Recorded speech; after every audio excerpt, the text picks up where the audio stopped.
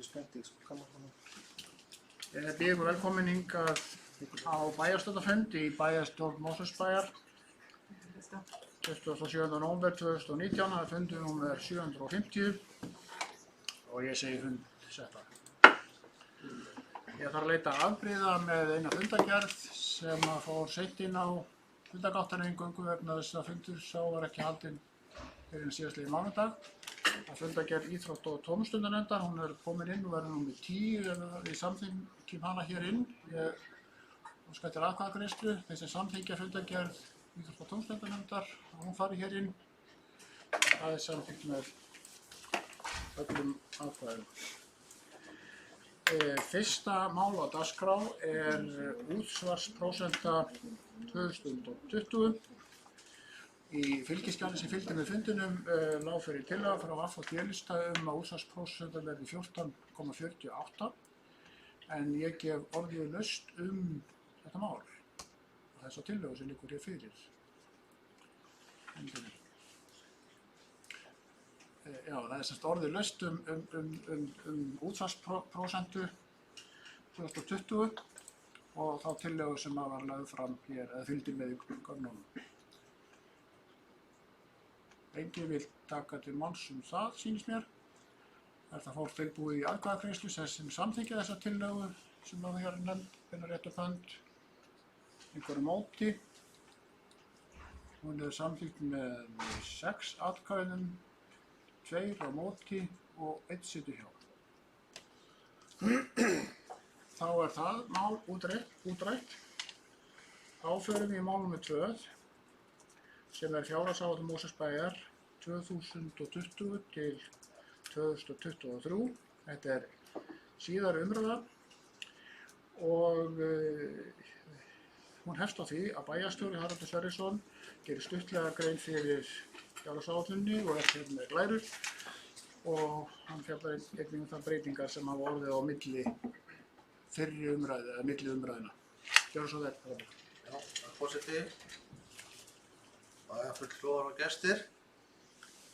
Já, við erum komin að þeim tímamótum að ræða hér fjárhagsáætlun Mosfellsbæjar fyrir árin 2020-2023 í seinni umræðu og þá væntanlega afgreiða hana hér í lok fundar og ég ætlaði hér að gera stuttlega grein fyrir þeim breytingum sem hafa orðið áætlunum milli umræðna sem eru reyndar ekki miklar og svo svona aðeins áætluninni í heild sinni.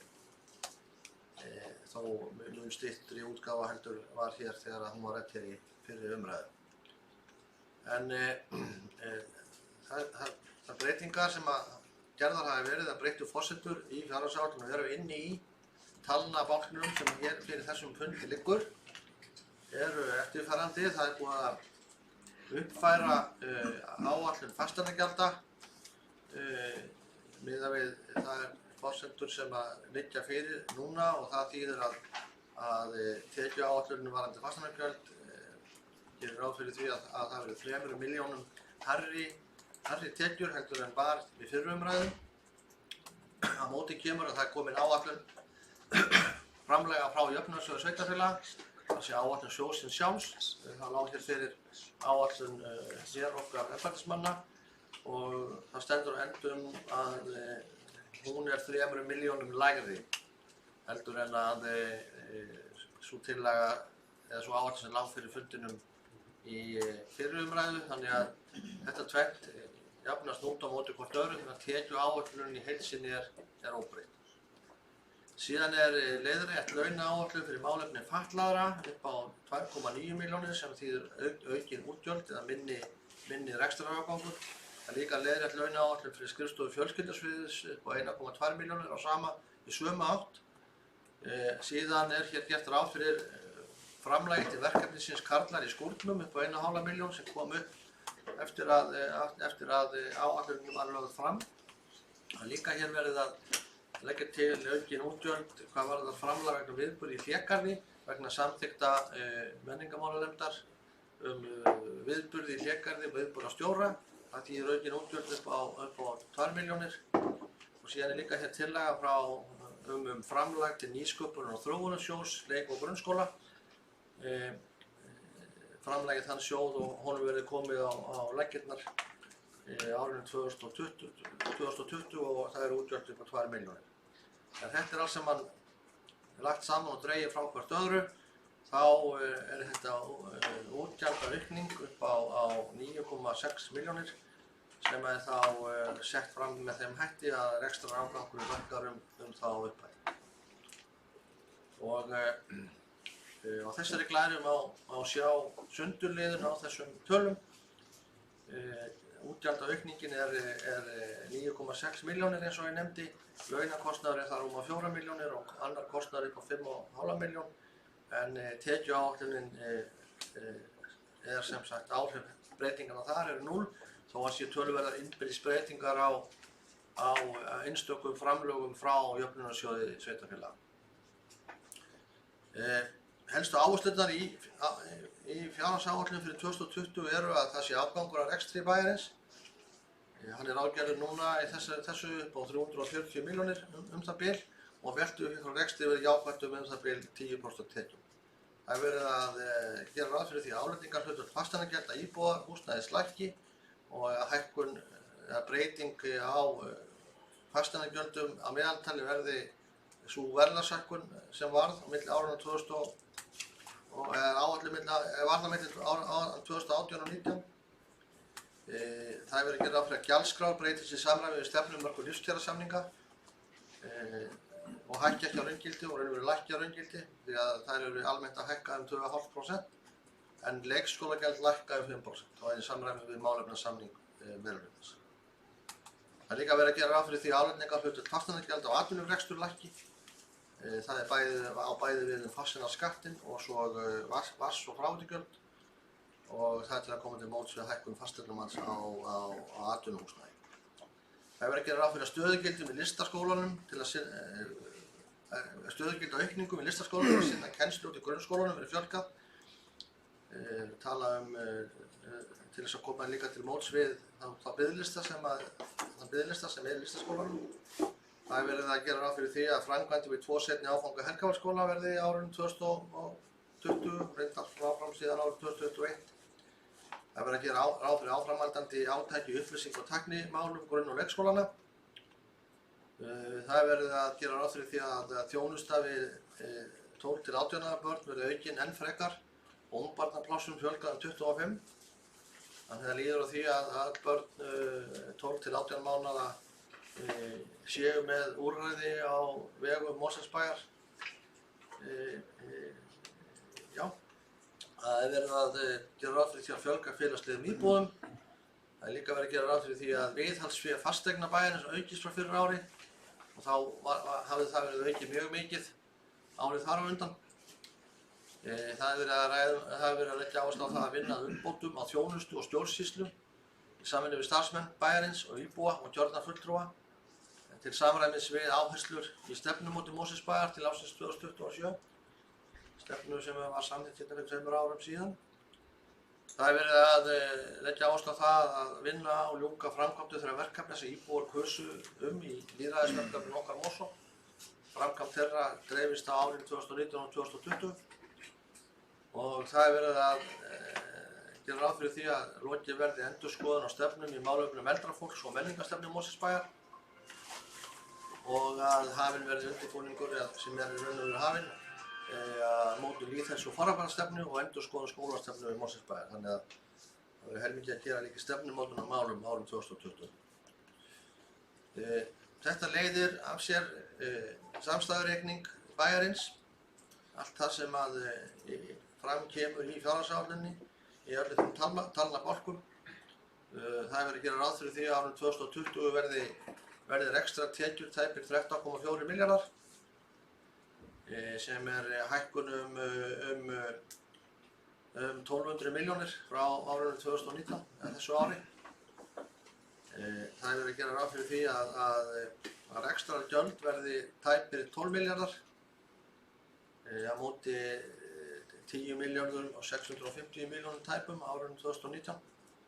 Þetta gefur það af sér að framlegð áætluð rúmar 1400 milljónir á móti rúmum 1500 milljónum á árinu 2019.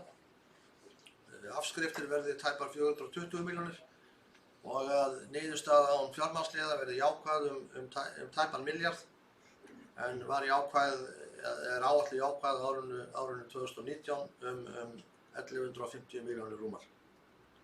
Fjármunagjöld eru áætluð tæpar 630 milljónir, samanborið áætlun ársins í ár upp á rúmar 680 milljónir. Tekjuskattur á svipuðum nótum tæpar 25 milljónir og rekstrar niðurstaðan þá áætlun sem nefndi hérna áðan jákvæð upp á 340 milljónir rúmar, samanborið við áætlun ársins í ár upp á 445 milljónir. Aðeins lægri afkoma áætluð lægri jákvæð niðurstaða heldur en áætluð árinu 2019 sem að svona endurspeglast svona í því að það svona einhvers slags niðursveifla í efnahagslífinu hér á landi þessar mundir og henni sé nú ekki spáð mörg ár.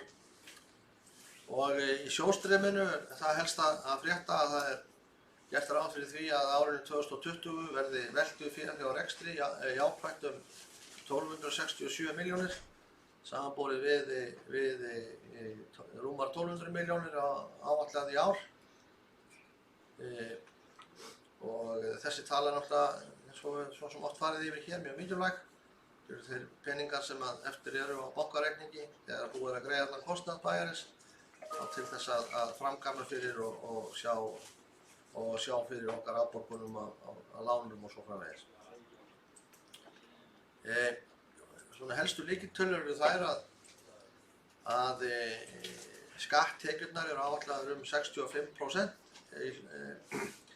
þar að segja af tekjunum, framlag jöfnunarsjóðsins rúm 15% og aðrar tekjur rúm 19% sem gera þá 100% og laun gjöld eru rúm 48% af tekjunum, annar rekstrarkostnaður 41% rúmur, afskriftir rúm 3% og fjármagnsliðir 4,7% sem eru þá 97,3% af tekjunum, mismunurinn þá afgangur af rekstri upp á 2,7%. Og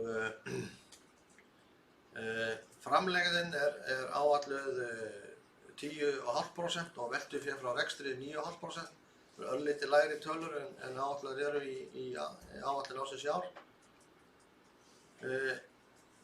Veltufjárhlutfallið er 0,53, svipað og var áætlað í árinu í ár og eiginfjárhlutfallið svipað líka, það er 0,34 eða 34%. Skuldahlutfallið er áætlað þá rúm 110% í árslok og skuldaviðmið, tala sem að sveitarstjórnarlögin kveða á er þá rétt rúm 79% af tekjum. Og íbúafjöldinn er áætlaður í árslok 2020 12.712 íbúar, samanborið við áætlun í árslok þessa árs upp á 12.057 íbúa. Þannig það er áfram að tala mjög verulega fjölgun íbúa í bæjarfélaginu. Hér er bara að lokum glæra sem sýnir breytingar á álagningarhlutföllum fasteignagjalda. Fasteignaskattur í A-flokki, þar að segja að fasteignaskattur A-flokkur er sem sagt íbúðarhúsnæði, að lækka úr 0,209% í 0,207%. Vatnsgjaldið, það er leggja það til að það lækki úr 0,078% í 0,070% og fráveitugjaldið úr 0,116% í 0,105%. Lóðarlegan A-flokki verður óbreytt. Þetta þýðir það, sem ég nefndi hér áðan, að fasteignagjöld íbúa á íbúðarhúsnæði í bænum eru þá að hækka samsvarandi og hækkun vísitölu milli ára að meðaltali. Það getur þá komið örlítið mismunandi út milli einstakra eigna þar sem að breyting á fasteignamati er ekki öll svo sama á eignum en að meðaltali fyrir íbúa í bænum þýðir þetta það að fasteignagjöldin þeirra er að hækka samsvarandi og verðlag. Það er búið að taka út breytingar sem að snúa fasteignamatinu. Og fasteignaskattur B, það eru opinberar stofnanir, það er ekki verið að breyta fasteignaskattsprósentinu, en vatnsgjaldið og fráveitugjaldið, það er sömu breytingar þar og á íbúðarhúsnæðinu. Og sama má segja fasteignaskatt C sem er skattur á atvinnuhúsnæði, fasteignagjöld á atvinnuhúsnæði, það er fasteignaskatturinn að lækka verði þessi áætlun samþykkt úr 1,6% í 1,585%. Og vatnsgjaldið og fráveitugjaldið að lækka á samsvarandi hátt og þetta er þá líka til þess að koma til móts við hækkun á fasteignamati atvinnuhúsnæðis í bænum. Og hér stendur hérna neðst á glærunni álagningarprósentu fasteignagjalda íbúðarhúsnæðis lækkaði svo að fasteignagjöld hækki ekki umfram vísitölu neysluverðs en 3,2%. Það var það sem ég var að fara hérna yfir áðan. Þetta voru svona þær upplýsingar sem ég vildi koma á framfæri núna í upphafi seinni umræðu fjárhagsáætlunar. Rétt að rifja upp niðurstöðutölur og svona þær áherslur og þær breytingar sem var svo orðið á áætluninni milli ára. En ég vil að lokum þá endurtaka þakkir okkar við sem bæjarstjóra, okkar bæjarfulltrúa hér fyrir þá vinnu sem að starfsmenn hafa lagt í fjárhagsáætlunina og þann metnað og það ábyrgð sem að þeir sýna í því og líka í því að vinna eftir henni og að hún haldi. Og ég tel að þetta sé góð fjárhagsáætlun sem að felur í sér þjónustuaukningu, litlar sem engar gjaldskrárhækkanir og endurspeglar góða stöðu Mosfellsbæjar fjárhagslega og við getum haldið áfram að bæta í og gera samfélagið okkar hér betra. Og legg þá hér þessa fjárhagsáætlun fram til seinni umræðu bæjarstjórn. Já. Áður en við förum í breytingatillögur þá gefið ég orðið laust og það þegar konar meðlagskrá, annars Sigríður Guðnadóttir. Það síðast spökkum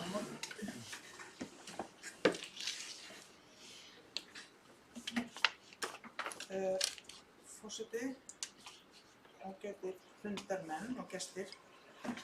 Það liggur fyrir bæjarstjórn Mosfellsbæjar að afgreiða fjárhagsáætlun næsta árs, ársins 2020 og 3 ára áætlun til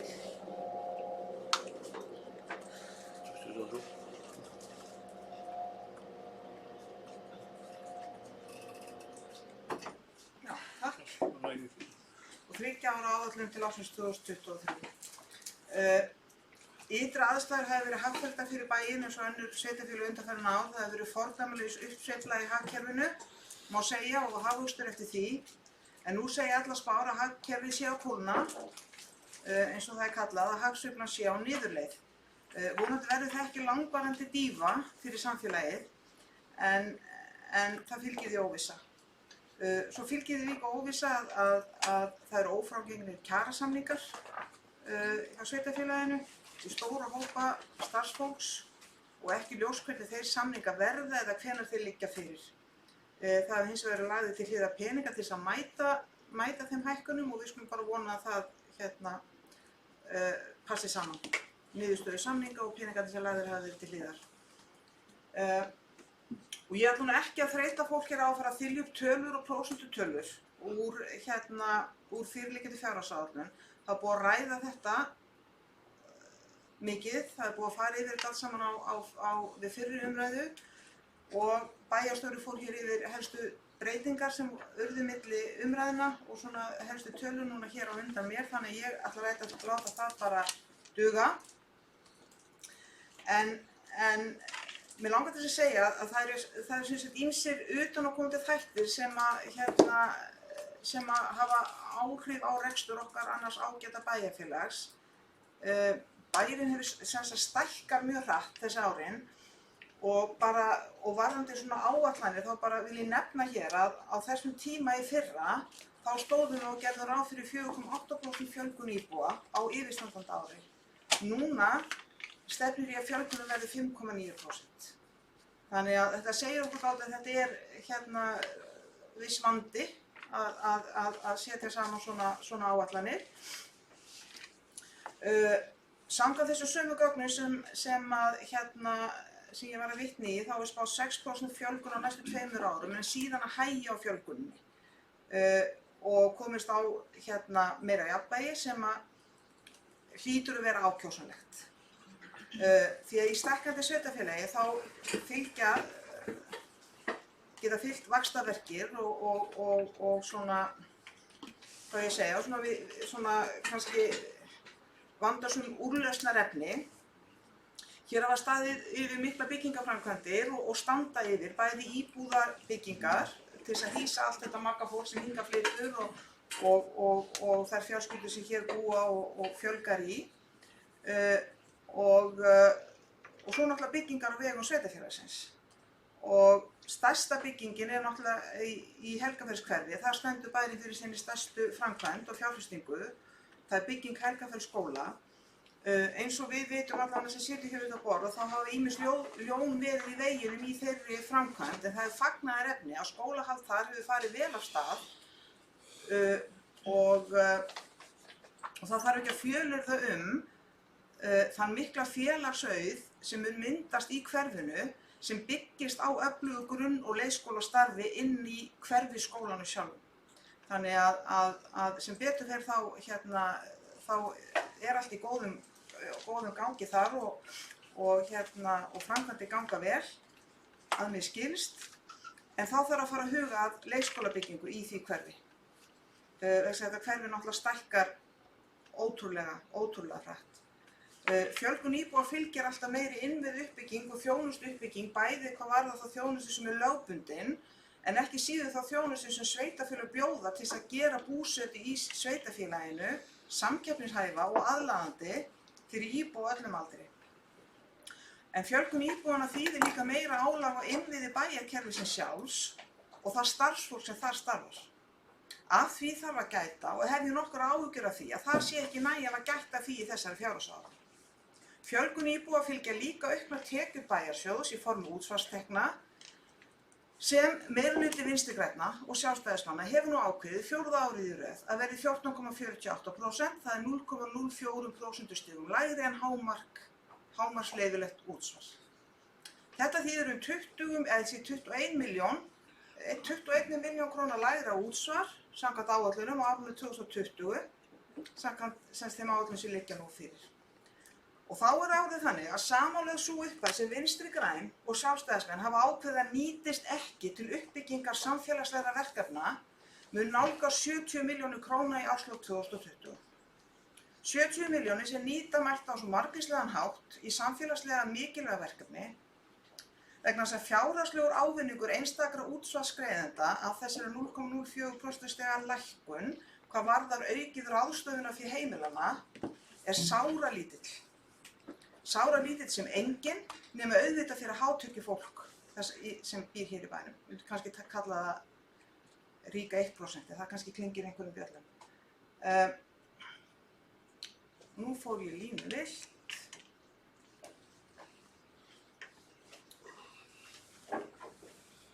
Já, þessi 21 milljón sem meirihluti Vinstri grænna og D-lista telji ekki þörf á inn í rekstur bæjarins á árinu 2020 mætti að mati Samfylkingarinnar nýta í ýmis brýn verkefni á vegum Mosfellsbæjar.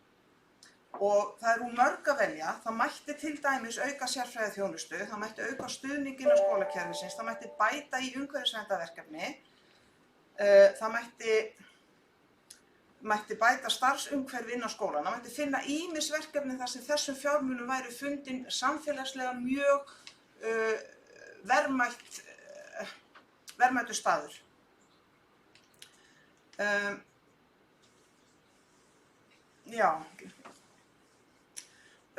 það er auðvitað þannig að það eru mörg góð og brýn verkefni sem fá framgang í fjárhagsáætlun sem við erum að fjalla hér.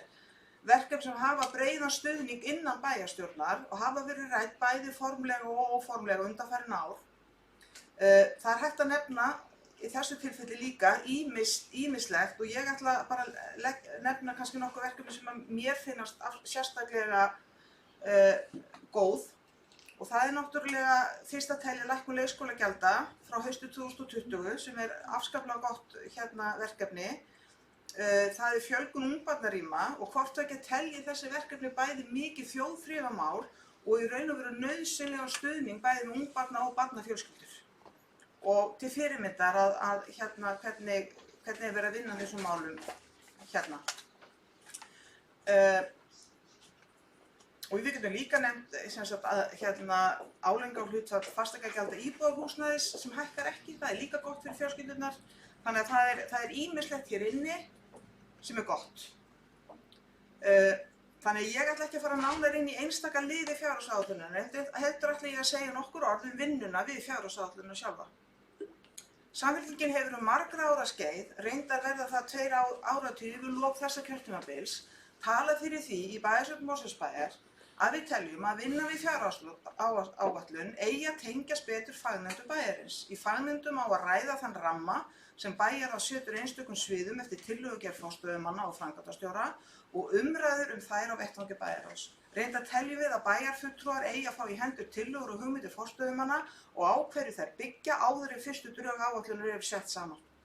Fagnefndir ættu síðan að leggja markvisst niður fyrir sig hvað þær leggja til að nýta sitt svigrúm í og gera það tillögur til bæjarráðs ásamt því að leggja fram rökstudda tillögur nýtt fjármagn en svo ber undir. Kjörnir bæjarfulltrúar tækju síðan við á forgangsröðu í samstarfi við framkvæmdastjóra og forstöðumenn og tækju þannig hina endalegu pólitísku ábyrgð á fjárhagsáætlunargerðinni og fjárhagsáætlunni í heild sinni og það nefnilega þess vegna sem við erum kjörin í bæjarstjórn. Að þessu sögðu vil ég þakka starfsfólki bæjarins þá miklu vinnu sem lögð hefur verið að mörkum við gerð fjárhagsáætlunarinnar. Stefán Ómar, þú ert næsta mælisvara.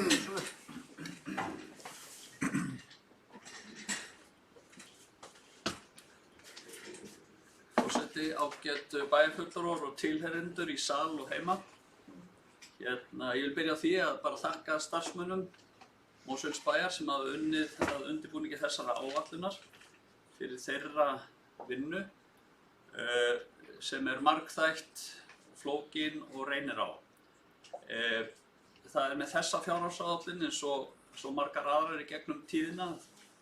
Það er náttúrulega fullt af góðum hlutum og það fullt af hlutum sem uppfylla skyldur sem verða að vera og svo framvegis sem minna að segja en annað eins og gengur og gerist og þeir sem þekkja til að þá hefur þetta svona hjá sveitarfélögunum kannski eitthvað sveiflast í 10–15% sem að sveitarfélögin raunverulega ráða ferðinni, annað svona meira og minna múlbundi niður misjafnt þó milli sveitarfélaga eins og gengur og gerist. En forseti, ég er með 2 tillögur sem ég ætla að fá að lesa með þínu leyfi og sendi ritara svo eftir og vil endilega fá ykkur til þess að samþykkja þær. Svo fyrri svona tillaga bæjarfulltrúa vina Mosfellsbæjar og afgreiðslu fjárhagsáætlunar 2020. Bæjarfulltrúi vina Mosfellsbæjar leggur fram tillögu breytingu og fjárfestingaráætlun fyrir A-hluta bæjarsjóðs 2020 til 2023. Innkominn nýr liður undir gatnagerð sem ber nafnið Skammadalsvegur frá Helgafelli að Bjargsvegi og til þessarar fjárfestingar verði varið 10 milljónum á árinu 2020 og sömu upphæð vegna árinu 2021 til 2023. Fjárfestingaráætlun A-hluta hækki þar með úr 658 milljónum í 668 milljónir. Útgjöldunum verið mætt með lækkun á áætlaðri 315 milljón krónu afkomi ársins 2020 og greinargerðin hljóðar svo, með leyfi forseta. Nauðsynlegt að hefja nú þegar undirbúning að því að lagður verði sá vegur austur úr auganu svokallaða í Helgafellshverfi og að Bjargsvegi. Fyrstu hugmyndir voru að 3 aðkomuleiðir yrðu inn og út úr Helgafellshverfinu. Það er núverandi Álafossveg frá Varmávegi og yfir Varmá á móts við Ístex og að Reykjalundavegi og svo sá vegur sem hér er gerð til að hafinn verði undirbúningur að. Það má nefna það, forseti, eins og allir vafalaust vita að vegurinn þarna í framhaldi af Varmávegi var sleginn af á sínum tíma sem gerir kannski þetta ennþá nauðsynlegra að við hugum að þessari vegaframkvæmd. Bæjarfulltrúi vina Mosfellsbæjar hefur bent á nauðsyn þess í ræðu og riti að þessi vegtenging komi sem allra fyrst þar sem uppbygging á 4. og 5. áfanga í Helgafellshverfi komin á dagskrá. Fjárveiting ársins 2020 verður notuð til þess að gera kostnaðaráætlun fyrir veglagninguna, bæði hvað varðar stofnkostnað hennar og kostnað við uppkaup á landi. Upphæð í fjárhagsáætlun 2021 tæki svo mið af niðurstöðu þessarar kostnaðaráætlunar. Undir þetta rita Stefán Ómar Jónsson, bæjarfulltrúi. Tillaga 2 með leyfi forseta. Bæjarfulltrúinn á Mosfellsbæ leggur fram tillögu breytingu á álagningarprósentu fasteignagjalda í skattflokki C, verslunarskrifstofu og iðnaðarhúsnæðis. Þannig að í stað 1,585% af fasteignamati húss og lóðar er álagningarprósentu 1,500 eða lækkun á álagningarprósentu ca. 5,7%. Þess með til. Áætlun álagan fasteignaskatt farið þannig úr 438 milljónum í 414 milljónir eða lækkun 24 milljónir. Tekjulækkun verði mætt með lækkun á áætlaðri 350 milljón króna afkomu ársins 2020 og greinargerðin forseti hljóðar svo.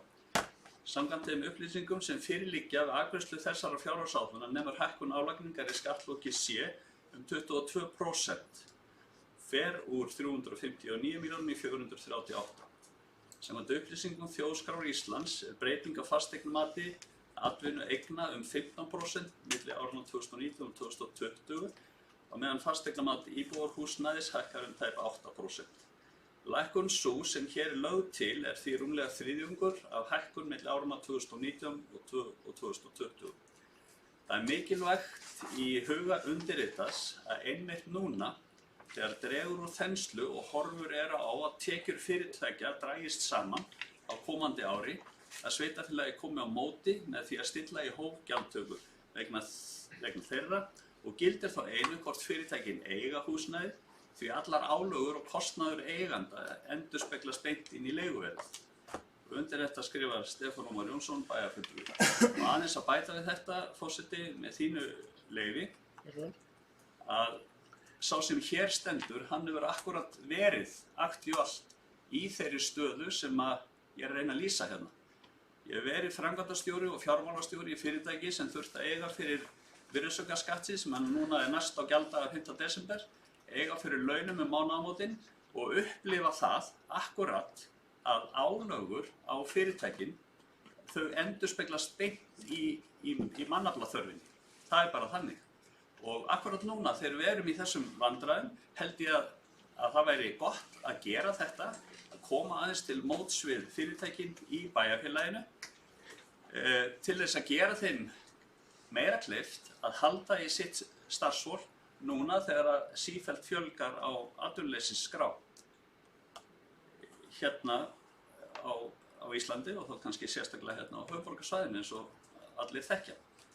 Þannig, herra forseti, ég sendi þessar tillögur til ritara og vonast sannarlega eftir að fá stuðning við þær báðar vegna þess að þær eru gaumgefnar og held ég í tíma sagðar. Já, þessar tillögur sendur við til ritara og við tökum þær til umfjöllunar á eftir. En áður en það laust var að tveir á mælendaskrá, það er Valdimar Birgisson næst.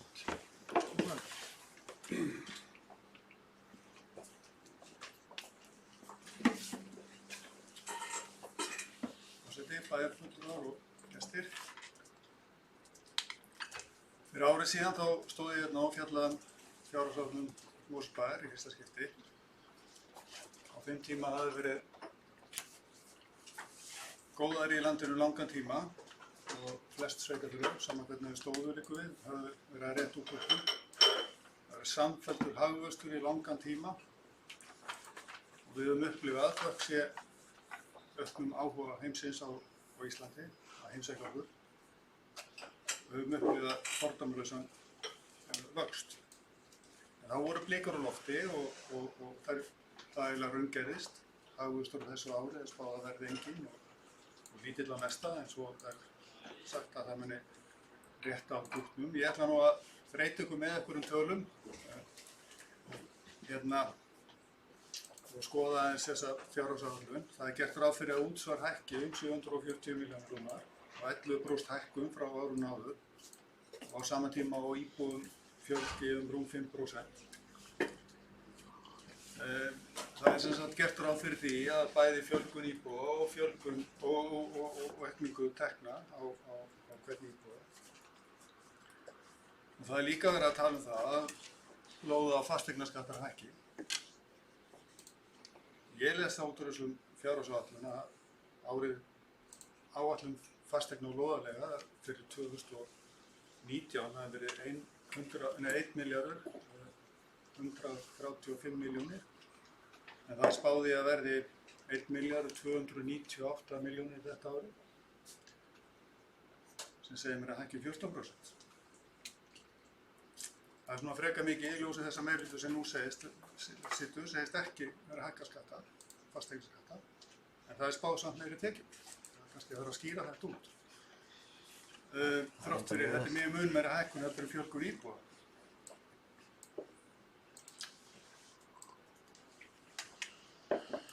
Fasteignaskattur eignarskattur og hann hefur tvöfaldast núna á síðustu 20 árum í Íslandi. Og ég hefði viljað sjá fasteignaskatt lækka milli ára en ekki hækka.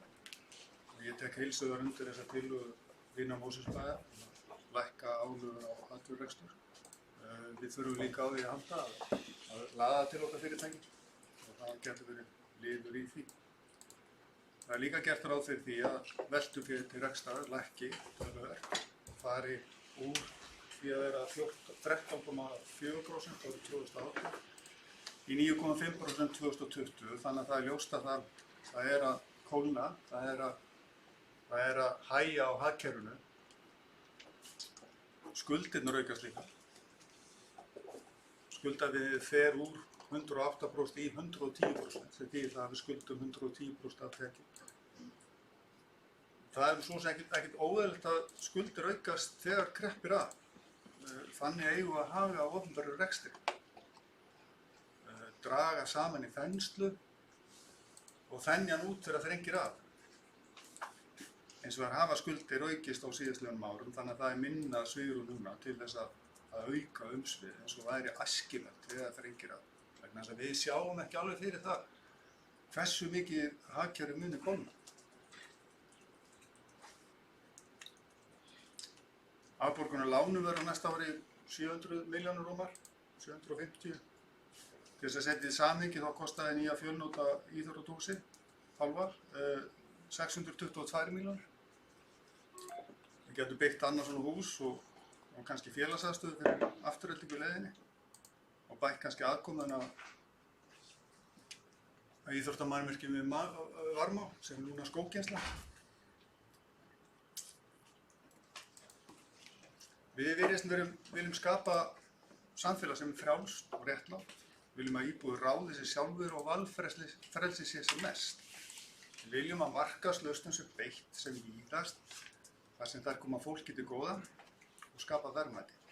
Sama skapi á eiga þeim sem minna mega sín að rétta þeim hjálparhönd og skapa réttlátt samfélag þannig að þeir geti líða með reisn. Ég nefndi það að hagvöxtur enginn á þessu ári en það verið spáð hagvöxt á næsta ári og svo eðlilegum vexti 2021 og áfram. Við vitum náttúrulega ekkert þetta. Það er erfitt að spá framtíðina, eða sérstaklega framtíðina getum við sagt. Og við lærum eitt af sögunni en við lærum ekki neitt af sögunni. Hagvöxtur mikilvægur til þess að við getum haldið upp þeirri lífsgæðum sem við höfum en það mælir ekki lífsgæðin okkar.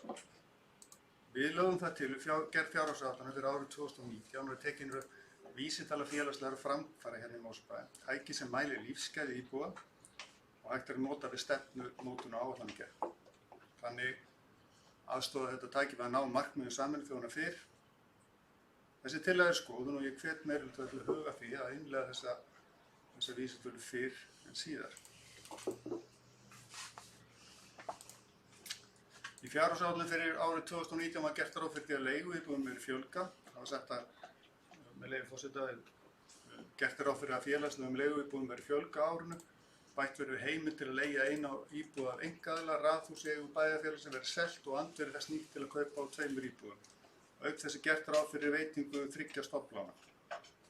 Niðurstaðan hins vegar sú að hagnaður er rekstri félagslegra íbúða í Mosfellsbæ 2019. Hagnaðurinn er 24 milljónir sem er söluhagnaður raðhúsinu sem ekki búið að selja og heldur ekki búið að kaupa 2 íbúðir sem er samþykkt að kaupa. Við ætlum bara að endurtaka þetta á næsta ári. Það er komin tími til þess að við fjölgum framboðið af íbúðum á vegum Mosfellsbæjar. Það má nú skoða ýmsar útfærslar á því, svo sem það er keypt eða leigt. Þannig við þurfum að bæta í það. Fjárhagsaðstoð Mosfellsbæjar til einstaklinga var 47 milljónir næsta ári. Í samanburðar þá er gólfklukkurinn styrktur 48 milljónir, það sé beinu styrkjum. Afsláttur af fasteignagjöldum 47 milljónir til eldri íbúa. En það fjölgar samt þeim sem að þurfa á þessari aðstoð að halda. Fjárhagsaðstoðin 2017 var 49 milljónir. Íbúar Mosfellsbæjar voru þá 10.184. Gert ráð fyrir því að næsta áramót verði þannasta áramót verði 12.000.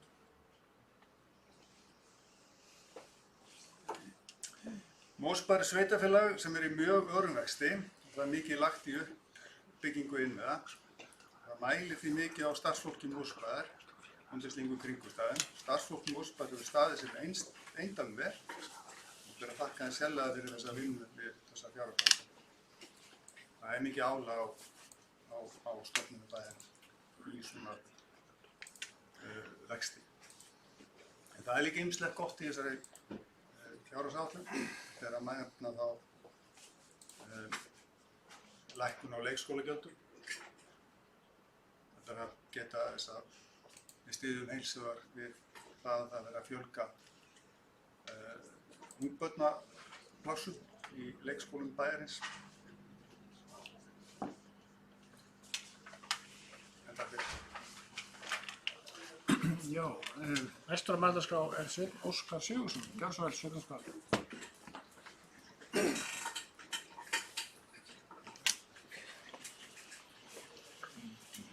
Forseti, ágætu bæjarfulltrúar og gestir. Ég vil þakka starfsmönnum bæjarins fyrir störf í tengslum við gerð fjárhagsáætlunarinnar og þær sendingar sem ég fékk. Þakka kærlega fyrir það. Ég vil nú fara svona stutt yfir þessa áætlun með áherslum á í fyrsta lagi gjaldastofna og vil minnast á fasteignagjöldin umfram allt annað. Það hefur komið hérna fram tillaga sem að ég er mjög áhugasamur að skoða. Mun kanna það hér á eftir hvernig það verður unnið, en ég vona að komi ekki frá málsmeðferðartillaga svokölluð sem að tíðkast oft hér. En mig langar að koma inn á fasteignagjöld á atvinnuhúsum. Hér hefur verið á mörgum sviðum leitast við að lækka prósentur, skattprósentur eða stilla prósentur á gjöldum til inn á þessa aðila í raun og veru gjaldskrám til þess að mæta vísitölu og vexti í fasteignagjöldum sem dæmi. Fasteignir eins og atvinnuhúsnæði, eins og komið hefur fram hérna hjá fyrir ræðum, hefur hækkað mjög mikið á landsvísu og þá sérstaklega ákveðnum svæðum, sérstaklega á höfuðborgarsvæðinu. Sú lækkun á fasteignagjaldaalagningunni sem að hér er áformuð nær ekki til þess að mæta þessari hækkun gjaldstofnsins á atvinnuhúsum.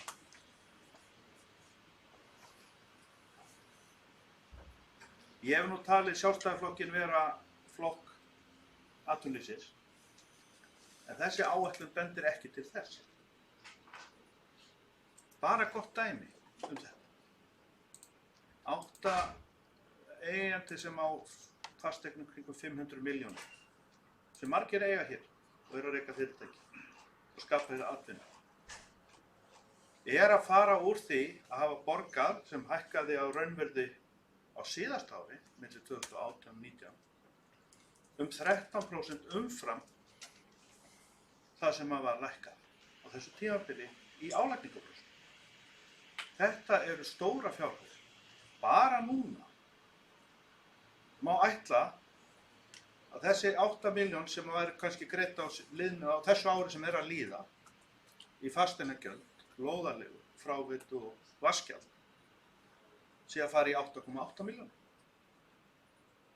800.000. Þetta er bara laun góðs iðnaðarmanns í 34 mánuði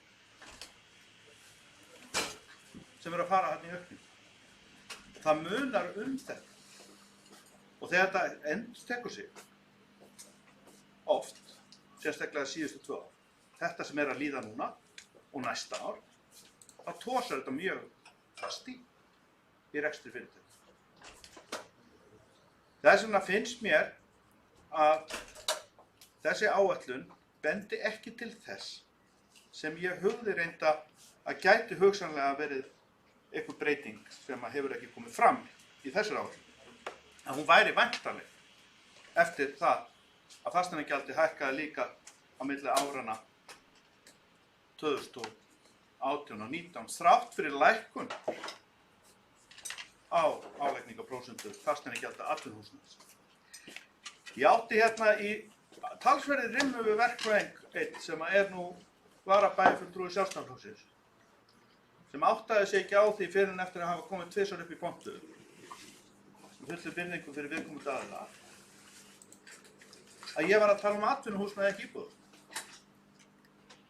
Og það skiptir mjög miklu máli að það eru lækkanir til að mæta þessu. En þessar lækkanir sem eru í þessu álagningarprósentu sem nú í áætlun bara ekki fullnægjandi.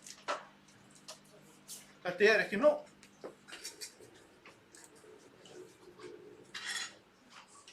Síðan vil ég minnast á annað. Og það fer ekki, ég hef svo sem ekkert farið í grafgötum með þessu skoni sem birtast í grein í Morgunblaðinu sem ég ritaði og kom að birta í Morgunblaðinu í dag. Að framlög hérna og þá tekið tillit til innri leigu til húsnæðis sem að hér beitt í bænum. Þá búið að taka tillit til þessa. Framlög til grunnskólana á hvern nemanda í Mosfellsbæ langsamlega lægst á höfuðborgarsvæðinu með þessi stærð skóla eins og Varmárskóla og Lágafellsskóla. Langlægst. Og það búið að vera það talsvert tíma.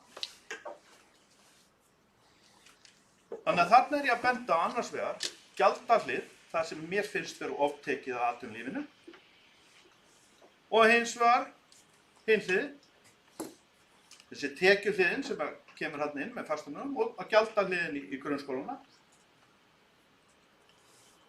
Það ekki nóg að gert í þessu. Þess vegna segi ég að þegar eru birtar hérna fréttir að undirlagi forystumanna meirihlutans, að undirlagi þess sem að þekkir vel, að það sé áætlun hérna sem á að skila 350 milljónum í afgang. Og þegar maður lítur á þetta tvennt, þá þetta bara fals. Þetta ekki sanngjarnt. Þetta ekki sanngjarnt þó að þið setja þetta svona fram.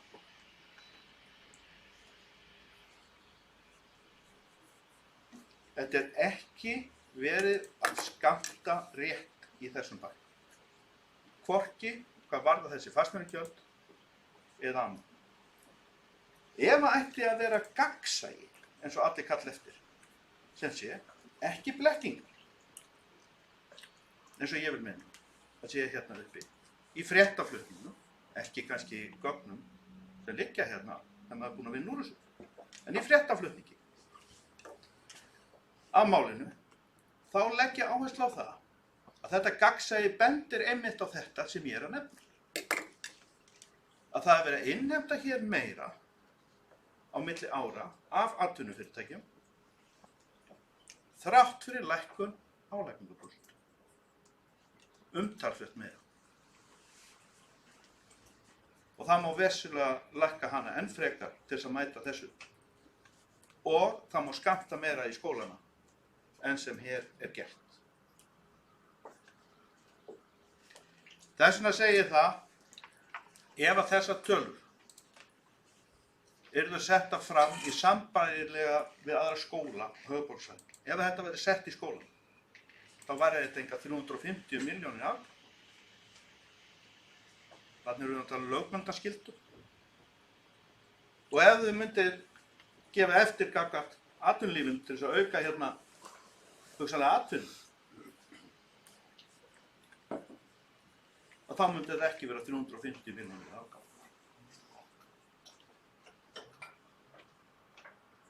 Þannig að ég myndi segja það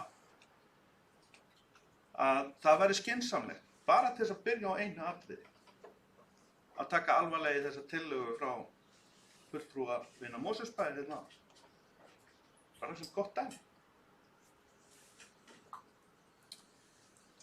Annað sem mig langar að nefna eru gjaldskrárnar. Ég fékk þetta sent og ég hef unnið að hluta úr þessu, en varðandi það, þá er þetta það viðamikið að það er rétt að ég mun leggja áfram meiri vinnu í þetta inn í næsta ár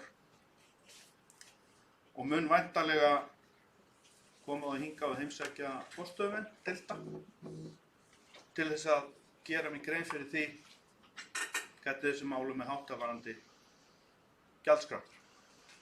Ég hef nú borið gjaldskrárnar, þetta nú hafa verið samþykktar á ákveðnum tímum aftur á bak og er enn í gildi, nema það gildir eina breytingin, er vísitölubreiting á viðkomandi greinum þessa gjaldskráa. Það er svona allur gangur í því. En varðandi það atriði eitt og sér, þá hef ég séð aðra gjaldskrár frá öðrum sveitarfélögum sem eru talsvert ítarlegri í einhverju tilfelli. En það var talað um að leikskjöldin hafi lækkað. En það eru líka hlutir þarna sem eru að hækka. Eins og bleiugjöld. Og ég segi bara einfaldlega þetta, sjáum heildarmyndina. Sjáum heildarmyndin, hver er hún? Og það verða allir að gera, starfsmenn og leikendur hérna út í okkar samfélagi. Að við verðum að setja meiri í skólana en við gerum. Þá er ég ekki við framkvæmdir, heldur bara í skóla umhverfið fyrir nemenda. Og við verðum að mæta atvinnulífinu ef við ætlum að reyna að fá fleiri hérna í bæinn og auka þannig líka möguleika fyrirtækina til þess að kljúfa erfiða tíma sem getur verið framöndan og stefnir í. Já, næstu tökum til máls Ásgeir Sveinsson. Gjörðu svo vel og svo.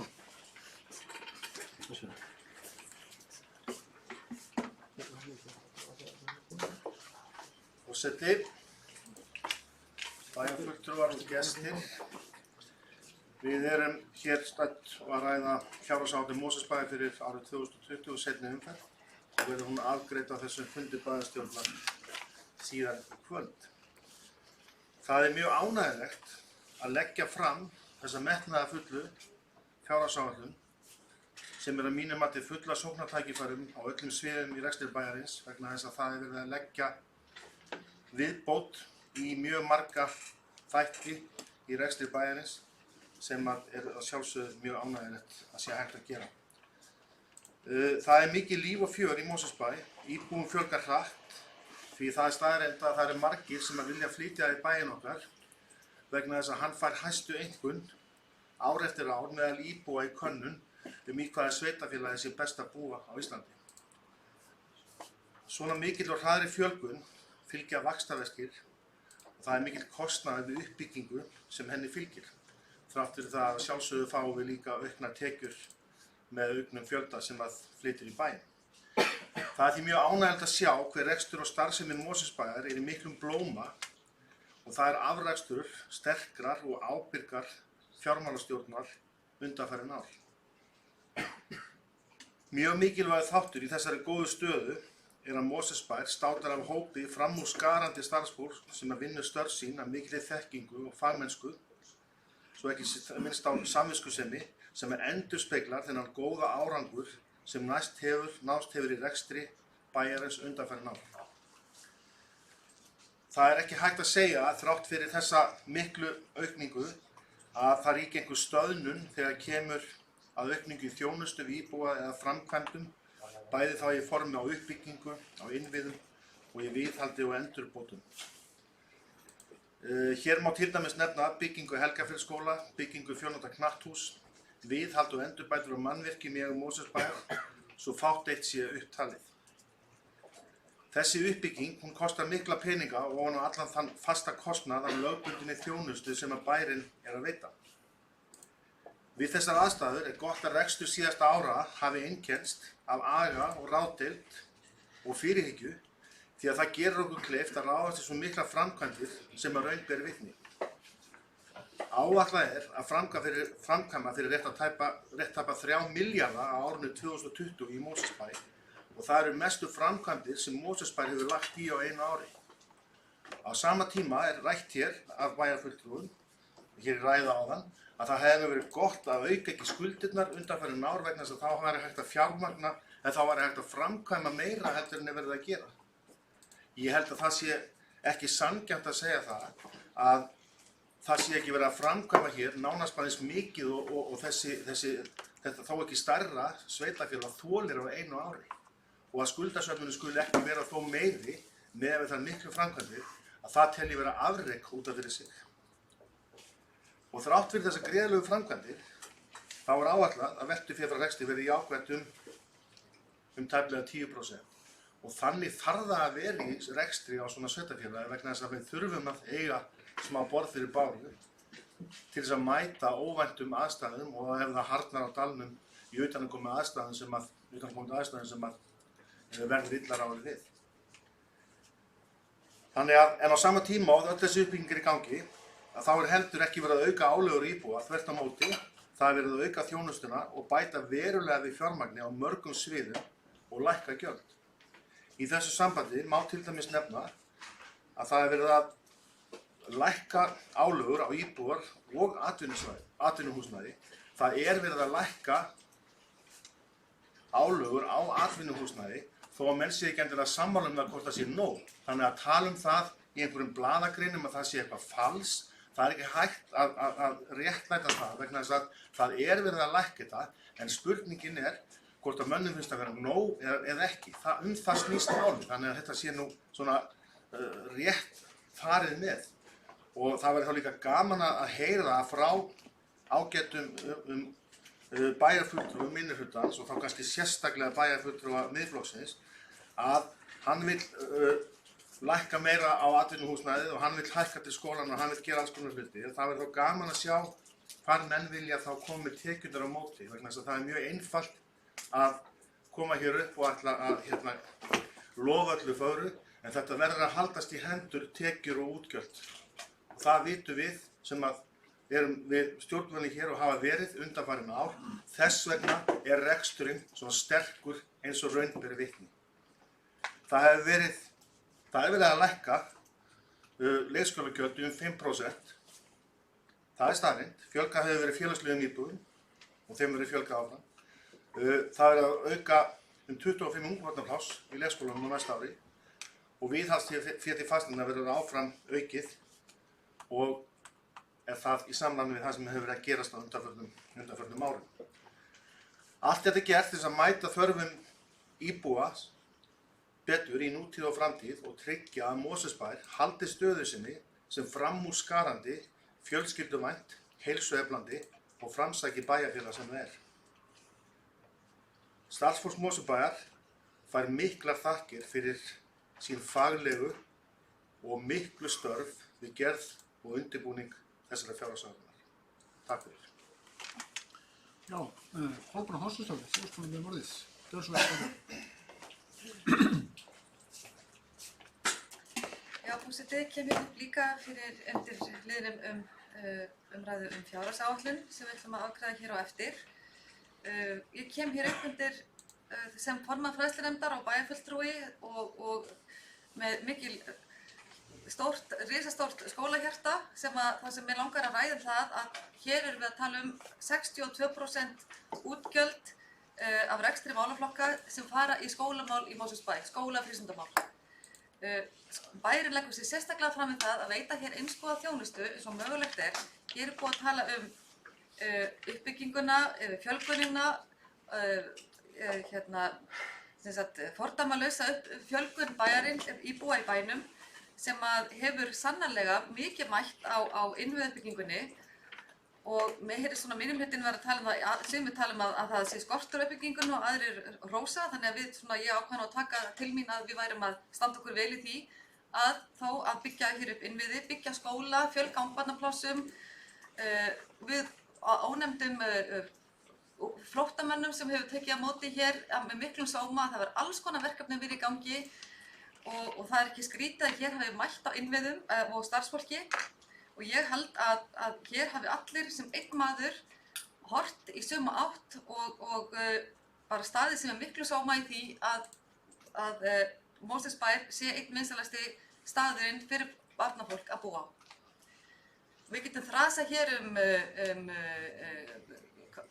tölur og prósentur en á endanum er það sem að fólki sér, það er góð þjónusta, góðir skólar, leikskólapláss, ungbarnapláss, góð mötuneyti og það er það sem að íbúarnir hér finna á eigin skinni.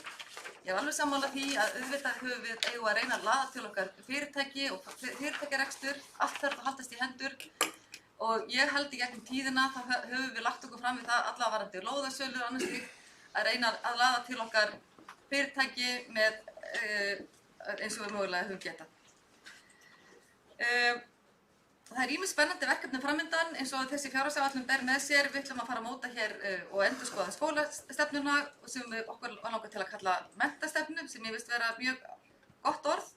Lýðheilsu og forvarnastefna sem er í framkvæmd, nýbúin að afgreiða umhverfisstefnu. Það er ýmislegt hér sem er í gangi og bara mesta furða eins og kom fram hér í máli Ásgeirs Sveinssonar hvað hér er búið að gera. Við getum bara litið stolt öxl og horfum mjög bjartsýn fram á veginn.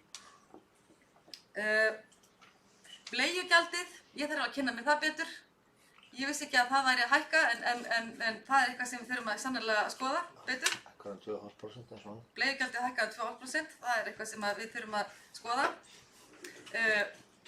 Íþróttamannvirkin, ég held að sé mörg sveitarfélög á þessari stærð sem að myndu státa sig af minna sem hefur verið gert, af lélegri aðstöðu en hér í þessum bæ. Í Mosfellsbæ er fyrirmyndar íþróttaaðstaða og hér er talað skógeymslur og félagsaðstöðu. Það er gríðarleg uppbygging íþróttamannvirkja, miklu fjármunir sem hafa farið í íþróttauppbygginguna og ég held að henni sé náttúrulega engan veginn lokið. Við getum örugglega lagað skóhillurnar niður á Varmá og lagað þarna til og ég veit að félagsaðstæðan er öll að fara að lagast og við getum tínt eitthvað svona til en auðvitað er þetta allt sem er áframhaldandi uppbygging og þróun og verður bara lagað. Við erum búin að íþróttahúsið, nýja, byggt upp á methraða, allt stórt áætlun, algjörlega til fyrirmyndar það verkefni og ég held að það sé ekki búin neitt að klaga varðandi íþróttaaðstöðuna í Mosfellsbæ. Þannig að hvort við getum lagað skógeymsluna og félagsaðstöðuna er ég sannfærð að það verður gert núna innan tíðar.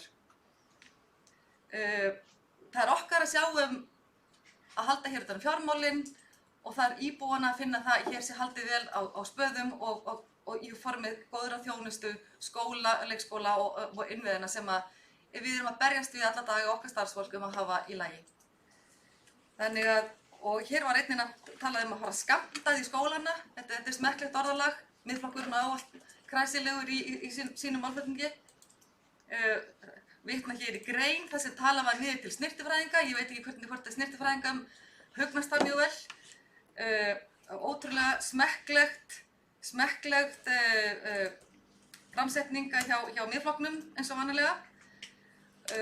Þannig að við erum ekki að skammta í skólana, við erum einfaldlega að mæta þörfum skólana öllum stóðþjónustan aldrei verið jafn mikið lagt í hana eins og á síðasta ári. Þannig að ég held að sé leitun að það sem hefur verið lagt í stóðþjónustuna eins og hér í skólanum okkar síðustu ár. Þannig að við skulum vanda orðin okkar, vanda okkur í það hvernig við komum fram við fólk og ég held að það sé akkurat svona sú stemming sem hefur verið viðhöfð hér í okkar samfélagi, bara horfa fram veginn, halda fram að byggja upp, horfa á skólana, leikskólana og líta bjartsýn til framtíðar og ég held að það sé bara nákvæmlega það sem við erum að gera núna. Og ekki má gleyma lögbundinni þjónustu við fatlaða, allt sem hefur verið gert hér varðandi sérþarfir fyrir íbúa sem búa í þessum bæ, gríðarlega góð þjónusta. Þannig að ég segi bara tek undir þau orð að það er bara merkilegt hvað hefur gengið vel í þessari miklu stækkun, miklu fjölgun og bara hvað við getum. Þannig að ég vil bara taka undir þakkir til starfsfólksins, stjórnenda stofnana og annarra sem að hjálpast að við það að gera þennan bæ stöðugt betri. Takk fyrir. Já. Orðið laust sem vorkundur og Gerðsver, Haraldur Sverrisson.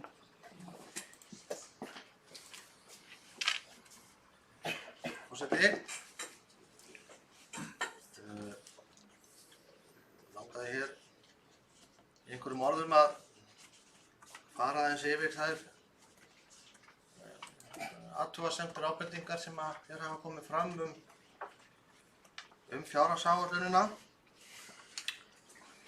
sem margar hverjum eru reynda bara mjög jákvæðar, aðrar minna jákvæðar og jafnvel bara niður að vera mjög neikvæðar. Og ég held að það sé mjög mikilvægt að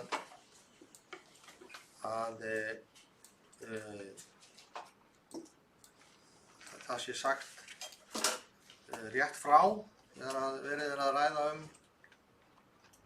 hér fjárhagsáætlun bæjarins og bæði tekjur og kostnað sem að hún felur í sér. En svona aðeins að ég dreipi svona á þessu, já það er rétt sem kom hérna fram hjá bæjarfulltrúa Samfylkingarinnar að það er óvissa, kjarasamninga og nefndi líka að það væri óvissu efnahagsástandið. Manni svona líður reyndar aðeins betur með það, þar að segja þann þáttinn að hvað varðar svona efnahagsástandið en sko ég held reyndar eða þróun efnahagslífsins, en ég held að það haldist nú töluvert í hendur með það hvernig til tekst með kjarasamninga og framgang þeirra.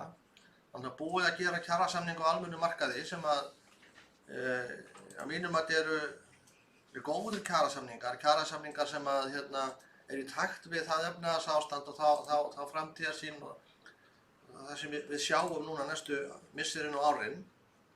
Þá ættir að gera kjarasamninga við opinbera starfsmenn flesta og til að mynda nánast alla starfsmenn sveitarfélaga.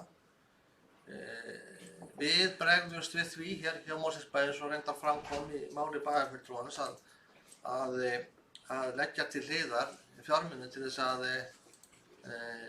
áætlaða fjármuni til að eiga fyrir þeim kjarabótum sem vonandi okkar starfsfólk eiga í vandum með komandi kjarasamningum. Og það er það sama með eins og með fjárfestingarnar. Við erum að fjárfesta fyrir tæpa 3 milljarða á þessu ári. Það er met hvað varðar fjárfestingar hjá Mosfellsbæ, bara mjög stórt met hvað varðar fjárfestingar í Mosfellsbæ. Það er líka mjög stórt met hvað varðar það hvaða fjármuni við tökum frá til þess að eiga fyrir þessar óvissu. Og þetta eru rúmlega helmingi hærri tala en við vorum með á árinu í ár, ég erum með á árinu í ár. Og sem að rúmar þar alveg ágætis kjarabætur fyrir okkar starfsfólk. Svo vonandi verða í okkar eða verða í þeim kjarasamningum sem voru að standa yfir. Þannig að okkur sem að fjallum fjármálin hér frá degi til dags þetta fullkomlega ljóst og þess vegna verið að taka frá verulega mikla fjármuni, þessu tilfelli rúman halvan milljarð, til þess að geta síðan sett inn á launaliði einstakra sviða og stofnana hvað varðar kjarasamningana þegar þeim verður lokið, sem verður vonandi sem fyrst. Það er alveg rétt að þetta er stækkandi sveitarfélag, það fylgja því vaxtarverkir. Ég hugsa að það er ekkert sveitarfélag á landinu sem hefur stækkað stöðugt, jafn hratt og Mosfellsbær undanförnum árum og áratugum. Og ég held að við þetta borð getum bara tekið ofan fyrir því, eða ofan fyrir okkur sem þetta borð sitja, ofan fyrir okkar starfsfólki sem er að reka þetta frá degi til dags, hvernig við höfum höndlað það og tekist að stöðugt að bæta hér þjónustuna og búa til innviði sem að taka á móti öllum þessum nýju íbúum okkar. Og við erum að vera stolt af því að Mosfellsbær er vinsælasta sveitarfélagi greinilega til að flytja í, því að gegnum gangandi hlutfallsleg stækkun sveitarfélagsins er svo mesta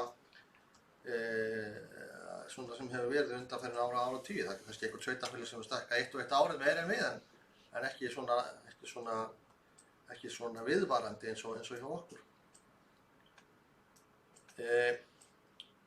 Bara aðeins Stefán Ómar, því að þú komst með tvær tillögur, ég ætla ekki að fjalla þær í sjálfu sér, tókum þær bara til afgreiðslu hér á eftir. En það heyrðist að það hafi verið misskilningur varðandi með fjármagninu á annarri. Það sé að það er að auka fjárfestingar bæjarins, eða leggja til að auka fjárfestingar bæjarins, þá var ekkert að draga það frá tekjum vegna þess að fjárfestingar myndi ekki tekjuafgang eða tekjutap, heldur afskrifast þær þá á þeim árum sem afskriftarreglur segja til um.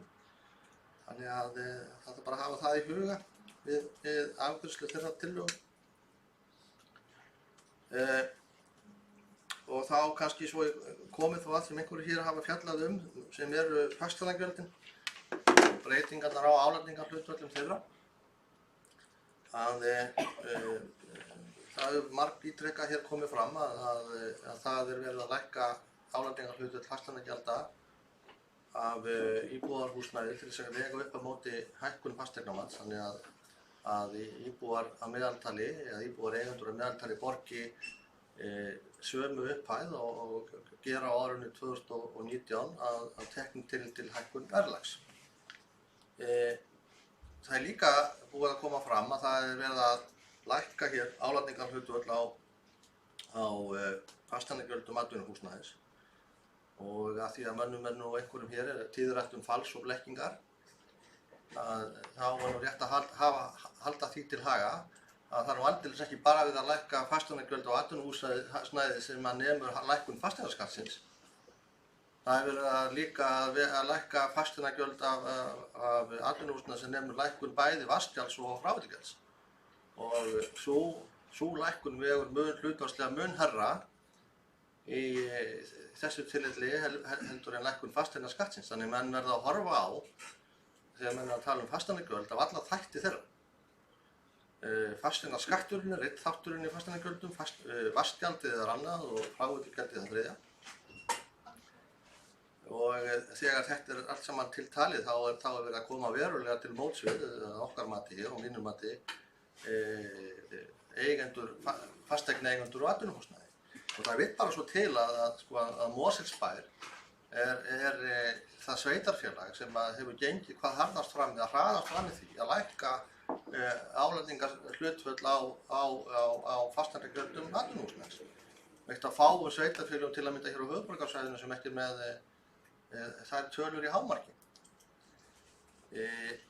Og þannig að samkeppnisstaða Mosfellsbæjar, hvað varðar það að vera hér með atvinnurekstur, er sífellt að batna.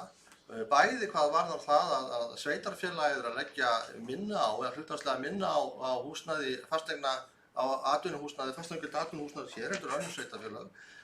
Lóðaverðið sem betur fer eitthvað lægra. Og svo staðsetning sveitarfélagsins sífellt að verða samkeppnishæfari miðað við svona hvernig höfuðborgarsvæðið að breytast. En það endurspeglast það í því að það verður eftirspurn eftir atvinnulóðum hér í bænum og atvinnufyrirtæki vilja setjast hér að. Og það mælikvarðinn á það. Hvernig við sem sveitarfélag erum að koma til móts við atvinnulíf. Þannig að ég held að við hér öll getum verið hnarreist það, gengið hnarreist frá þessu borði og hér bæinn okkar og sagt, já við erum að koma mjög vel til móts við atvinnulífið og betur heldur mörg önnur sveitarfélög. Þannig að mér finnst ósanngjarnt að tala það að það bara bæði ósanngjarnt og rangt að tala það að við séum að búa til hér jarðveg eða andrúmsloft eða aðstöðu fyrir atvinnufyrirtæki sem verra en annars staðar. Við erum mjög vel samkeppnisvæn og þegar menn tala sérstaklega þegar menn gera það á opinberum vettvangi og ræða blekkingar eða fals, að fara þá rétt með tölur og segja alla sögum, ekki segja bara 5% af henni. Það minnst frá mínum bæjarstjóra sé mjög heiðarleg pólitík. Það voru nokkrir sem komu inn á þessi fasteignagjöld, ég vil ræða það á þessum nótum hvað það allt saman handlar. Og eitt til viðbótar í því að kom fram hjá bæjarfulltrúa Viðreisnar að fasteignagjöld eða upphæð þeirra var að hækka nefnt 14%, svo sem ekki skoða þá tölu, það örugglega rétt. En ástæðan fyrir því náttúrulega svo að húsnæði í bænum, fermetnafjöldin sem verið að leggja á fasteignaskatta, fasteignagjöld, er að stækka svo mjög mikið, bæði íbúðarhúsnæði og ekki síst á atvinnuhúsnæði. Hlutfallslega fermetrafjölgun og atvinnuhúsnæði er örugglega meira heldur en íbúðarhúsnæði. Það er byggjast hér mjög mikið upp af atvinnuhúsnæði í bænum og það er náttúrulega sjálfsögðu hækkar þær tekjur sem bærinn hefur, að sjálfsögðu. Ekki geri ég ráð fyrir því að bæjarfulltrúar vilja að við lækkum fasteignaskattaprósenturnar í hlutfalli við fjölgun fermetrana. Það var nú skrítin pólitík. Þannig að á þessum nótum að sjálfsögðu tekjur okkar að aukast á sama hátt að útsvarið að hækka. Útsvarið að hækka vegna þess að annars vegar að íbúðum að fjölga og laun íbúanna að hækka. Þess vegna hækkar útsvarið. Þess vegna útsvarshækkunin 11%. Af því að það annars vegar íbúðafjölgun og hins vegar áætluð launahækkun eða þeirra sem að greiða útsvar, það íbúan okkar. Og það er gott. Það er gott að útsvar hækkar á þessum toga. Það verður vont að það var að hækka því við vorum að hækka útsvarsprósentur. Þá vorum við að auka skattinn. Og svo getum við rætt það var hér einn bæjarfulltrúa tírætt þá tölu. Það vil bara svo til að í meirihluta í Mosfellsbæ er Sjálfstæðisflokkur og Vinstri græn. Ég hugsa að það sem þeir stjórnmálaflokkar eru kannski mest ósammála er einmitt svona skattprósentur. En okkur hefur auðnast að vinna saman með þau ólíku sjónarmið og gerum það með þessum hætti. Við erum ekki hér með skattprósentur í hæstu hæðum, við erum heldur ekki með það í lægstu lægðum og þannig vinna þessi flokkar saman, komast þið saman sína stefnu og geta þá framkvæmt sína hluti í sátt og samlyndi hver með öðrum og komið þeim góðu hlutum í framkvæmt.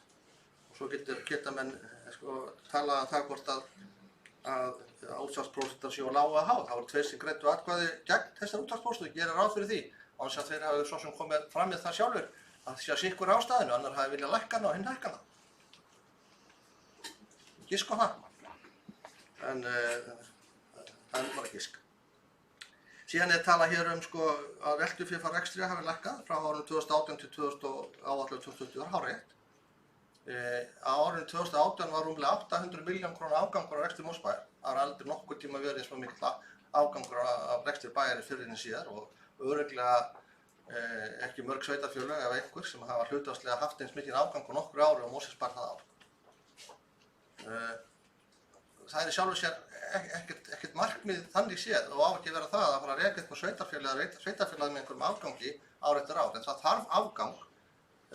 þarf afgang og þessar mundir þegar að sveitarfélag stækkar svo hratt og sveitarfélagi í eins miklum fjárfestingum og raun ber vitni. Og þess vegna mikilvægt að veltufé frá rekstri sé heilbrigt og svo tala sé góð, svo hlutfallslega tala. Ég sagði það hér bæði á vinnufundi bæjarfulltrúa sem flestallir bæjarfulltrúar mættu á, ekki þó allir,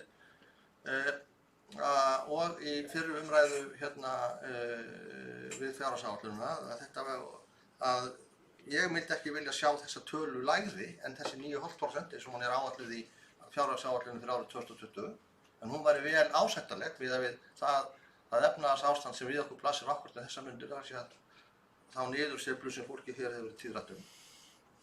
Þess vegna mjög mikilvægt að þegar menn tala hér bæði það að lækka skatta og auka útgjöld, að bregðast á við því með einhverjum hætti hvernig menn vilja halda þeirri tölu á þeim hætti sem menn á líka talað og hér fleiri bæjarfulltrúar eins og Ásgeir og Kolbrún minntust á líka.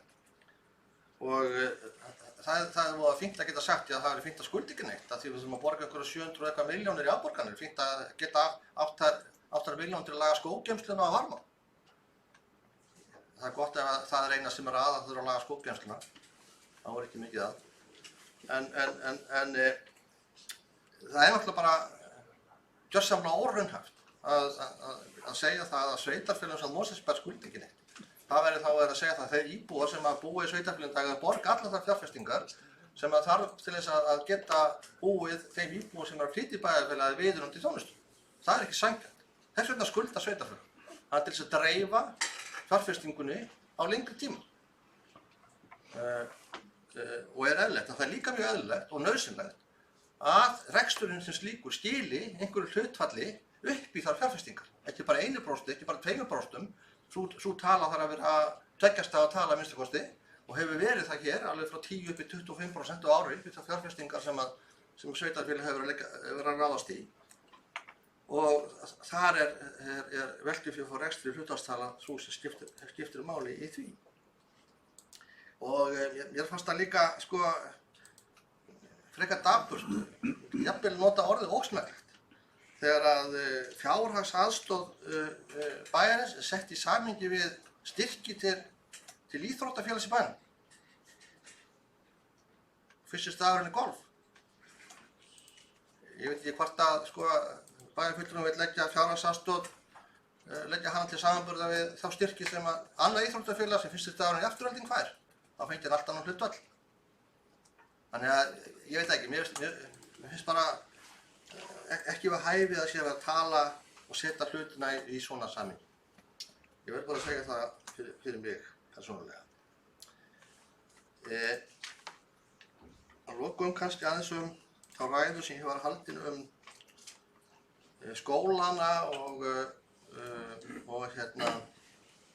samanburð á því hver nemandi kostaði í hinu þessu sveitarfélaginu og frá hinu með þessum skólum. Ég var hér haldið fram að nemendur hér í Mosfellsbæ væru mun ódýrari heldur en nemendur í sambærilegum skólum í öðrum sveitarfélögum.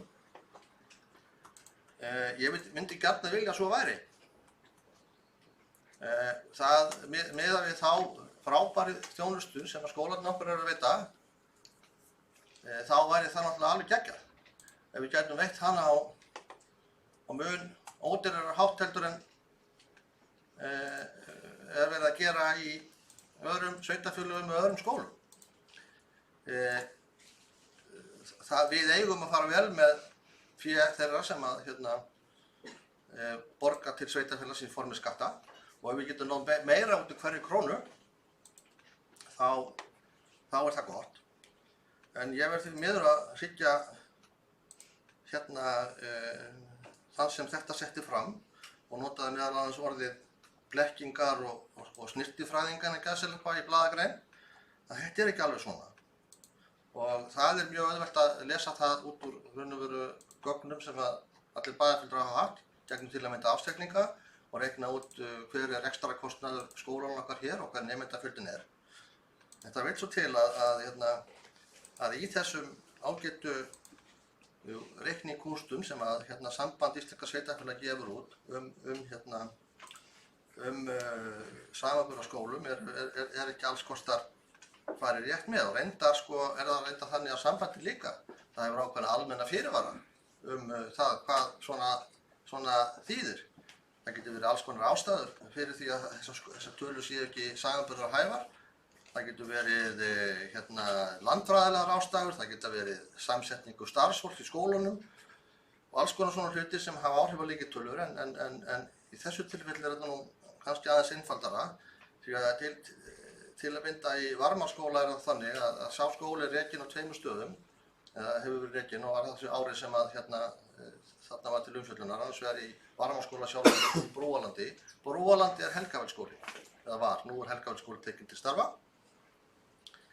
Og það vill svo til að þeir nemendur sem að þar voru inn í Brúalandi voru taldir með sem hluti af nemendum í Varmárskóla en kostnaðurinn ekki. Og þar munar heilum 100 milljónum. Og það þýðir það, því miður segir nú að kostnaður per nemend í Varmárskóla er allt í norðin hærri heldur en kostnaður á nemenda í mörgum öðrum sambærilegum skólum. Og ég hefði gjarnan viljað hafa það eins öðruvísi, ég veit það útkomið, þannig að það verður líka að ætlast til þess að þeir sem að bera á torg hluti, væntanlega fyrir íbúana, í formi þess að skrifa eða segja frá á opinberu vettvangi, að fyrsta lagi lesið þau gögn sem fyrir áður eru lagt, til að mynda ástrekning sveitarfélags sem allt þetta kemur fram í. Nú ef að þeir hafa ekki gert það, ekki haft tíma til þess eða kannski ekki getur til þess, að þeir leiti þá upplýsingar hjá þeim starfsmönnum sem að eru til þess bærir að fara yfir og leiðrétta slíka málflutning. Og það var ekkert sérstaklega hýrt yfir mörgum starfsmönnum hér í dag þegar var verið að skírskota til innan gæðsallampa snyrtifræðingar sem var í hugsanlega laga til tölu fyrir stjórnmálamenn. Það þótti ekkert sérstaklega skemmtilegt. Og sama hátt á við Lágafellsskóla að þar er rekið útibú sem heitir Höfðaberg. Þar eru bæði 6 ára og 5 ára börn og 4 ára börn. Og það er sama reiknivillan sem þar á sér stað í því tiltekna reiknimódeli sem sambandið notar. Það er að segja að fjöldinn nemandinn er talinn en kostnaðurinn sem þýðir og skekkir þessar tölur allar saman og þær eru raun og veru rangar. Og hinn bóginn í Klikaskóla, og þar reyndar höfum við komið þeim leiðréttingum formlega og framfæri við sambandið að þar er kostnaðurinn hærri heldur hann er. Og það er vegna þess að það er verið að blanda saman 2 skólastöðum, annars vegar leikskóla og grunnskóla. Og þar eru hlutir ekki heldur rétt lagðir saman, sem reyndar á hinn veginn. Þannig að þetta getur nú verið marga vegu, en þetta svona kannski endurspeglast kannski best í því að við hér í Mosfellsbæ við rekum 4 grunnskóla. Enginn þeirra hefur nákvæmlega eins þjónustu. Það er margs konar rekstrarform eða þjónustuform sem við bjóðum upp á. Klikaskóli er skóli fyrir 1 til 10 ára börn eða frá 1. til 4. bekk og svo leikskóli. Varmárskóli er svona hefðbundandi skóli þar sem eru bara grunnskóla bekkideildirnar, var þá hér á einu sinni 5 ára bekkur líka, ekki lengur. Lágafellsskóli þar er rekið Höfðaberg sem er sambland af leik og grunnskóla. Og svo Helgafellsskóli er enn eitt dæmið að það er sem sagt leik og grunnskóli frá upphafi alveg upp í lok grunnskóla sem það verður. Þannig að við erum framsækin, Mosfellsbæjar, við gerum þetta fyrir margar nýjar leiðir, tökum upp nýjungar í okkar skólarekstri til þess að koma til móts við okkar íbúa, reyna að veita sem besta þjónustu, en því miður er kannski reikniverkið hjá útreikningsaðalunum sambandinu ekki alveg fullskapað til þess að takast á við það að við séum ekki alveg að fara hefðbundustu leiðirnar í því að reka skóla eða koma fram okkar þjónustu. Og þess vegna er það að mínum mati afar mikilvægt að við hér sem erum forsvari fyrir sveitarfélagið erum að gæta þess að koma upplýsingum á framfæri að við gerum það ekki með þessum hætti. bæjarfulltrúinn gat auðveldlega komast að þessum niðurstöðu með því að kíkja á ársreikning sveitarfélagsins sem var afgreiddur í fyrra nú eða þá afla sér upplýsingum það hjá starfsmönnum bæjars. Hann kaus að gera það ekki og þannig er það. Þannig að ég vísa algjörlega á bug einhverju svona fullyrðingum að við séum hér að blekkja eða falsa eða fela eða eitthvað í þeim dúr og mér þykir vont að vera æðsti embættismaður sveitarfélagsins og þurfa að bera slíkt á borð fyrir okkar starfsfólk. Það er ekki gott. Það er enginn sem vill heyra slíkt og það er betur fyrir orðið þannig. Ef það einhvern tíma verið þannig þá er það það sé algjörlega búið að koma veg fyrir það að kjörnir fulltrúar, bæjarstjórnarmenn eða aðrir geti búið til einhver aðrar tölur í rekstri sveitarfélagsins en þær tölur segja til Það er einfaldlega bara þannig. Og ætla fólki það að vera að reyna að blekkja eða falsa eða snirta með einhverjum snirtufræðingum, það er bæði ósmekklegt og óheðarlegt. Þannig að ég vildi nú bara hafa orð á þessu núna. Já, það er einn á mælaskáluna, það er Sveinn Óskar Sigurðsson, Björnsvel, Sveinn Óskar.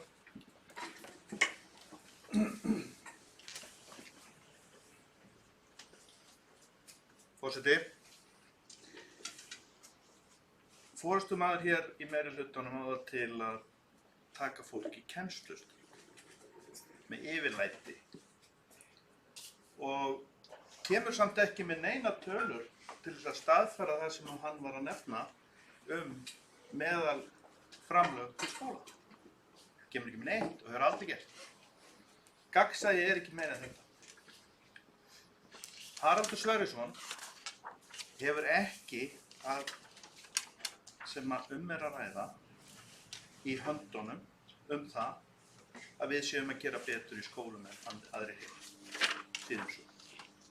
Hann segir það vegna þess að það er sjálfsagt hans pólitíska agenda eða markmið að koma því á framfæri. Það sem við erum að gera hér og með birtingu greina er meðal annars að nota gott líkingamál til þess að lýsa ástandinu. Líkingamál eins og til dæmis það að sýna það að það er ekki öll saman sögð. Og svo er alltaf dregin upp þessi mynd að það sé verið að ráðast að alla starfsmenn bæjarins. Nákvæmlega sem kom fram í greinni. Hann sé alltaf að faðma starffólkið og segja það er einhver vondur við út í bæ. Og það er meirihluti rangt. Þetta er það sem Haraldur Sverrisson, fulltrúi meirihlutans hér, hefur ávallt upp. Þetta eru léleg stjórnmál. Það er ekkert málefnalegt í því að koma með klammeringar á þess að sýna svör á reiðum höndum. Þegar vísað er í tölur frá samtökum sveitarfélagana, þá er einfaldlega verið að tala það að þar eru tölur sem er búið að leiðrétta fyrir innri leigu. Og það er vikið 12% frá meðaltali sem bærinn er að gera vel. Frá meðaltalinu 12% ef er að ræða skóla með fleiri en 600 nemendur. Það er búið að gera ráð fyrir jafnvel akstur og öðru slíku. Og ef að bærinn er að senda þannig gögn til Samtaka íslenskra sveitarfélaga og lætur ekki leiðrétta það, getur þá viðkomandi aðili sem er framkvæmdastjóri sveitarfélagsins ekki komið á með tölurnar hérna? Hann las greinarnar í morgun. Og það skiptir máli í þessu efni að fólki finnur þetta á eigin skilning. Það skiptir mestu máli. Fólki út í samfélaginu finnur þetta á eigin skilning. Og það er nóg fyrir fulltrúa Miðflokksins í bæjarins. Að fólk finni þá eigin skilning að húsnæði sé ekki haldið við. að einstaklingar fá ekki fullnægjandi þjónustu. Þó að sé verið alltaf að tala um að það sé verið að bæti þjónustustig, þá finnur fólk það bara á eigin skinn. Sama á við fasteignagjöld og atvinnuhúsnæði. Það sama aðferðafræði notuð þar. Að einstaklingar kunni ekki að skrifa greinar og einstaklingar kunni ekki að reikna eins og honum hentar. Málið bara einfaldlega þannig, svo ég hafi þetta dálítið aðeins á hreinu fyrir framkvæmdastjóra bæjarins, að ég fór yfir þessi mál sérstaklega með framkvæmdastjóra fyrirtækis hérna í bæ. Og það var alveg ljóst hvað stefndi í hjá honum. Og hann ekki sáttur. Það það sem mig skiptir máli. Það það að kjósendurnir hann úti vita hvað meirihlutin að gera sér. Það skiptir öllum máli. Og fulltrúi atvinnurekanda hefur komið með hans í fjölmiðla og rætt þessi mál varðandi skattprósentur. Þó að hann sé í raun og veru að tala um fleiri sveitarfélaga neitt. Og svo sagt, já, ef að ég að standa milla, þá eru bara allir hinir að því líka. Það sé að það verið að tala um það, til dæmis, Boris Samheiður Reykjavík, þar sem útvarpsprósentin herri, þá eru við bara fín með útvarpsprósentur sem lægri en það. Með óstjórninni Reykjavík sem sjálfstæðismenn að slást við þar. Þetta engin samanburður. Þetta engin samanburður. Og svo hann að tala um samstarf milli VG og sjálfstæðismanna sem svo farsælt. Það kannski vegna þess að annar aðilinn í því hjónabandi segir aldrei neitt. Gagnrýnir ekki neitt og segir alltaf já. Við getum séð hugsanlega breytingur á landslagi stjórnmálana á landsvísu. Þegar við erum að tala um að nú erum við að sjá fram á það að sé að veikjast stjórnarsamstarf. Ég segi bara, kjósendurnir í bænum finna það á eigin skinni að gjöld að hækka. Og þessar lækkanir sem ég tók fram eru vissulega ekki bara fasteignagjöld. Við reiknum út vatnsgjaldið, við reiknum út fráveitugjaldið og svo framvegis. Að það halda alltaf því fram að sá sem hér að tala, að hann sé ekki að reikna rétt, bara fyrirsláttur á lágu plani. Það fyrirsláttur og það skiptir bara öllum máli að kjósendur áttu sig á því, þessi sem þú ert að fylgjast með úti, að þeir Haraldur, einfaldlega meðvitaður það hvort þið sé að fá betri þjónustu ekki. Og ástæðan fyrir að fólk flykkist hingað til Mosfellsbæjar bara vegna þess að allstaðar hérna í kringum bæjarfélögin rándýrt húsnæði. Og það öllur ódýrara hér. Það bara markaðslögn. Það ekki endilega að ég eftir að sjá alla línuna. Það tók mann heila kynslóð af börnum. Áttu að segja því að þjónustustigið hefði mátt vera betra.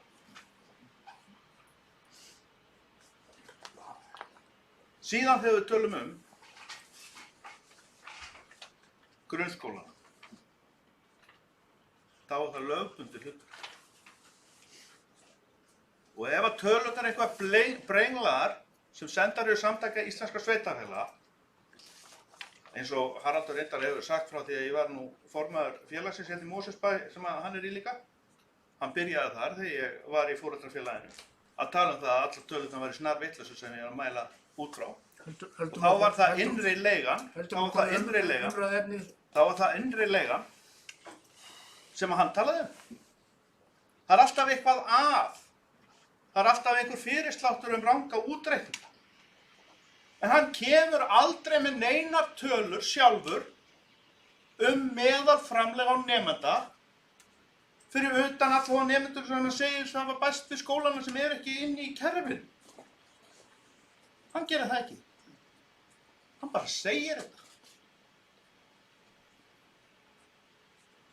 Og ég botna ekkert í því að öll þessi ár hefur bæjarstjóri, sem hann hefur verið bæjarstjóri, ekki náðu að koma að neinu breytingu þarna bjallnaðar í gagna öflun eða slíku frá samtökum. Ég segi bara einfaldlega, frávikið er það mikið. Frávikið er það mikið að það reynast ekki að mynda. Þessar tölur sem hann. Frávikið of stórt til þess. Við erum að tala eins og formaður fræðslunefndar nefndu hérna áðan stærsta hlut útgjaldana. Stærsta hlut útgjaldana. Og ég segi bara einfaldlega það að ef að þetta heldur svona áfram þá þjónustustigið að versna hvað varðar grunnskóla.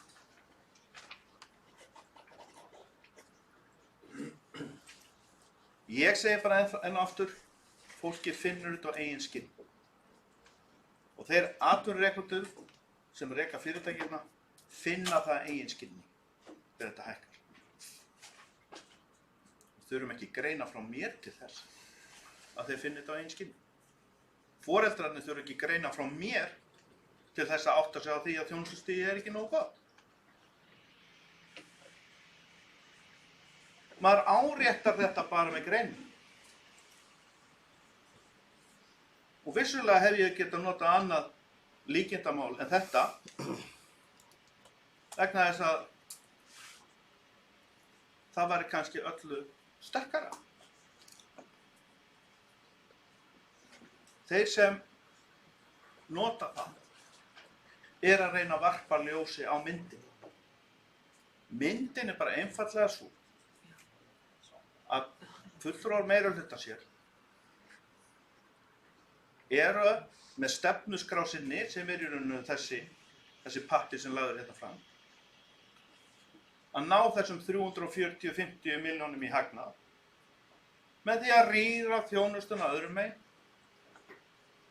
og sjúga út meira fjármuni umfram verðlag hinum megin. Það er bara þannig.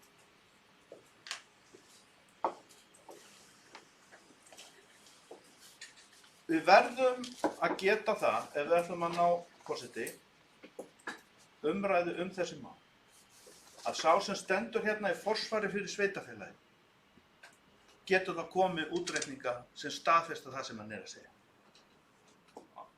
Við verðum að ætlast til þess. Við verðum að ætlast til þess að bæjarstjóri sem er að gagnrýna samtök íslenskra sveitarfélaga sé þá tilbúin með þessu útreikninga. En hann er ekki með það.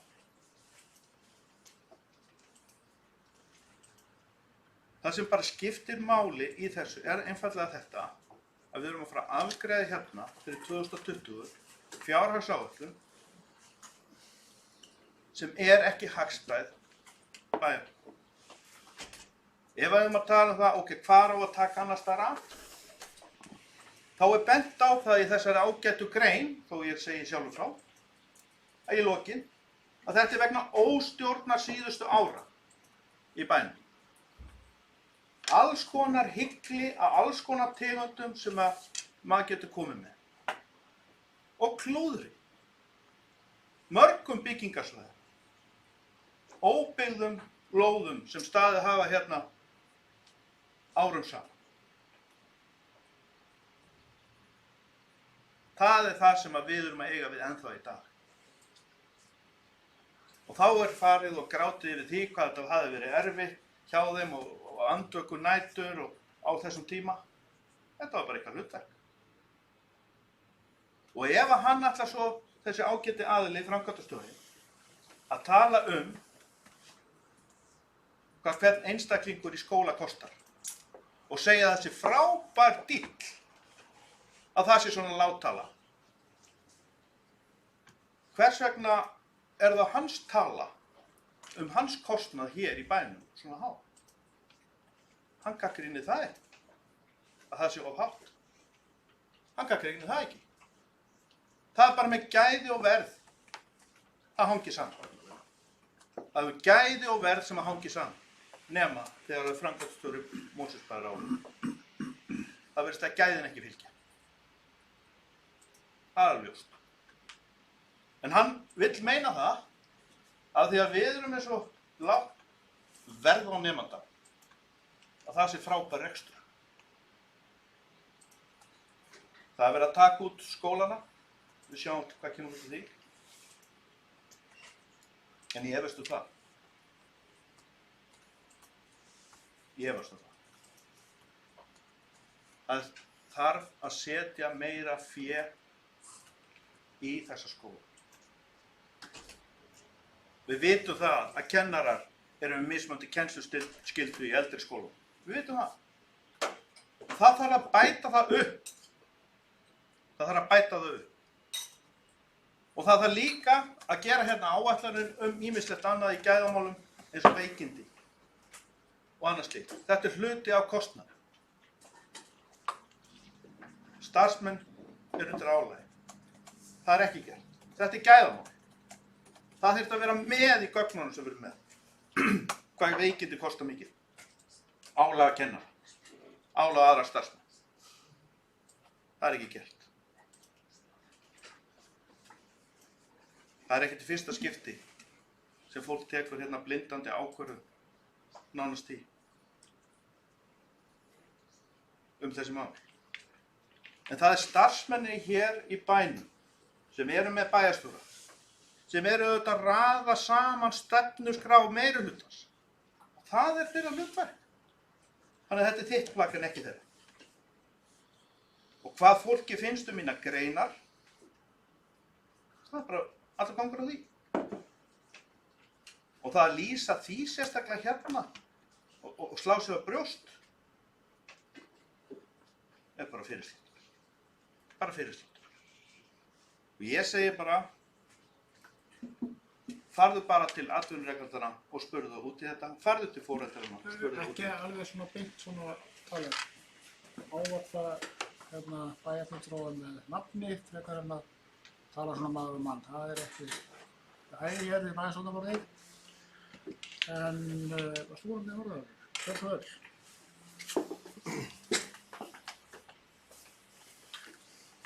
Já, forseti. Þannig að byrja á því að þakka bæjarfulltrúa Miðflokksins kærlega fyrir hlýju orði minn garð. Það er alltaf gott að sitja undir húsinu hérna á þessum fundum. Ég tek þó aðeins undir það með forseta að við erum hér á bæjarstjórnarfundi og ég er ekki alveg viss það að það sem að svona framsetningin á ræðunni, það er nú ekki illa mynd, eigi að vera með þessum hætti.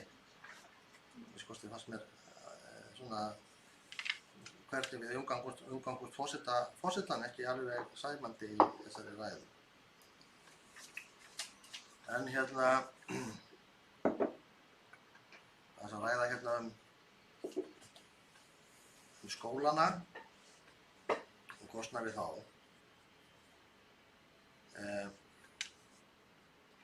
Ég fór nú svo sem ekkert yfir það sérstaklega hér í minni fyrir ræðu að lesa hér upp þessar tölur fram og tilbaka.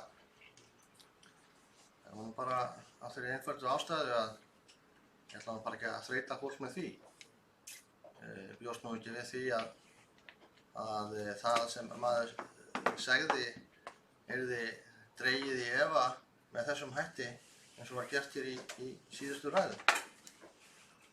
Og að menn myndu hrekjast frá einu víginu í annan. Að þegar að var upplýst það að þarna væri verið að bera saman epli og appelsínur, að þá verið þá sagt að þetta væri bara einhver tóm, nánast lygi og vitleysa. Þannig að það sem að ég sagði hér áðan. En þannig er það nú reyndar ekki. Hvað sambandið setur fram eða hvernig það reiknar út sínar tölur. Við hjá Mosfellsbæ getum ekki borið ábyrgð á því, en við getum borið ábyrgð á því að koma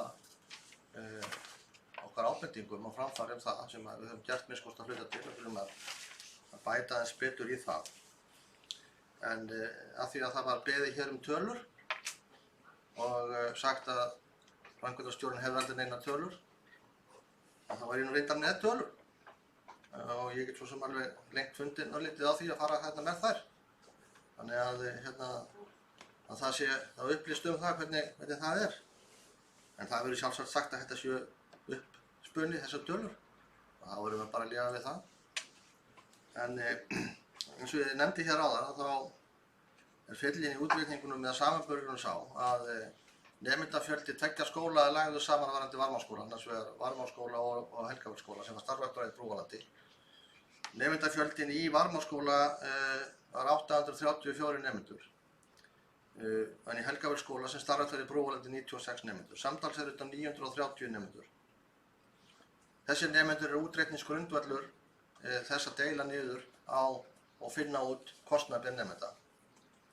En þegar það var gert, þá var ekki tekinn kostnaður við að reka Brúarland sem er 100 milljónir. Þannig að það vantar þá þar 100 milljónir inn í kostnaðinn á það ef við vilja taka þetta saman sem einn skóla. Og þetta þýðir það að samkvæmt sambandinu þá er rekstrarkostnaðurinn 1.099.000 nemenda ef það væri rétt reiknað og þessar 100 milljónir sem vantaði upp á að þetta væri rétt reiknað, að þá yrði kostnaðurinn per nemenda 1207 milljónir. Það munur töluverðu. Og sambærilegur skóli, til að mynda Hörðuvallaskóli með 1220 milljónir sem er starfræktur í 2 húsum, áleika margir nemendur. Þannig að þessar tölur eru nokkur með sambærilegar, örlítið ódýrara reyndar í Varmárskóla og það er gott. Já, ég stend alveg við það sem ég sagði hérna áðan, að það að veita góða þjónustu, ef hún er veitt á betra verð en annars staðar, jafngóð eða betri, að þá er það gott og þá er það góð meðferð á peningum þeirra sem borga í bæjarsjóð. Og ef mælikvarðinn er sá á þjónustunni, hvað hún kostar, þá eru menn á rangri braut. Og ég held að það væri mun nærtækara að meta þjónustuna sem slíka en ekki ganga út frá því ef hún er ódýrari á einhverjum samastað hún sé verri, en þessu tilfelli er það að hún kostar hún það sama. Þannig að þjónustustigið, ef þessi röksemdafærslu er breytt, þá hlýtur það við þessar upplýsingar að þjónustustigið í Varmárskóla er allt í einu hækkað 12%. Bara við það að réttum upplýsingum að koma á framfæri. Með þessar röksemdafærslu. Ef að þjónustustigið er 12% verra, ef peningurum er ekki veitt, þá hlýtur hún að hækka 12% ef peningarnir eru til stað. Þannig allt í einu hækkaði þjónustustigið í Varmárskóla 12%. Bara sér svona. Og íbúarnir eru 12% ánægðari með þjónustunni í skólanum.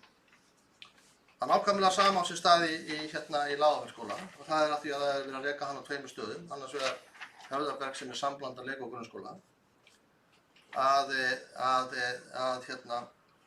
þar er sem sagt nemendafjöldin uppgjöf miðað við Lágafellsskóla og grunnskóladeild á Höfðabergi. Þar er launa- og rekstrarkostnaður Höfðabergs ekki reiknaður inn en nemendafjöldur allir á grunnskólahlutanum. Og þetta þýðir það að nettó rekstrarkostnaðurinn per nemenda samkvæmt sambandinu er 1.077.000, eitthvað örlítið lægri heldur en í Lágafellsskóla, en væri, ef að rétt væri reiknað, rekstrarkostnaður á Höfðabergi bætt við, orðinn 1.254.000. Og rekstrarkostnaður á sambærilegu skóla á höfuðborgarsvæðinu sem við höfum skoðað eru 1.188 milljónir. Og þá, sömu röksemdafærslu beitt, þá er miklu betri þjónusta í Lágafellsskóla. Af því að hún kostar meira. Já, bæjarfulltrúinn hristur höfuðið, hann getur hrist höfuðið þegar hann fær kannski upplýsingarnir í hendurnar. En þetta er bara einfaldlega svona. Og þess vegna segi ég bara enn og aftur. Það er betra að spyrja fyrst og skjóta svo.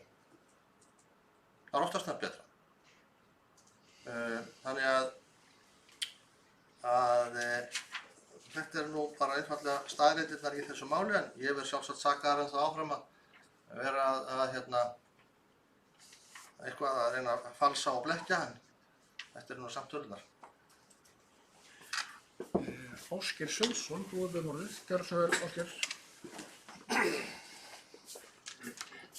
Forseti, bæjarfulltrúar, ég kemur upp varðandi þessa umræðu inn í fjárhagsáætlun varðandi kostnað per nemenda á skóla í Mosfellsbæ miðað við önnur sveitarfélög. Það hefur verið rætt hér tilurð þessara talna og hvað er á bak við þær og inn í það fléttast grein frá fulltrúa Miðflokksins sem birtist í Morgunblaðinu í dag. Eftir fyrri útskýringar frá bæjarstjóra þar sem að kom fram mjög augljós skýring af hverju þetta var með þessum hætti, þar sem að þetta voru rangar samanburðartölur, það var verið að bera saman epli og appelsínu, þá hélt ég kannski að menn myndu láta gott heita, en það dugði ekki til, það kom önnur ræða hér þar sem að smíðast nú meira að talaði um slæmt hjónaband Vinstri grænna og Sjálfstæðisflokksins og hverjir myndu þegja í því og hverjir myndu tala, en það er ekkert nýtt undir sólinni þegar að bæjarfulltrúi Miðflokksins stendur hér í pontu. En ég vil skora á bæjarfulltrúa Miðflokksins þar sem að hann er mikill prinsippmaður og greinilega þá var honum hrapalega á í messunni með ritun þessari greinar þar sem að hann vissi ekkert hvað var á bakvið þessar tölur og hafði ekki fyrir því frekar en oft áður að afla sér upplýsingar hjá starfsmönnum Mosfellsbæjar sem það hefði verið hægt að gera með mjög auðveldum hætti, en það hentar ekki fyrir populisma gamaldags pólitík sem að hann stundar. Þannig að ég skora á hann að koma nú með aðra grein í Morgunblaðinu, fá þessar tölur frá ágætum embættismönnum, koma nú með aðra grein í Morgunblaðinu þar sem að þessar staðreyndir tala sínu máli af því að hann vill hafa hlutina í réttu ljósi. Þannig að ég reikna ekki með öðru en það komi sambærileg grein frá Sveini Óskari, bæjarfulltrúa Miðflokksins í Morgunblaðinu þar sem að rétt mál og staðreyndir málsins verða látnar tala. Takk. Já, fleiri hafa ekki passið hljóðs. Kannski eitt. Viltu fá orðið? Já, gjörðu svo vel. Stefán Ómar Jónsson, gjörðu svo vel.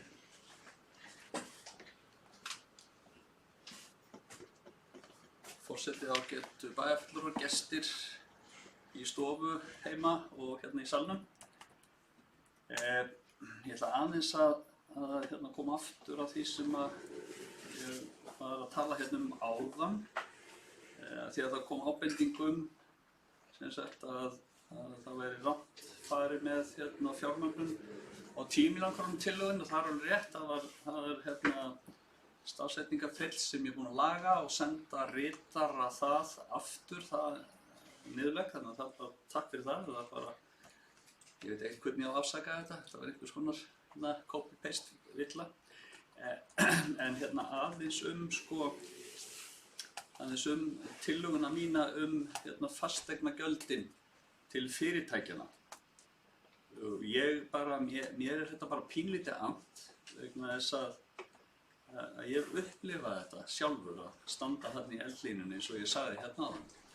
Þannig að ég fór á stúana og ég tók tiltekið fyrirtæki hérna í bænum og reiknaði það per se út og það kom eins og ég sagði í ræðunni áðan, þá var þetta 5,7% sem er verið að leggja til að lækka þennan stofn.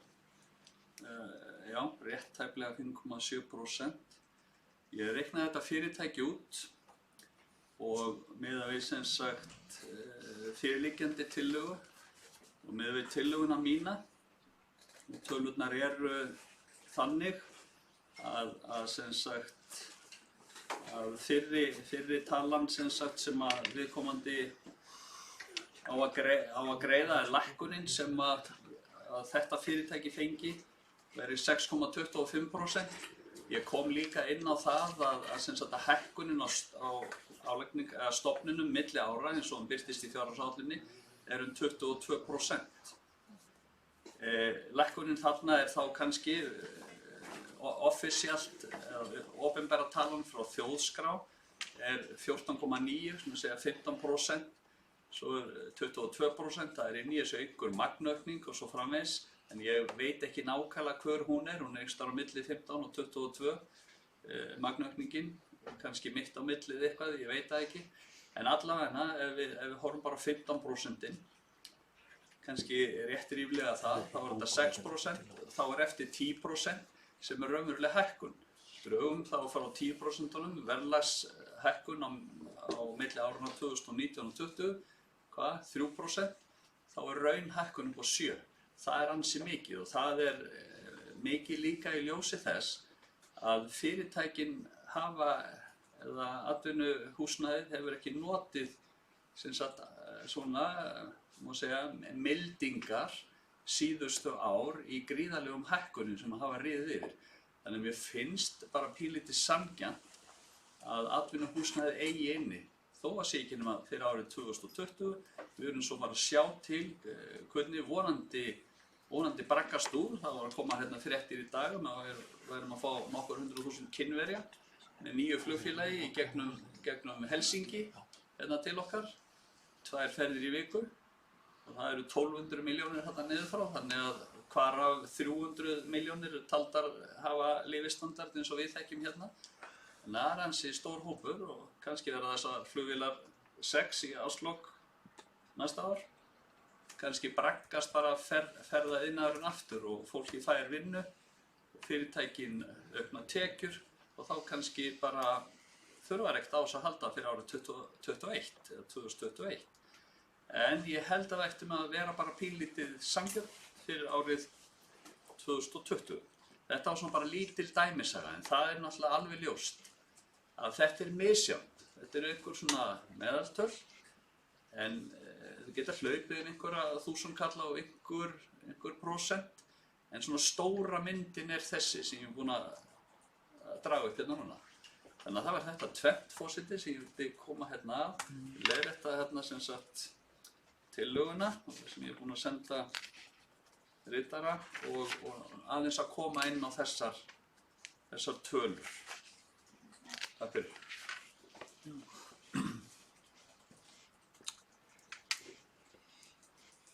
Þá held ég að við séum komin á endapunkt með þessa umræðu.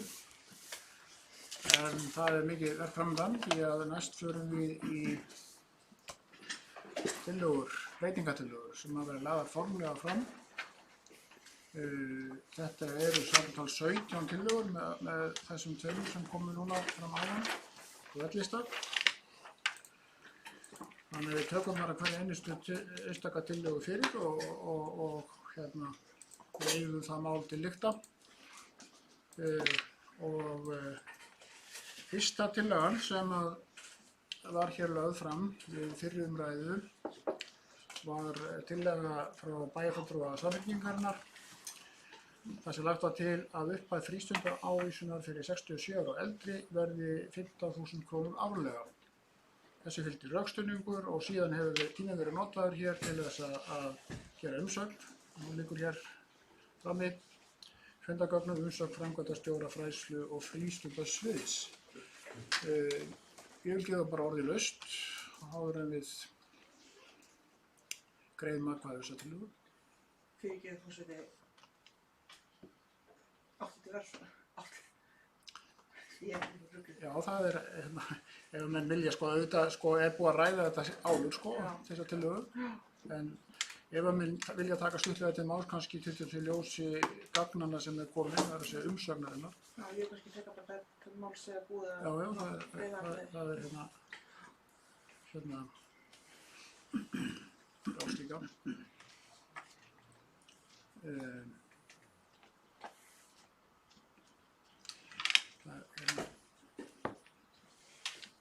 Það er rétt að ykkur komið með hérna niðurstöðu. Tillögu afgreiðslu. Þetta er tillagan er. Þú ert bara Já, ég fyrirgefi þig, já, ég er misskildur. Já, tillagan er eins og ég hér var lesið áðan. Þannig að við greiðum bara atkvæði það. Þeir sem að styðja þessa tillögu frá bæjarfulltrúa Samfylkingarinnar frístundaávísun eldri borgara verður rétt upp hönd. Það eru 4 og þeir sem eru á móti. Hún er felld með 5 gegn 4. Já, og nú er komið að því að gera grein fyrir atkvæði þínu, er það ekki? Já, þannig, já. og síðan Haraldur. Forseti, ég ætla að fá að segja nokkur orðum afgreiðslu þessari tillögu. Tillagan gekk út á að hækka ávísun í 5.000 krónur.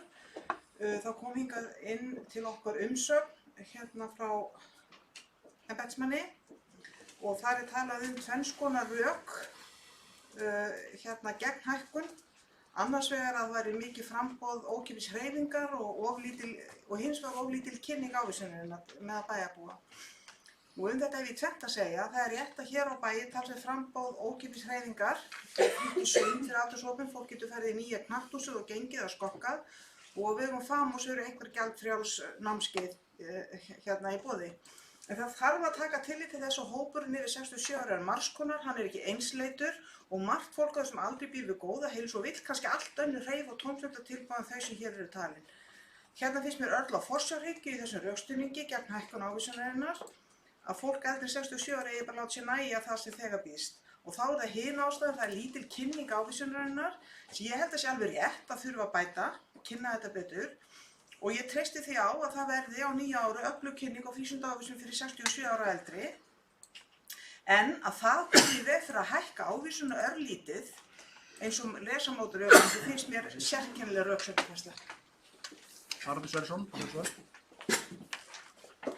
Ég ætla að bara gera grein fyrir afstöðu okkar í VAF og D-lista og með örstutta bókun fyrir að segja það til upplýsinga að það voru 6 milljónir áætlaðar í þetta verkefni á árinu 2019. Svo talaði að fundur nú þannig að það eru það 1000 manns í bænum sem eru 67 ára eldri og það eru margvöldar 1000 sinnum 10.000, þá farið 10 milljónir og síðan var reiknað með því að 6% af þessum, nei 60% af þessum 1000 myndu nýta sér ávísunina. Þannig var þessi 6 milljónir fundnar út en niðurstaðan er svo að það er rétt rúmlega 600.000 sem hefur verið úthlutað til frístundaávísa eldri borgara og fleiri hafa ekki gefið settirinn. Og okkur finnst raun og veru engin ástæða til þess að fara að bæta í þetta með þessum hætti meðan að nýtingin er ekki með meira en raunveru vitni og þess vegna erum við með bókun með þessari afgreiðslu sem hljóðar svo bókun VAF og D-lista með vísan til umsagnar framkvæmdastjóra fræðslu- og frístundasviðs þar sem meðal annars kemur fram að til standi að fara í sérstakt kynningarátak fyrir frístundaávísun 67 ára eldri og vegna lítillar nýtingar þykir rétt að tillögunni verði hafnað. Já. Forseti, ég óska eftir fundarhlé svo getur ekki bókun. Fundarhlé. Gerðu fund.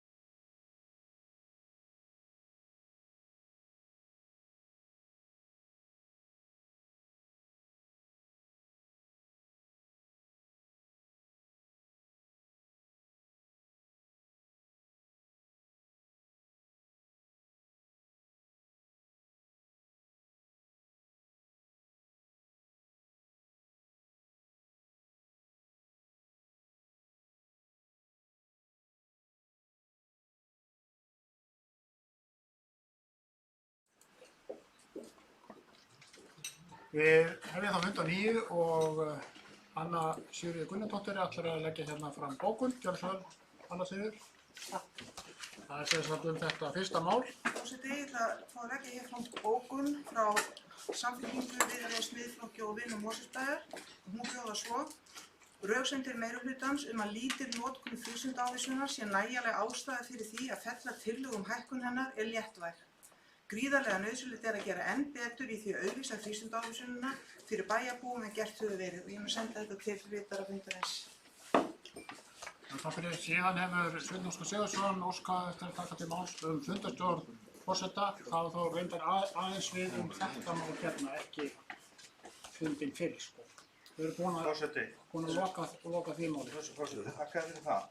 Hérna, það sem að ég að benda forseta á, að hér kemur fram aðili með bókun, forystumaður meirihluta, og vísa þar í útleggingar embættismanna.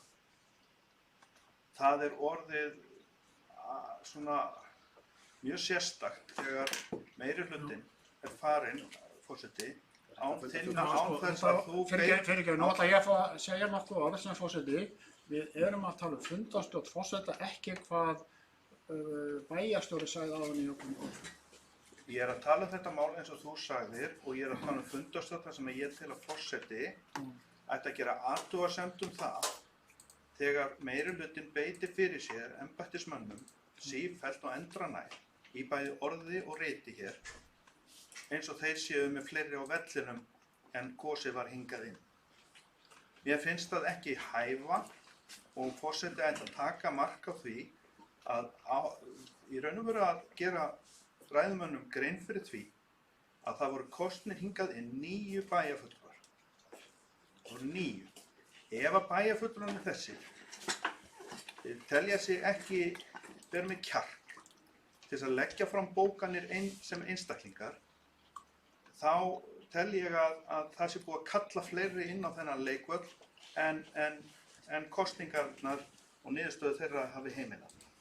Ég vil bara geta þessu forseti að það ekki hlutverk forseta pressa gegnir því hlutverki hverju sinni að gera efnislegar athugasemdir þar sem einstakir bæjarfulltrúar eru að gera. Það bara tel ég ekki, nema það sé eitthvað mjög ósæmilegt í þeirri bókun. Þannig er þó eindregna skoðun mín. En við erum búin að afgreiða eitt mál af 17 og förum hér bara í næstu tillögu.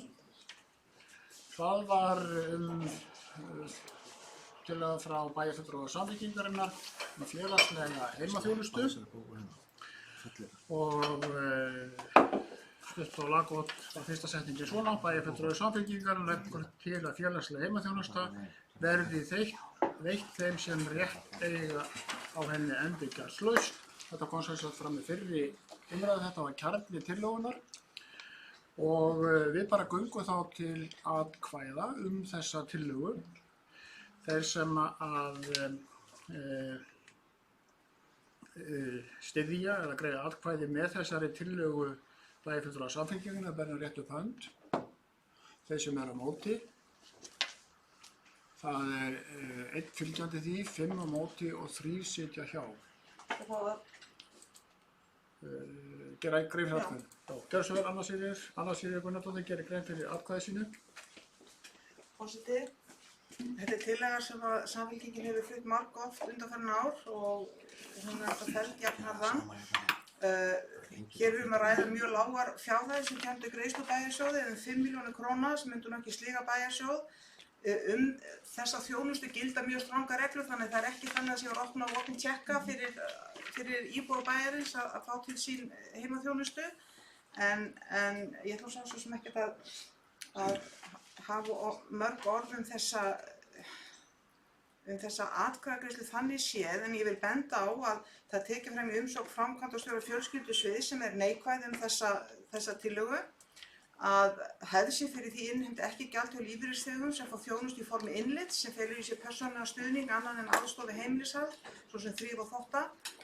Það kemur líka fram að hluta þeirra þjónustu í Eyrhamrum 70% af heildartíma starfsmanna sem greitt fyrir og innlit á heimili utan Eyrhamra sagt hverfandi.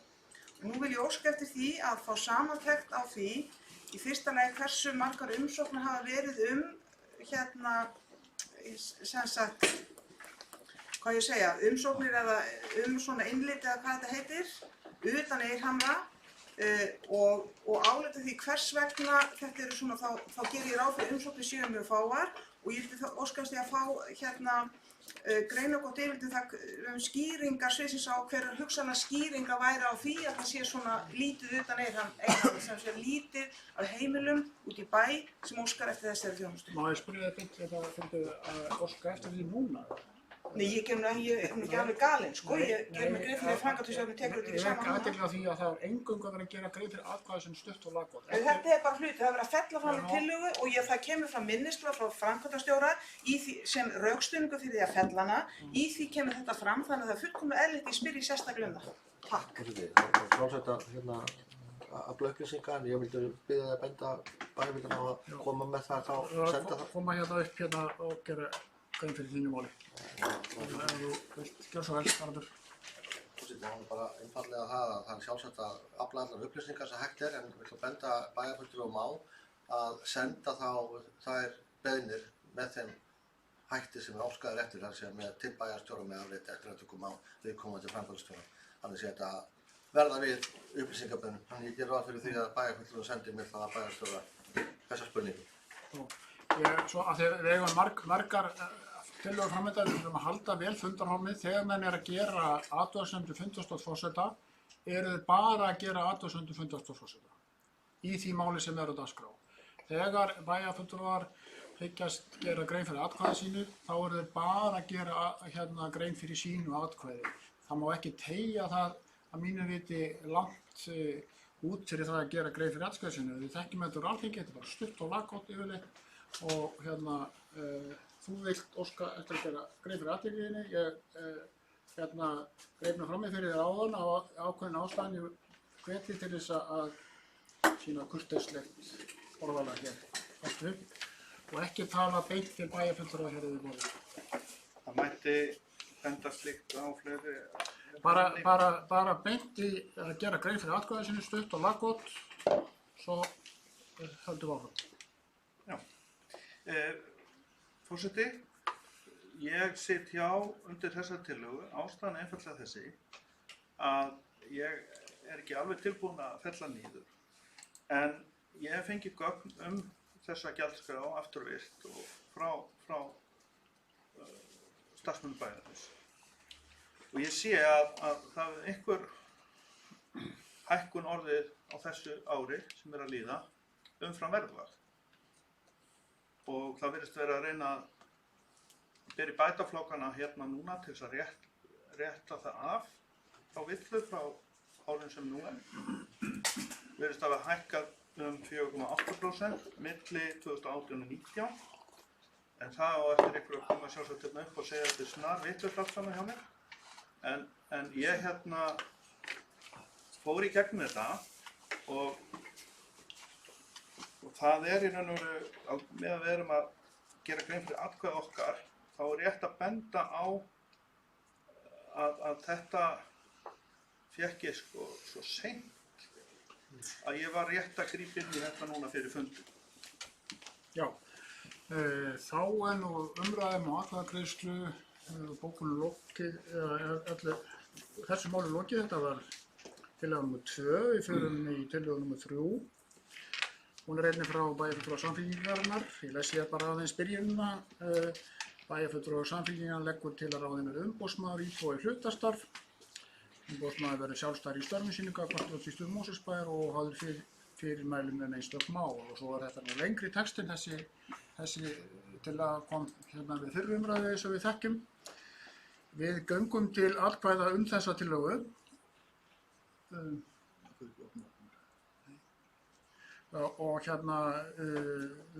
þá þeir sem að styðja þessa tillögu, þess lista, bennir réttu bönd.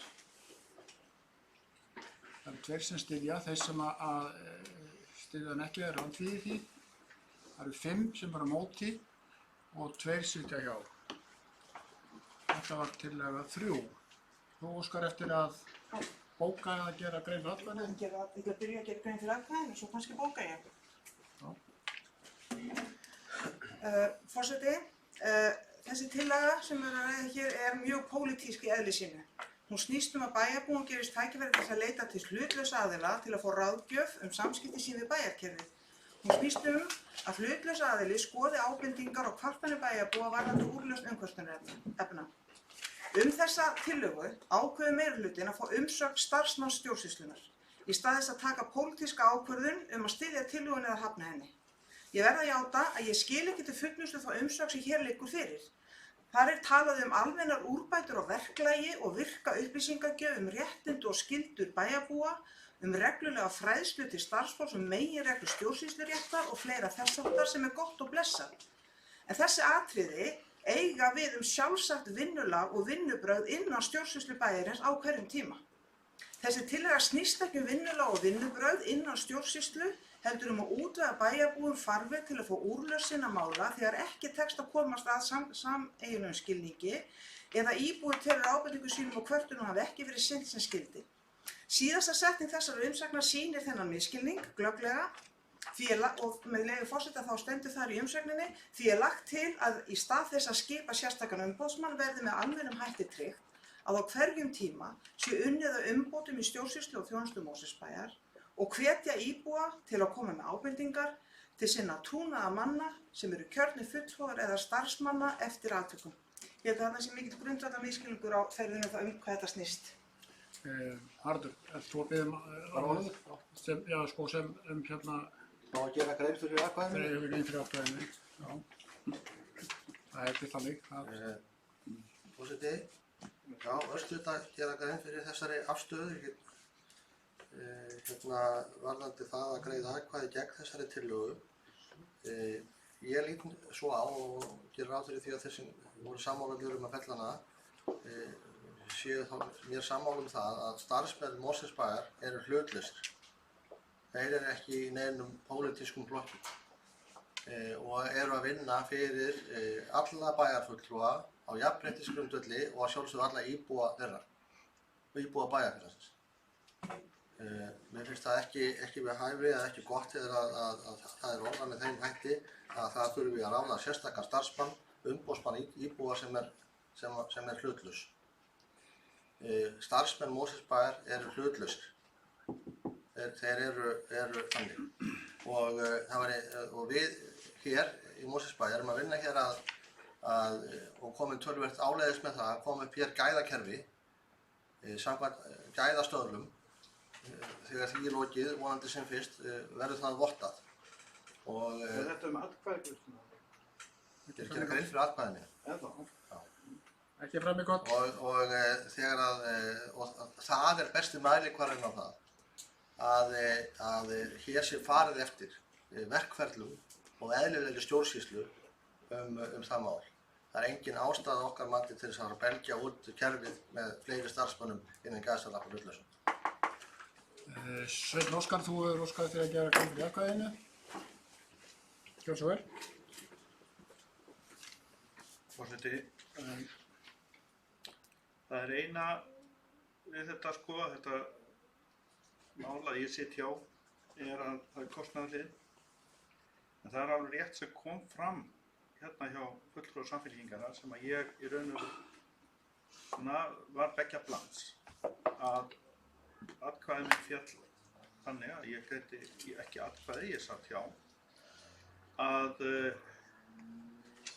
það er kostnaðarhliðin en það ýtti við mér að það er einmitt þessi vinnubrögð hérna innanhús. Við vitum af því að það er gerða stjórnsýslubreytingar hérna í bænum til þess að losna við fólk. Mér finnst þú að vera að koma það er langt bara út úr efni fyrir það er bara raunverulegt. Þú verður að hlusta á forsetann. Afsakið, þú mátt, þegar forseti ávarpar þig, þá ber þér að hlusta á. Þú nýtir það mér. Já, og það er bara fast að náðan og verður komið út úr efnið. Já. Við verðum að halda okkur við það að gera grein fyrir atkvæði sínu, auðvitað er ekki að teygja það svolítið, en bara stutt og laggott og svo förum við í næsta mál. Já, en það sem ég er að benda á er að hér hafi gerað stjórnsýslubreytingar til beinlínis að losna við og og æskilega aðila. Þess vegna tel ég að umboðsmaður sem er óháður væri áhugavert fyrir bæjarbúa. Þetta er þessi stangast hjá mér í. Það er það atkvæði fjall þannig núna, en ég myndi vilja skoða þetta betur. Það hefur líka verið að tala um aðra þætti að það sé óháður, en þeir eru ekkert óháður vegna þess að bæjarstjórinn segja. Bæjarstjórinn er vilhallur og með umboðsmannslag. Þannig að ég tek ekki mark á því sem hann segir. Þetta var hann þriðja mál og Rúnar Bragi hefur óskað eftir að gera grein fyrir atkvæði sínu. Gjörðu svo vel, Rúnar Bragi. Forseti, fulltrúar, ég langar bara að því það kom fram í máli og að því að ég sagði nei, en þá á bæjarstjórnarfundi okkar í fyrstu umræðu, þegar þessar tillögur voru bornar fram, þá samþykkti bæjarstjórn með 9 atkvæðum að vísa tillögum bæjarfulltrúa S og C-lista til umsagnar forstöðumanna viðkomandi fagsviða. Já. Það hefur engin bók ljós, það er Stefán Ómar, gefur grein fyrir atkvæði sínu. Gjörðu svo vel, Stefán Ómar. Já, forseti, ágætu bæjarfulltrúar og gestir, heima og heiman. Hérna, ég satt hjá við þessa atkvæðagreiðslu að tvennum toga. Fyrsta lagi vegna þess að ég hefði ef til vill vilja fara aðra aðferð heldur en frumtillagan gekk út á og ég lýsti því stuttlega við fyrri umræðu þegar þetta kom fram og í öðru lagi vegna þess að ég skil ekki niðurstöðurnar í þessu. Og við verðum að átta okkur á því þegar við erum að tala um umboðsmann bæjarbúa. Þá erum við að tala um eins og því er stillt upp í Reykjavík til að mynda að hann er algjörlega sjálfstæður, hann er ekki hluti af stjórnsýslunni. Hann heyrir beint undir borgarstjórn held ég bara og hann er algjörlega fyrir utan og hann er bara eins og umboðsmaður Alþingis eins og við þekkjum hann, hvernig hann þjónar okkur. Þessi umboðsmaður á að vera slíkur og ég er bara mjög hugsi yfir því að sem kemur fram í niðurlaginu með fullri virðingu fyrir þeim starfsmanni sem það vann þegar sagt er að með leyfi forseta því er lagt til að í stað þess að skipa sérstakann umboðsmann verði með almennum hætti tryggt á hverjum tíma unnið sé að umbótum í stjórnsýslunni. Gott og vel, það eigum við alltaf að vera að gera. Það er ekkert sem á að byrja á morgun eða næsta dag.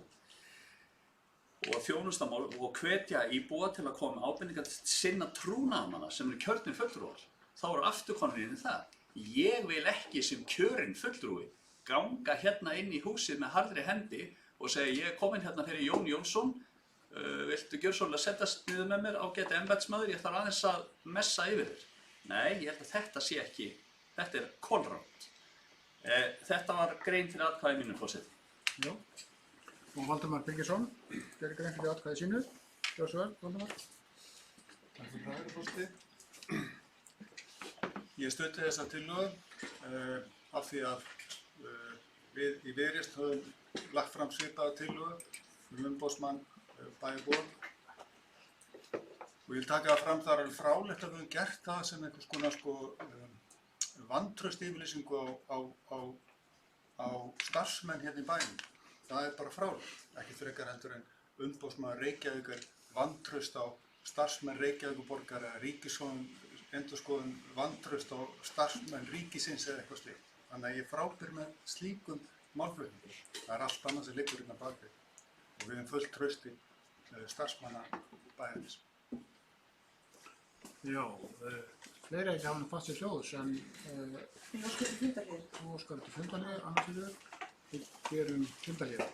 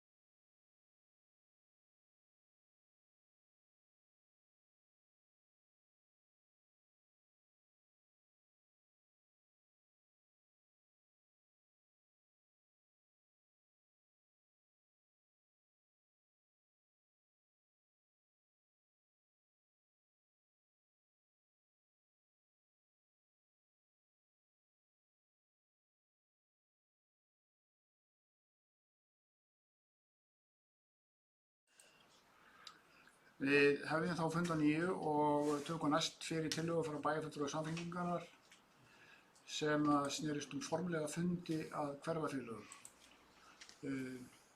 Ég gef orðið laust.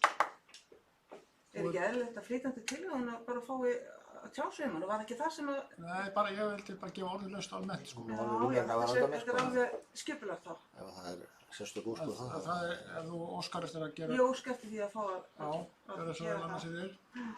Við erum búin að tala fyrir þessum tillögum, sko. Hvað gerst fyrir umræðu? Og þá ger ég bara grein fyrir atkvæðið mínu eftir. Ég meina, sko, ákveði bara hvernig þetta hafi þetta. Nei, ég meina það alltaf bara... Nei, ég ætla ekki að gera það. Mér finnst þetta voru algjört ruglis í fundur hérna. Við förum þá, bara höldum bara áfram. Haraldur, þú varst búin að byrja með. Forseti, það er aftur okkar að þessi tillagi sjálfum sér komi fjárhagsáætlun ekkert við, þannig séð. Þetta er ekki ákvörðun útgjöld, þetta er eða þeim tengist beinir í fjárhagsáætlun. Þetta er eins og það er tillaga ákveðið íbúðalýðræði, aðferðið íbúðalýðræði og allt í góður það.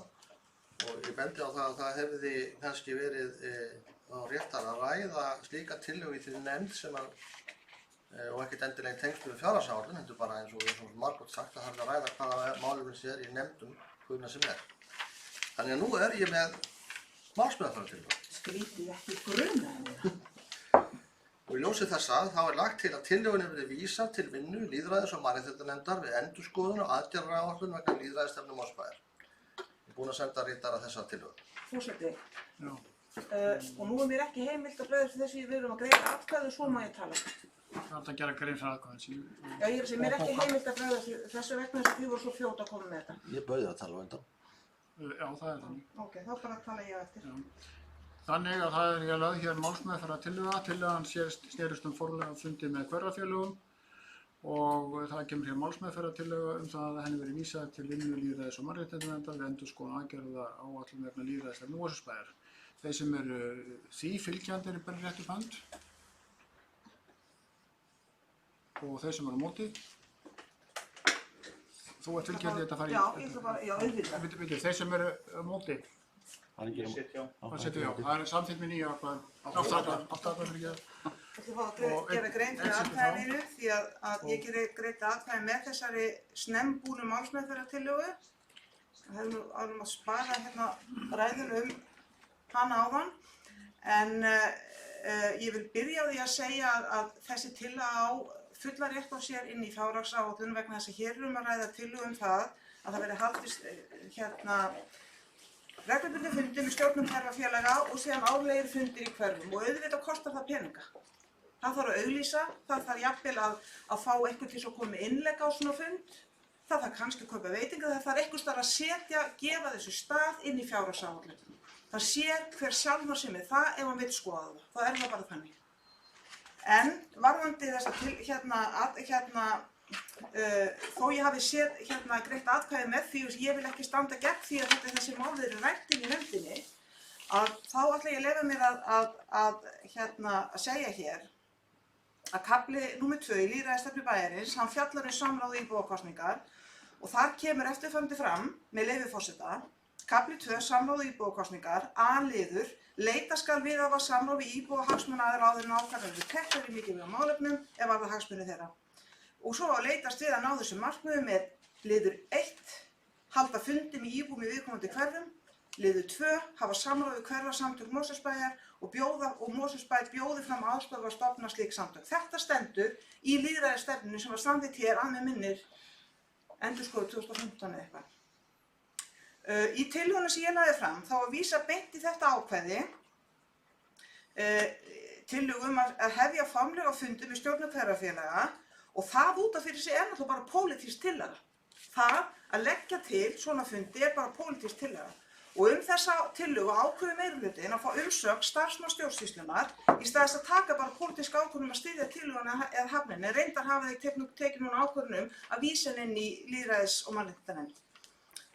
Umsögn þessa pólitísku tillögu skrifar forstöðumaður þjónustu- og samskiptasviðs og ég ætla ekki að hafa mörg orð þessa umsögn sem hér liggur fyrir en þar er meðal annars vísað í starfsfólks bæjarskrifstofan þann 7. nóvember Starfsfólk bæjarskrifstofu hefur heilmikið að segja framkvæmd þjónustu og útfærslu pólitískra ákvarðana sem teknar eru af kjörnum fulltrúum og samráð samkvæmt lýðræðisstefnu bæjarins pólitísk ákvörðun. Það hvort eigi eftir þeirri stefnu sem samþykkt hefur verið pólitísk ákvörðun, ekki ákvörðun sem forstöðumaður þjónustusviðs eða einhver annar starfsmaður tekur. Þess vegna lýsi ég furðu minni á því að umsögn þessa tillögu sé sett í hendur ráðins starfsmanns. Ákvörðun að fara að stefnunni pólitísk og kjörnir fulltrúar eiga ekki að skýla sér á bak við starfsfólk þegar kemur að því að taka afstöðu til pólitískra atriða. Ég verð síðan að nefna að í fyrirliggjandi umsögn sem styðst að hluta til við handbók Sambands íslenskra sveitarfélaga, þá vantar alveg tilvísun í 7. kafla þeirrar handbókar og í námskeið þá handbók, en þar kemur fram á glæru að það sem stuðlar á góðum tengslum milli hverfaráða og sveitarstjórna, samkvæmt norskri rannsókn sem gerð var, að sveitarfélagi ráði starfsmann til að vera tengilegir við hverfaráðin og til aðstoða þau til dæmis við fundi. Það eru fastir reglulegir fundir á milli kjörinna fulltrúa í sveitarstjórn og hverfisráða og að það sé fastur þáttur í áætlun og skipulagsvinnu að leita samráðs við hverfisráð og íbúa í hverfi. Þannig að ég hefði kosið að pólitíkin hefði bara sjálf tekið og sett saman umsögn þessa tillögu. Mér langar að skjóta inn í bara sem forseti hér að ég held að vera svo almennt samstaða og ákvörðun hér í fyrri umræðu að fá þessar umsagnir frá embættismönnum. Það samþykktu allir. Það samþykktu allir frá svo. En Sveinn Óskar, nei, það var reyndar Rúnar Bragi sem var vandar.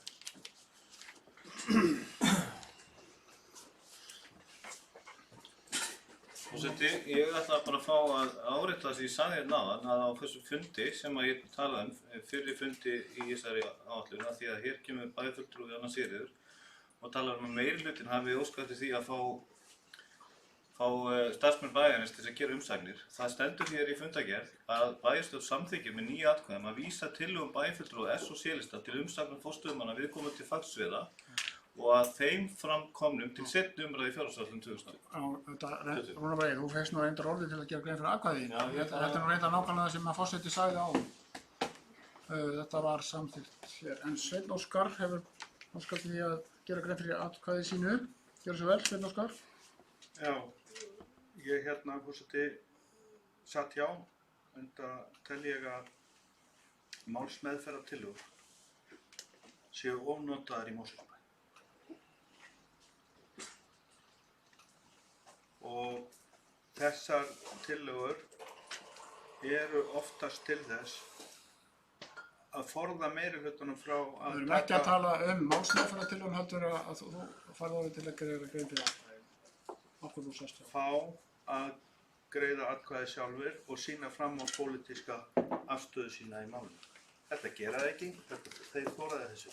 Þess vegna legg ég til, forseti, að þú minnkir í raun og veru og reynir að stöðla því að tillögur séu teknar sjálfar fyrir og sé minnkað notkun á þessu fyrirkomulagi málsmeðferðar tillögu fyrirkomulagi. Nú, þá lítið svo á að þessi fjórða breytingartillaga sé til lykta leitt hér. Þá förum við í tillögu nr. 5. Það sérstaklega hérna frá bæjarfulltrúa Viðreisnar. Þar sem að hann lagði til að aldursviðmið frístunda ávísunar verði fært niður í 5 ára aldur og upp að ávísunarinnar fyrir 5 ára verði 26.000 á ári.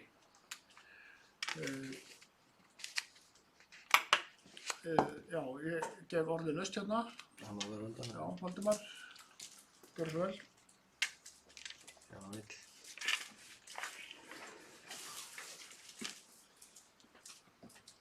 Þetta það. Sjónarmið undan frá ávísunartillögum. Ég held að það sé smá misskilningur. Þú talar að það væri tillagan gengi út af það að vera með frístundaávísun fyrir 5 ára upp að 26.000. 4-5 ára. Já, það er eitt vitlaust. Þetta tillagan það að 4-5 ára fái líka frístundaávísun eða helminga frístundaávísun og við höfum sett saman greinargerð með það. Ég ætla að hafa þetta mjög stutt. Áætlaður kostnaður við það er 4,5 milljónir. Í greinargerð framkvæmdastjóra frístundasviðs er lagt til að frístundaávísunin standi 5 ára börnum til boða frá haustið 2020 og ávísunin er þá 50% af núverandi frístundaávísun eða 26.000 og kostnaður var 2 milljónir. Ég reikna með því að fá kannski að gera tillögu það að samþykkja slíkt hér á eftir eða veit ekki hvernig við erum að snúa okkur í þessu. Já, orðið verður ekki bara laust áfram núna. Takk. Haraldur, þú varst búinn að biðja orðið. Hversu vel? Ég ætlaði nú ekki bara einmitt að koma með ekki málsmeðferðartillögu en breytingartillögu við þessa tillögu og raun og veru á grundvelli þessarar umsagnar sem kom fram frá fagsviðinu eða fræðslusviði og fræðslu- og frístundasviði þetta og ég ætla svo sem ekki að fara að útskýra hana þannig séð öðruvísi en það að það eru auglýst framboð af frístund eða tómstunda eða æfingum eða slíku fyrir 5 ára börn í bænum til að mynda knattspyrnudeild, fimleikadeild og fleiri stöðum, tónlist, örugglega í ballett líka og svona niður í 5 ára aldur. Svona við skoðun á því þá kemur líka ljós að það eru færri skipti í viku heldur en hjá eldri börnum, 1 til 2 æfingar eða hvað kallum það, skipti, gjaldið er lægra. Og það er þannig að það má kannski segja að frístundaávísunin sem slík sé að meðaltali eins og hún er fyrir 6 til 18 ára sé að standa undir kannski 60 til 70% af kostnaði við tómstundina íþróttina. Ef að frístundaávísun fyrir 5 ára börn væri jafn há og fyrir 6 ára börn þá væri augljóslega verið að leggja meira mörkum fyrir þann aldurshóp heldur en hinna og jafnvel meira heldur en frístundina námskeiðin eða tómstundin kostar. Þannig að okkar tillaga hér hjá VAF á Delista er svo að aldursviðmið frístundaávísunar verði færð niður í 5 ára frá og með næsta hausti og að uppið ávísunina fyrir 5 ára verði 26.000 krónur á ári eða 50% af ávísuninu fyrir 6 til 18 ára. Og það er ekki þörf á breytingum á fjárhagsáætlun vegna þessa. Svigrúmið innan liðarins frístundaávísunar er nægt til þess að standa undir þessari breytingu. Þannig að þetta er tillaga. Þetta er breytingartillaga sem við greiðum þá atkvæði og eftir. Það er að segja munurinn er sá að tala 4 til 5 ára hér í tillögu Viðreisnar en í tillögu sem að bæjarstjóri las áðan. Breytingartillögunni er það aðeins það verði 5 ára aldurinn sem að það er þetta. Það er breytingartillagan en ég vil gefa orðið laust áfram ef það minn vilja ræða áður en við göngum til atkvæði breytingartillöguna. Það er það sem liggur fyrir. Ég var að biðja orðið. Já, hversu? Verð ég að segja þér hvort ég ætla að tala áður ekki? Nei, það er orðið laust.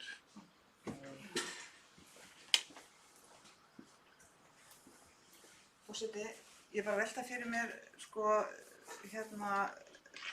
með þessu 4 og 5 ára börn og því nú er hér komið fram að það er allavega þá hér innanbæðir ekki boðið upp á sem sé námskeið eða hvað við kallum það hjá þessum félögum fyrir 4 ára börn og þá fór ég að hugsa íþróttaskóla barnanna þar sem börn eru yngri og ég held að það sé fyrir börn frá með minnið bara 2 til 5 ára Þannig ég er að velta það fyrir mér gildir þá þessi frístundaávísun til dæmis í íþróttaskóla barnanna en þá bara fyrir 5 ára, er það hugsun? Haraldur, Gjörður. Stutt á lagmátt, já.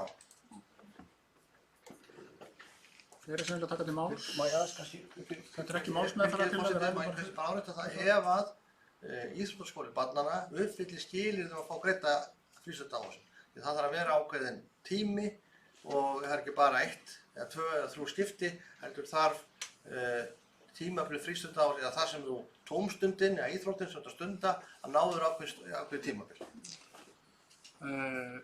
Ég lýsi á að málið sé útrætt. Það sem við þurfum að taka afstöðu til, það er breytingartillaga VAF og D-lista við tillögu C-lista og hún er þá svona: lagt er til að aldursviðmið frístundaávísunar verði fært niður í 5 ára og upphæð ávísunar fyrir 5 ára verði 26.000 á ári. Ekki er þörf á breytingum á fjárhagsáætlun enda rúmast áætlaður kostnaðar innan áætlunar. Þannig er þetta tillaga sem við erum þá að taka afstöðu til núna. Bæjarfulltrúar tilbúnir í atkvæðagreiðslu? Þú óskar eftir að ræða? Já. Já. Þá áttu að beða fyrir orði, ég er að ræða tillöguna sko. Gjör svo vel, Stefán. Mér er hugsi líka þessa frávísuna, eða í raun og veru breytingartillögu. Hvers vegna er meirihlutinn ekki að ræða við C-lista til þess að reyna að fá til dæmis aðilann til þess að mætast á meiri leiði þeirra? Með þessari afgreiðslu gerir meirihlutinn tillögu C-lista að sinni.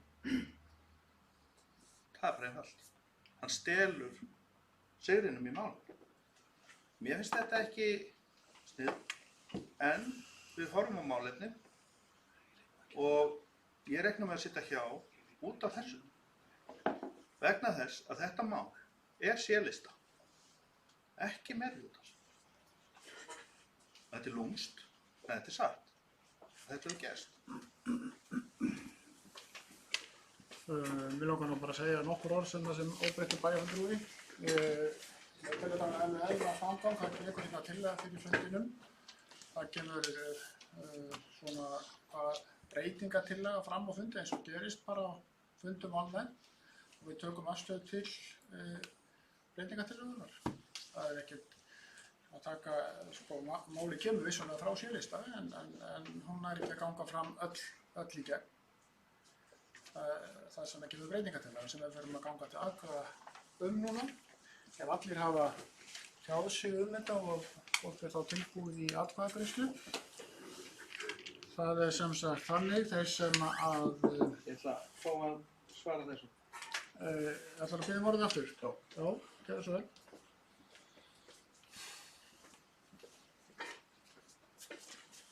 Forseti, formið er gott að blessa og margt notað og það er eðlilegt mál. En ég vil bara segja hvað væri að gerast.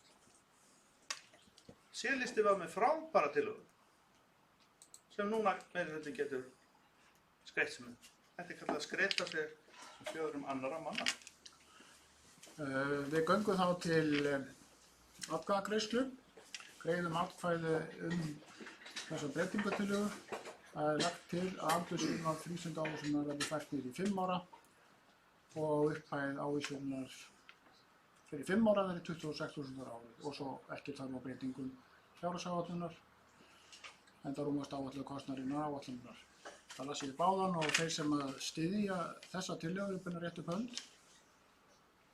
Það eru 8 fylgjandi tillögunni, þeir sem eru á móti, 1 situr hjá. Það er senda bókur. Já, við byrjum þá að Valdimar hefur óskað að gera greið fyrir atkvæði sínu. Gjörðu svo vel, Valdimar.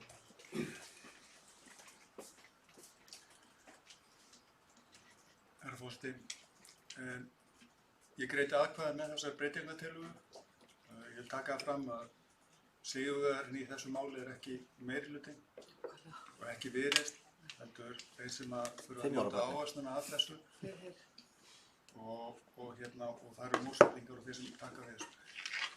Það er aðalega það sem er efst í huga við þetta og sú sem, ég veit það, sú sem samti þessa tillögu er örugglega mér samanlega. Þetta er málið afgreitt gjörðu svo vel, Stefán Ómar. Já, forseti, ágætu bæjarfulltrúar og tilheyrendur. Ég greiddi atkvæði með þessari breytingartillögu. Einfaldlega af þeirri ástæðu að mér finnst tillagan góð og þetta er þá góð byrjun C-listi lagði fram þessa tillögu og hún er núna, kemur þá til framkvæmda. Bara mjög gott að þarf þá ekki að þetta hreyfir ekki við fjárhagsáætluninni, það er bara mjög gott. Þannig að ég tek bara undir orð bæjarfulltrúa C-lista, sigurvegarinn voru börnin sem að fá þá þennan möguleika. Kolbrún hefur beðið orðið, gjörðu svo vel Kolbrún. Já, forseti, við langar einmitt að tala leikmenn inn á vellinum hérna áðan. Það er greinlegt að við erum komin hérna í einhvern kappleik og ég vil bara, það er einhvern veginn staða sem að ég óska mér ekki að vera í, en ég vil taka undir orð bæjarfulltrúa C-listans.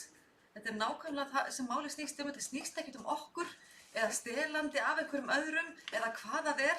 Þetta er bara, já, Stefán Sómars, Stefán, þú sagði það líka, að þetta er náttúrulega bara lýsir hugafari og málfellingurinn er náttúrulega með ólíkindum, þannig að ég er bara svo glöð að bæjarfulltrúi C-listans skyldi koma upp og segja þetta, að þetta er nákvæmlega, þetta snýst nákvæmlega um þetta. Það snýst ekkert um okkur eða embættismennina eða meirihluta og minnihluta eða sjálfstæðismenn og vinstri græna eða hvað þetta er. Við erum einfaldlega hérna að stjórna bæjarfélagi og erum að gera okkar besta úr því sem við höfum að móða. Takk fyrir þetta, Valdimar, og ég tek undir þetta og ég held að þetta er nákvæmlega þetta sem við höfum að hafa í huga. Ekki fleira fyrsti.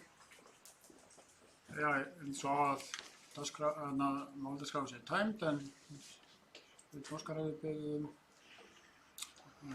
boða bókun. Viltu gera fundaljá með þetta klára hana? Komin. Sem komin? Íðar. Og sundurinn á bindarann? Já, á heiðar. Þá ætla ég bara að lesa hann upp hérna þegar ég ekki tölvunars. Það kemur.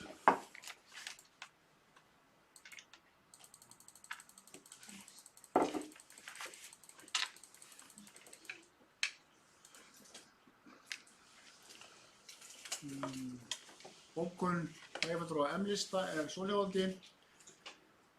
Fulltrúi Miðflokksins situr hjá, ekki vegna þess að hann er ekki sammála að gera betur við barnafólk sem er mikilvægt, en meirihlutinn hefði getað ljá tillögu C-lista stuðning eins og hún var óbreytt. Annað er að skreyta sig með fjöðrum annarra manna. D- og A-listi hefur hér gert tillögu C-lista að sinni. Svo mætti gera enn betur fyrir barnafólk en gert er hér í Mosfellsbæ.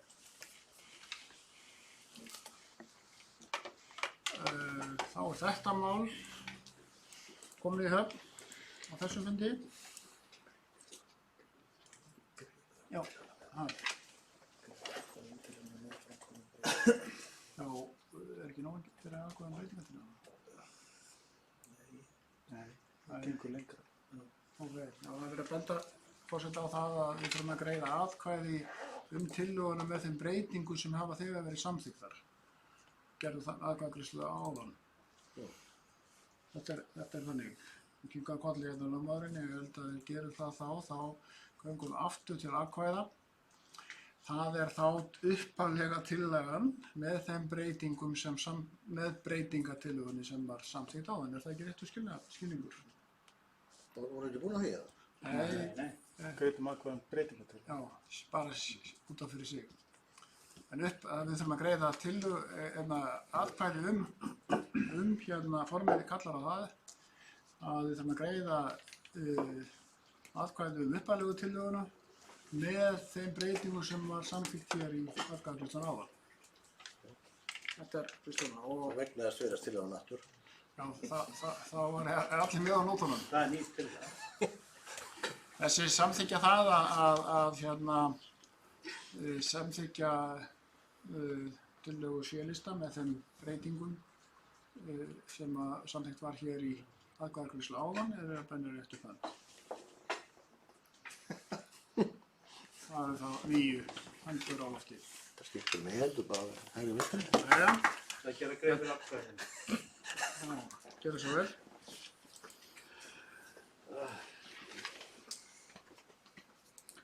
Forseti, þetta var alveg rétt hjá ritara að þegar breytingartillaga kemur fram þá ber að bera upp tillöguna með breytingum. Það sem ég var að bóka áðan og var að lesa hérna var við tillögu meirihluta. Ég styð það að þetta fólk fái betri kjör fyrir börn sín. Og það skiptir máli þegar upphrópunum er komið hérna áðan að formsatriðum sé fylgt með þessum hætti og gert sér grein fyrir því einnig, eins og ég gerði með bókunni, að það væri hægt að leyfa, þrátt fyrir að ég heyra að C-listi hafi kannski enga sérstakann áhuga á því að eiga þetta mál, en að leyfa þeim síðar að eiga sín mál sem hafa borðið fyrst upp. Það var ekki gert. Að eiga sín mál sem berað upp. Ekki vera að reyna að breyta þeim til þess að eignast málið. Eins og mér finnst þetta, að það hafi verið gert hérna. Þá er þetta mál til líkt að leitt þetta og næst förum við í tillögu sem ber titilinn Samráðsgátt fjárhagsáætlun. Það er líka tillaga frá C-lista. Hún hljómar svona í upphafi. Lagt er til að þjónustu- og samskiptadeild Mosfellsbæjar verði falið undirbúa og opna samráðsgátt íbúa í tengslum við fjárhagsáætlun Mosfellsbæjar fyrir árið 2001. Og svo framvegis, þetta er tillaga sem kom í fyrri umræðu og var vísað til embættismanns og ekki voru laust út.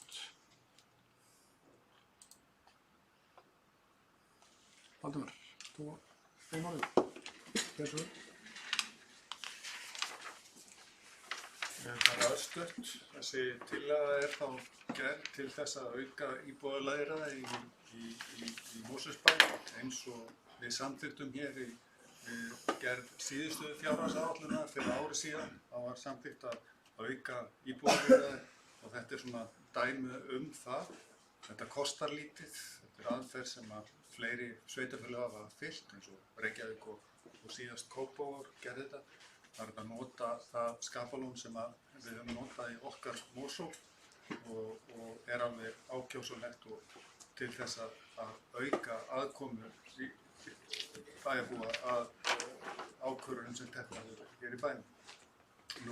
Umsögn forstöðumanns þjónustu- og samskiptadeildar, við grípum niðurlagi það, þá er sagt lagt til að þjónustu- og samskiptadeild kanni nánar hvernig sveitarfélag hafi staðið að íbúasamráði vegna undirbúnings fjárhagsáætlunar riti minnisblað sem verður til umfjöllunar í bæjarráði eigi síðar en 1. mars 2020. Við ritum minnisblað sem verður tekið við að vinnu lýðræðis- og mannréttindanefndar um leiðir til að auka íbúasamráði í Mosfellsbæ.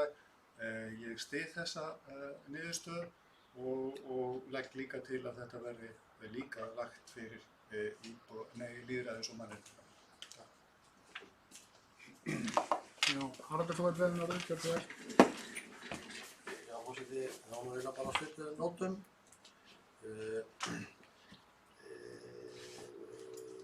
Við leggjum til að tillögunni verði vísað til þjónustu- og samskiptadeildar til frekari skoðunar og niðurstöður þá berist bæjarráði með minnisblaði fyrir 1. mars. Þannig að tíminn er líktur til að fara betur í gegnum þetta. Sveitarfélög eru að gera þetta á mjög mismunandi hátt, sum ekki neitt, önnur eru að auglýsa eftir tillögum íbúa. Samráðsgátt er vandmeðfarið, sérstaklega málefni eins og þetta. Og ég styð það að þjónustu- og samskiptadeild verði farið að skoða þetta mál frekar. Já, nú er það hægt að líta á þetta sem komið hér málsmeðferðartillaga, finnst mér. Þetta er ekki beint að vera fjárhagsáætlun en það voru eiginlega 2 tillögur hér. Svolítið, Þetta sé nú nokkuð með samhljóða. Já, við þurfum að hafa hana sem sagt alveg á hreinu. Hvort, Er þetta að fara skriflega þá? Ég skildi þetta ekki. Já. Það er bara aðstæður. Skulum gera bara örstutt funda hér með útkljóðum þetta.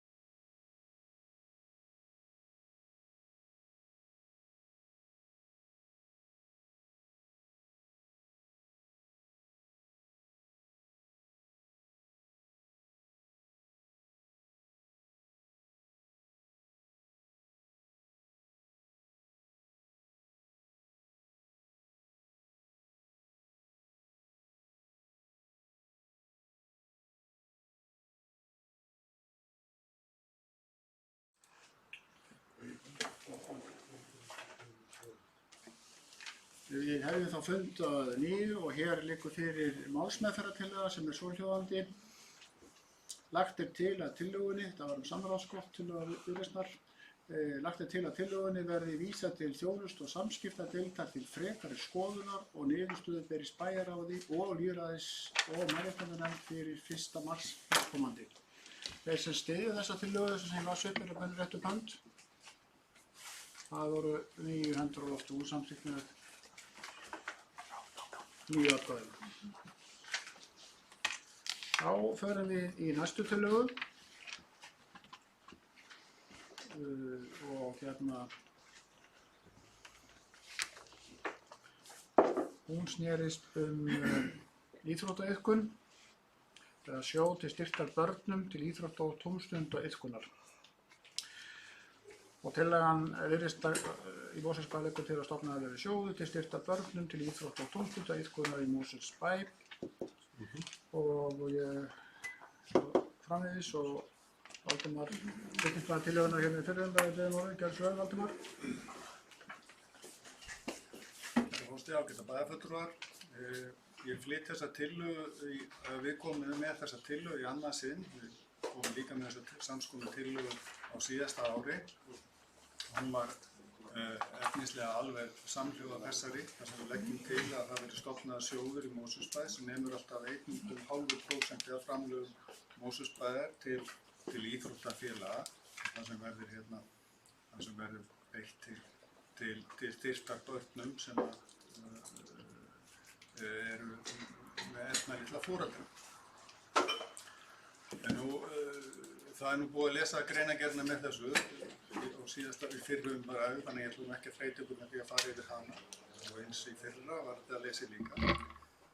Það er núna komin umsögn framkvæmda og fræðslu- og frístundasviðs og mér langar aðeins að ég held að sé smá misskilningur með þá að það er sagt að það sé núna leiðir til að innan Mosfellsbæjar til að mæta útgjöldum efnalitla foreldra og þegar kemur að þátttöku barna í íþrótta- og tómstundastarfi og það er rétt upp á ákveðnu marki. Það er sagt að í reglum Mosfellsbæjar og fjárhagsaðstoð er heimilsákvæði veitingu styrk til að mæta útgjöldum vegna greiðslu fyrir daggæslu barn í heimahúsi, leikskóla, skólamáltíða, frístundaselja og íþróttaiðkunar. Upphæðin getur numið 15 kr. á mánuði í alltaf 6 mánuði. Það er gott að blessa. Þetta er fyrir þá foreldra sem eru tekjulausir. Þetta er fyrir þá foreldra sem eru þá með á framfæri sem sagt eru með fjárstyrk frá Mosfellsbæ. Við erum í þessari tillögu að tala um stærri hóp.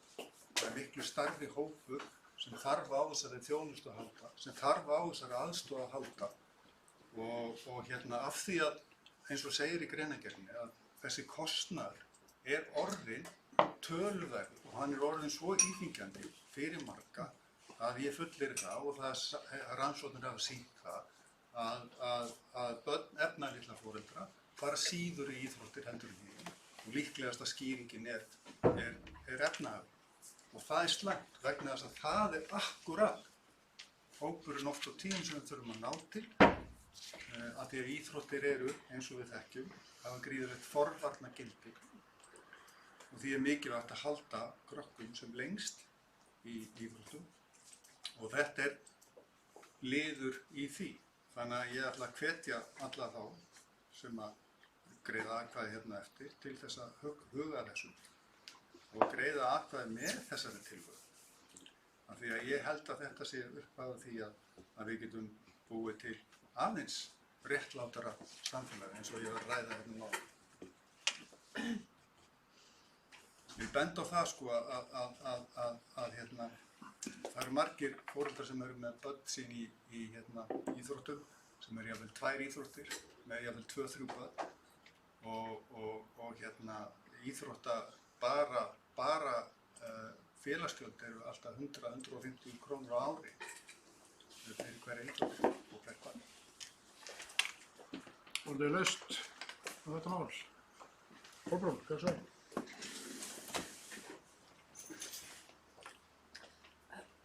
Já, forseti, mig langar aðeins að bregðast við þessari tillögu og útskýra kannski mína hlið á málinu. En ég held að við getum fábúlerað það hér í allt kvöld hvort að það sé akkúrat ástæðan fyrir því að börn haldast ekki inn í íþróttum að það sé kostnaðurinn. Hann er vissulega í einhverjum deildum og helst kannski einni deild sem að hérna innan Aftureldingar allavega sem er langdýrast að æfa. Ég held að frístundaávísunin hún dekkar að mestu leyti æfingagjöldin í öðrum deildum. En ég held að sé ekki kostnaðurinn sem að hrekur bönnur úr íþróttunum. Ég held að sé orðið mikil á hálfgerð sturlun í þessum keppnisíþróttum sem ég veist vera annað mál sem við þurfum að ræða. Eða við kannski ræðum ekki en ég hef alltaf mikla skoðanir á. Þetta er góð og gild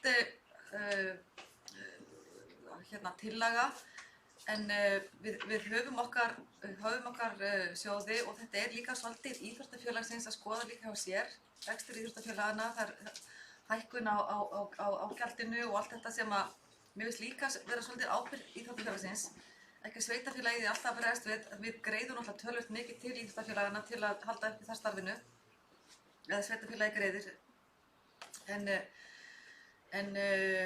eins og ég er mikil forvarnarkona og finnst að sveitarfélagið eigi að grípa utan okkar minnstu félaga, að þá í þessu tilfelli þá held ég að það sé mjög mikilvægt að þeir foreldrar sem þurfa á að halda aðstoð, þeir fá þá aðstoð. Það er aðstoð í boði fyrir þá foreldrar sem þarf. Ég veit að þú varst að útskýra þetta áðan að varðandi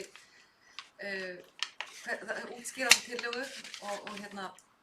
en við líka sjáum sko nýtinguna ávísuninni þess og margt sem við getum skoðað kringum það hvernig við getum haldið börnum í íþróttum en ég svona mín allavega með svona góðri samvisku get ég allavega að nálgast þessa tillögu eins og við munum gera en já, ég veit ekki hvort að ég kannski svona friða samvisku mín að koma einn upp og lýsa skoðun mín á þessu en það var ekki fleira fyrsti. Voruð þið laust þessa tillögu? Rúnar Bragi, ekki svo vel.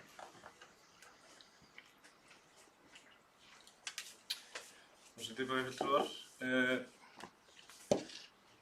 það var þessi tillögu. Mig langaði að tala frístundaávísanirnar eins og þær eru núna hjá okkur í Mosfellsbæ og Íþrótta- og tómstundanefnd hefur lagt mikið að því að þær frístundaávísanir sem að þar eru eða sem sagt fyrir til íþróttaiðkunar sem er í boði hjá Mosfellsbæ að það verður reynt að fara með það í helst 100% nýtingu.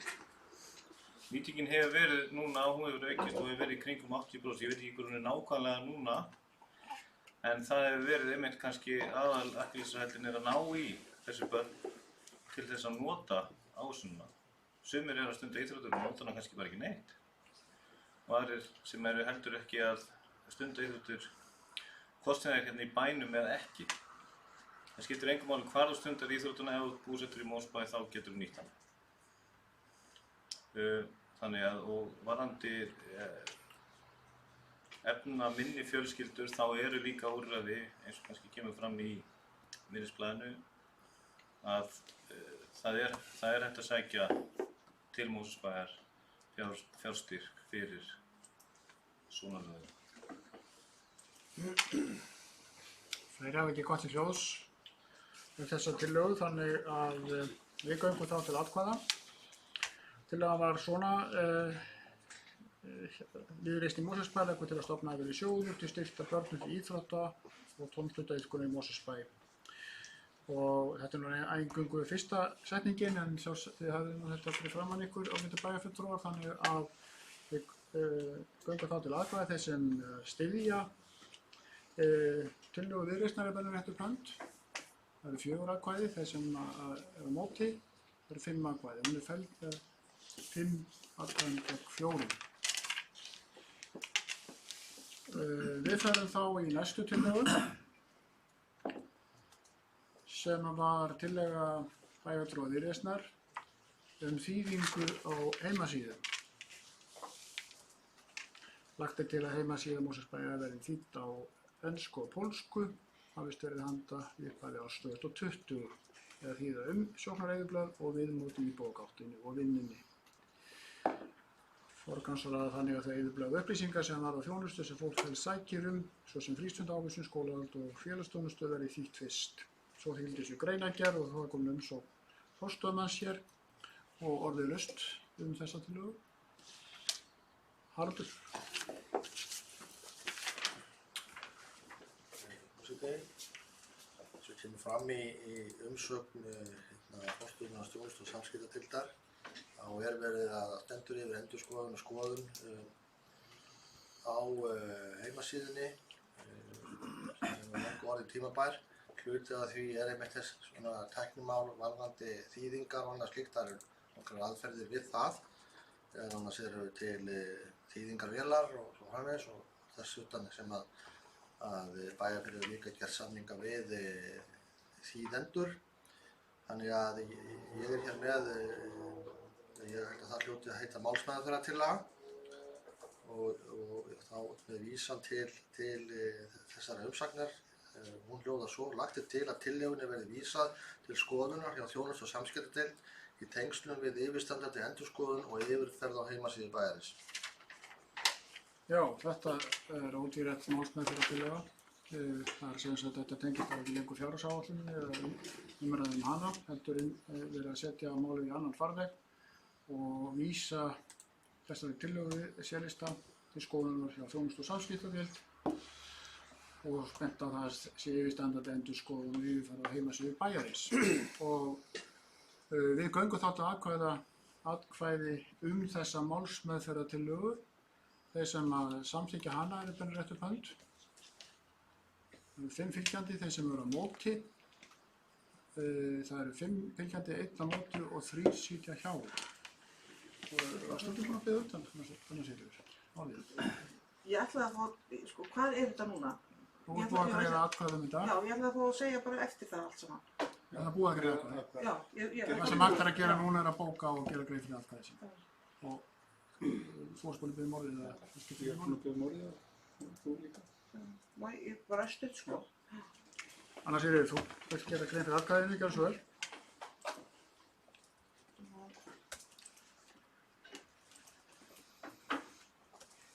Og síðan Valdimar.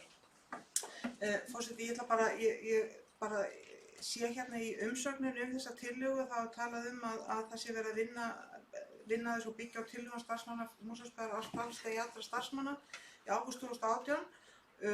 Nú bara fann ég ekki, ég var að reyna að leita, sko, en ég man ekki betur en það hafi verið haldinn fundur þar sem meðal hérna, og mér minnir hann að verið í framhaldsskólanum, þar sem var verið að tala ýmislegt varðandi nýbúa. Og þetta var eitt af stærstu atriðum sem það kom fram, það var að þýða heimasíðuna og það nokkur ár síðan það var. En hvað var svo það? Ég bara fann það ekki núna í fljótu bragði á vefnum. Valdimar, gjör svo vel. Valdimar gerir grein fyrir atkvæði sínu.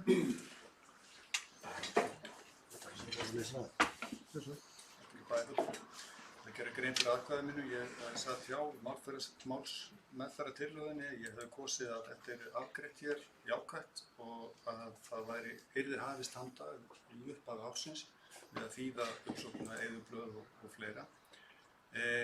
Það fylgir þessari tillögu greinargerð þar sem kemur fram að á öðrum ársfundi þessa árs voru íbúar Mosfellsbæjar 11.780 og þar af 950 erlendir ríkisborgarar. Og þetta er fyrst og fremst spurning þjónustu fyrir þessa 950, tæplega 1000 íbúar Mosfellsbæjar. Við vitum það að stór hluti af þeirri þjónustu sem veittur í Mosfellsbæjar er í gegnum vefsvæði. Og þá að vera bara pólitísk ákvörðun okkar að veita þessu fólki þessa sjálfsögðu þjónustu. Já.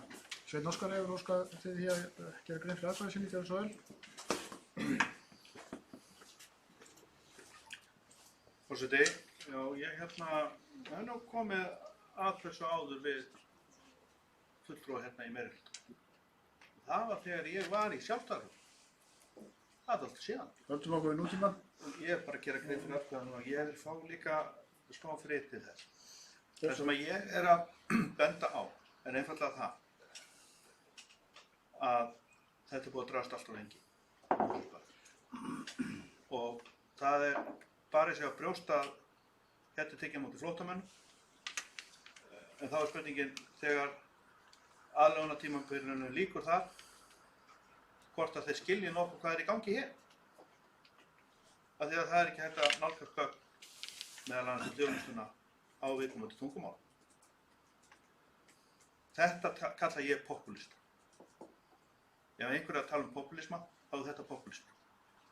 það er það að gera ekki neitt en stöðugt að segjast það sem var að gera. Og þora ekki að taka pólitíska afstöðu til mála. Þetta er ekki flókið. Það er allir að gera þetta, nema Mosfellsbær. Og það er ekki nóg að telja að þeir sé að gera góða hluti fyrir fólk af erlendum uppruna. En hafa ekki eigin gögn á lágmarksupplýsingar á tungumálum þeirra sem er að taka á móti og aðra sem vinna hérna baki brottum.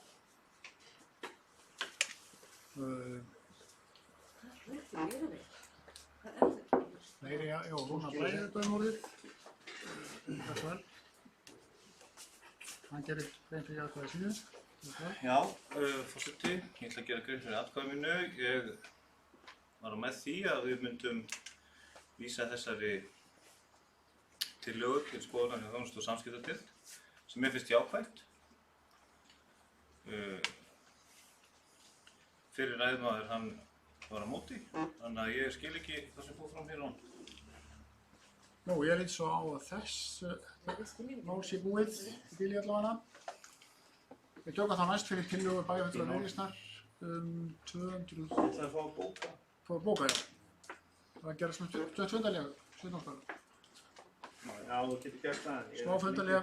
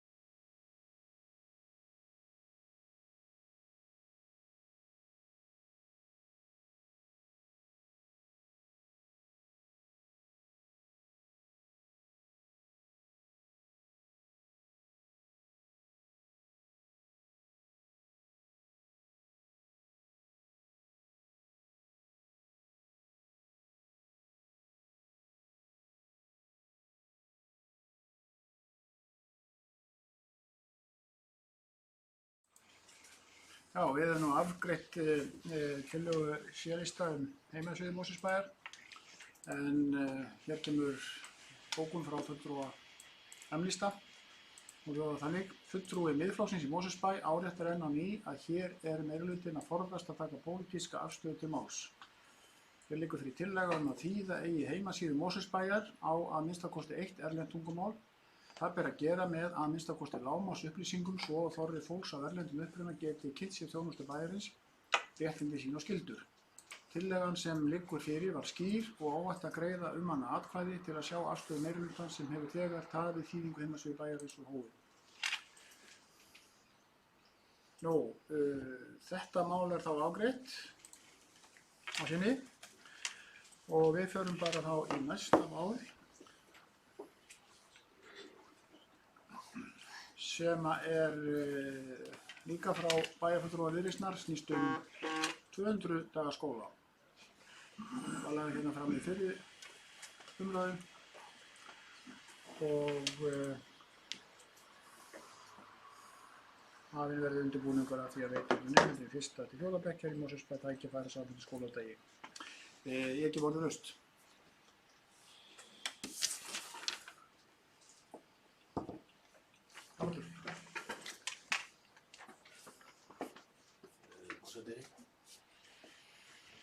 Það þannig að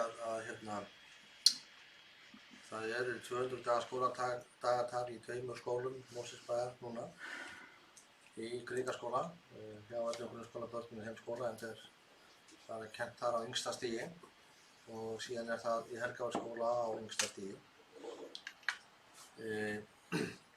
Það hefur oft verið rætt hér svona áhuga margra á því að þetta fyrirkomulag verði viðhaft í fleiri og jafnvel öllum skólum bæjarins.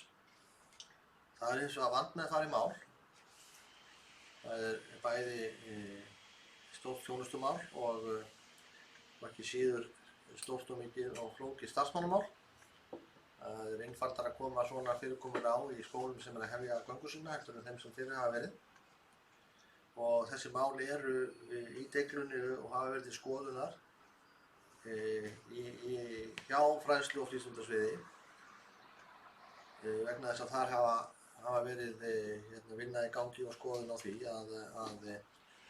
að skólatími grunnskólabarna verði samræmdur og ég hugsa að Viðreisn sé ég er bara ánægður með það að Viðreisn hafa áhuga á þessu máli. Ég vona að það séu fleiri framboð sem hafa það við þetta borð.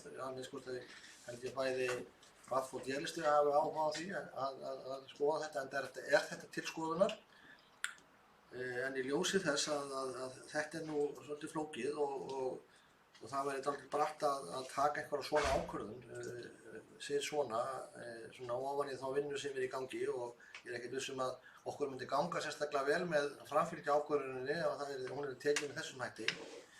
Þá þarf okkar mati að halda áfram með þá vinnu sem í gangi þetta á fræðslu- og frístundasviði og nú mun örugglega í kjölfarið fulltrúi Miðflokksins koma upp í kjölfarið og taka heigulsátt og skort á pólitísku hugrekki. Ef það ekki, það gerist lokin á þessu þá bara það þannig.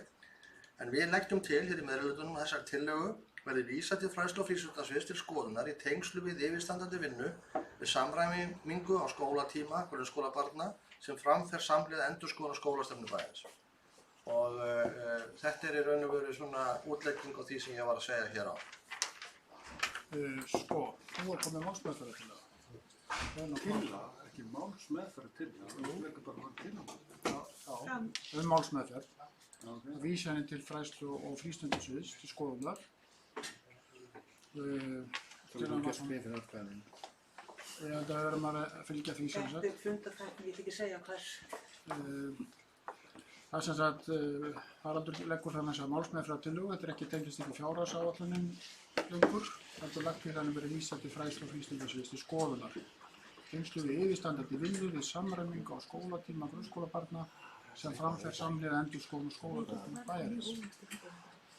Forseti lítur á að þetta sé málsmeðferðartillaga og við hefum rætt áður í kvöld að þá þurfum við að greiða atkvæði hana án umræðu. Og þá göngum við til atkvæði það. Ég syns það eftir að lasa náðan og ég lasa það hér aftur. Þeir sem samþykja það að þessu máli verði vísað til fræðslu- og frístundastöð til skoðunar í tengslu við Íslandi vinnu og svo framvegis. Og þetta eru bennir réttarhönd. Það eru 5 sem eru hlynnt því og gegn þessu já, gera grein fyrir atkvæðinu. bíddu, það kemur allt hérna þeir sem eru á móti. Það er 1 á móti og 3 sitja hjá. Ég bað fyrst. Það var Sveinn Óskar að gera grein fyrir atkvæðinu, eða hvað? Já, gjör svo vel. Og síðan Valdimar. Forseti, það er rétt á bæjarstjóra að það þarf að koma upp undir svona málum. Þetta er náttúrulega ákveðið ofbeldi sem beitt er og ég bókaði nú undir þessu hérna áðan. Ég sendi bara aðra bókum vegna þessa máls. En mér finnst þetta vinnulag ósæmandi bæjarstjórn Mosfellsbæjar. Við erum að ræða þess að gera grein fyrir atkvæði sínu, ekki annað. Núna. Og það sem ég er að ræða hér, forseti, er að ég greiði atkvæði gegn fyrirkomulagi sem forseti hefur hérna lagt til málsmeðferðartillögur meirihluta. Þetta varðar mál sem að snýr að því sem einnig var rætt hérna í kaffi hérna áður en við hófum fundinn í dag. Að pólitísk afstaða er falin í mál með því að beita þessu. Og það þarf bara að ræða mjög alvarlega á vettvangi sveitarstjórna landsins. Þegar meirihluti forðast það, reyna að dylur afstöðu sína til mála. Með því að þæfa það, þetta er ákveðin tillöguþvottur meirihlutar, að þæfa málið og sveifla því frá með þessu fyrirkomulagi. Vegna þess að Fyrirgefðu, ég verð að taka fyrirgefðu, forseti vill aðeins gera athugasemd það. Þú biður orðin til að gera grein fyrir atkvæði þínu og það er eingöngu ætlað til þess, ekki aðferðir forseta eða eitthvað. Forseti, þú hefur einnig heimilað bæjarstjóra að halda hérna ótal ræður bara beint í sama mál beint að gera á þess að gert athugasemd við hann. Beint að gera grein fyrir atkvæðinu. Reyndu að vera sanngjarn, forseti. Og svo höldum við áfram. Reyndu að vera sanngjarn, þú ert það í grunninn. Það sem ég er einfaldlega að segja er það að þetta fyrirkomulag, ástæðan fyrir ég greiði atkvæði gegn, er fyrirkomulag. Og ég er að ræða þessu fyrirkomulag. Og ég vænti þess að forseti, þó hann finni til sín þegar ég nefna, að þá verða að breyta þessu. Þetta er ekki eðlilegt fyrirkomulag. Já, þú hefði þá frekar átt að biðja orðið fundarstjórn forseta, sem að þér hefur verið heimilt. En Valdimar, þú óskar eftir að gera grein fyrir atkvæðinu. Gjörðu svo vel. Að gera grein fyrir atkvæði mínu, ég satt hjá við afgreiðslu þessa málsmeðferðartillögu. Ástæðan er svo að ég hef ekki beint á móti því að þetta verði sent til fræðslu og frístundasviðs. Ég geri mig, þessi tillaga sem við komum fram með er náttúrulega gengur út á það að hann verður undirbúningur og sjálfsögðu hefst undirbúningurinn þar.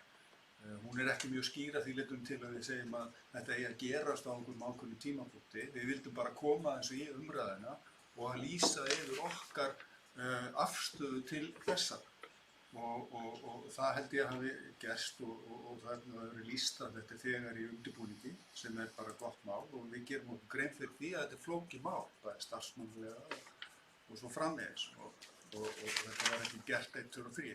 En við erum fyrst og fremst að lýsa yfir svona okkar afstöðu til þessa máls og vonumst til þess að þetta komist í gagni sem fyrst vegna þess að við trúum því líka að þetta sé í nútíma lag á því að hvernig við rekum skóla og við erum ákveðnir frumkvöðlar hér í Mosfellsbæ og erum að halda því áfram hvað þetta varðar. Varðandi tillöguna og ástæðan fyrir því að ég greiddi ekki atkvæði með því var svo að ég hefði til dæmis núna vilja koma með breytingartillögu á þessari tillögu sem kom, en ég get það ekki. Það er búið að loka fyrir það. Sú tillaga sem ég ætla að koma með fram með að þetta verði unnið og reglulega farið með þessa vinnu inn í fræðslunefnd. Sem ég hugsa að allir hefðu tekið undir, en það er ekkert að koma til. Þannig að það er ákveðin galla á þessu fyrirkomulagi sem við erum að koma með hérna, þessa frávísunar fyrirkomulagi. Takk. Forseti, ég baði máli það. Já, þú kýrst að gera grein fyrir atkvæðinu. Já. Gjörðu svo vel.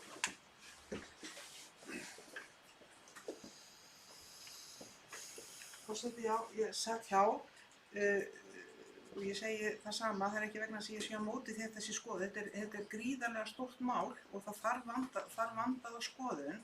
En ég sat hjá vegna sem ég finnst bara þessi vinnubröð ekki alveg í lagi.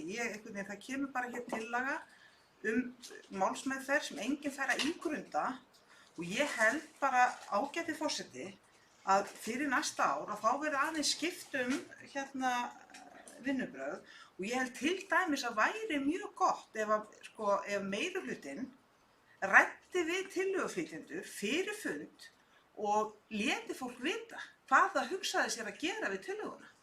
Og segði, við hugsum okkur að koma með breytingartillögu og vísa þessu hingað, vísa þessu þangað og þá bara getur maður sagt já eða nei á fundum. Það er maður undirbúin undir þær vendingar sem verða á fundunum. Og mér finnst það bara eðlilegt, þó ekki væri, ef maður nefna það bara, þó ekki væri bara eðlileg samskipti, Takk, forseti, ég vona ég hef ekki eitthvað sagt eitthvað að gert eitthvað sem ég var ekki. Hérna má ég óska til fundalíð? Já, það er óskað til fundalíð og við gerum fundalíð.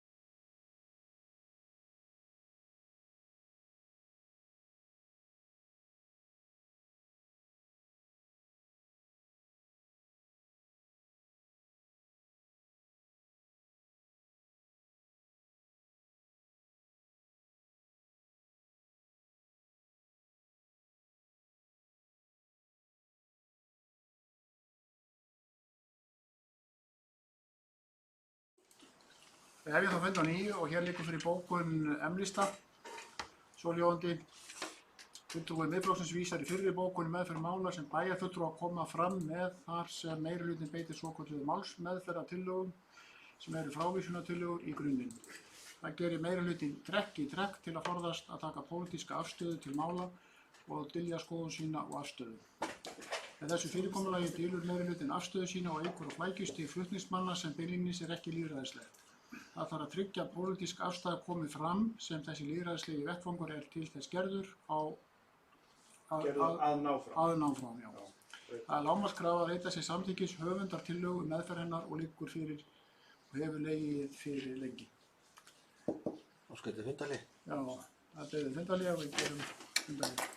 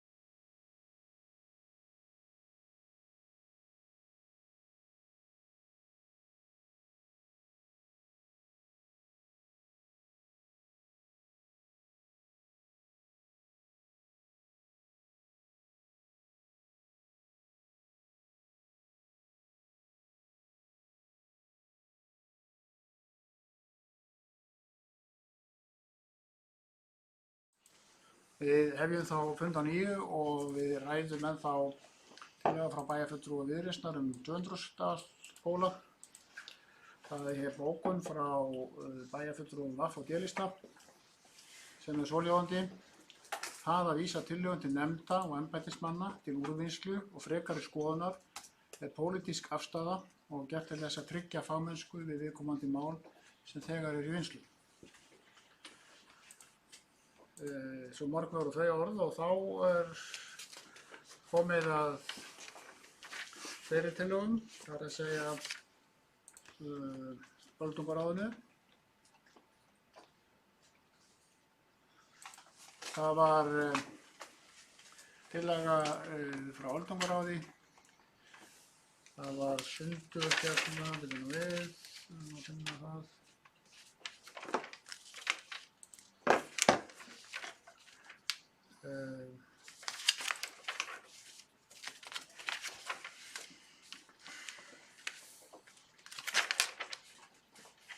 Fundur í öldungaráði, já, hann var mál með 3 núna í haust. Ég ætla að lesa tillöguna sem við greiðum þá bara atkvæði á eftir. Öldungaráð Mosfellsbæjar gerir eftirfarandi tillögu til bæjarstjórnar vegna fjárhagsáætlunar fyrir árið 2020. Stöðugildi við heimaþjónustu aldraðra verði fjölgað 2 og verða þau nýtt til að mæta þörf fyrir aðstoð við persónulega umhirðu og heimilishald annað en heimilisdrif sem og að stuðla að því að rjúfa félagslega einangrun aldraðra þar sem hana að ræða. Ég gef orðið um þetta, þessa tillögu, einhver vill ræða hana. Anna Sigríður, þú beðum orðið, gjörðu svo vel.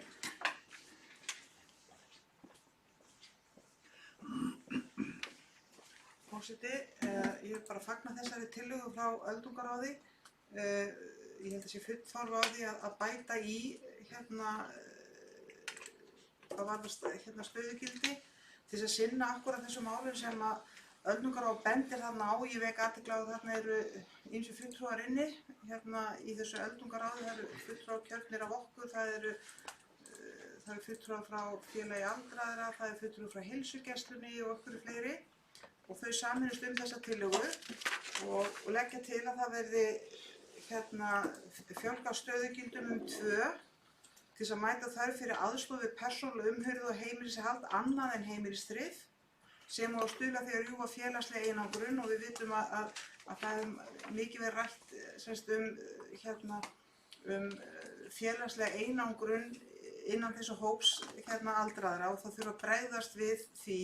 Það er talað töluverða tíðni þunglyndis til dæmis hjá fólki sem getur lent í því.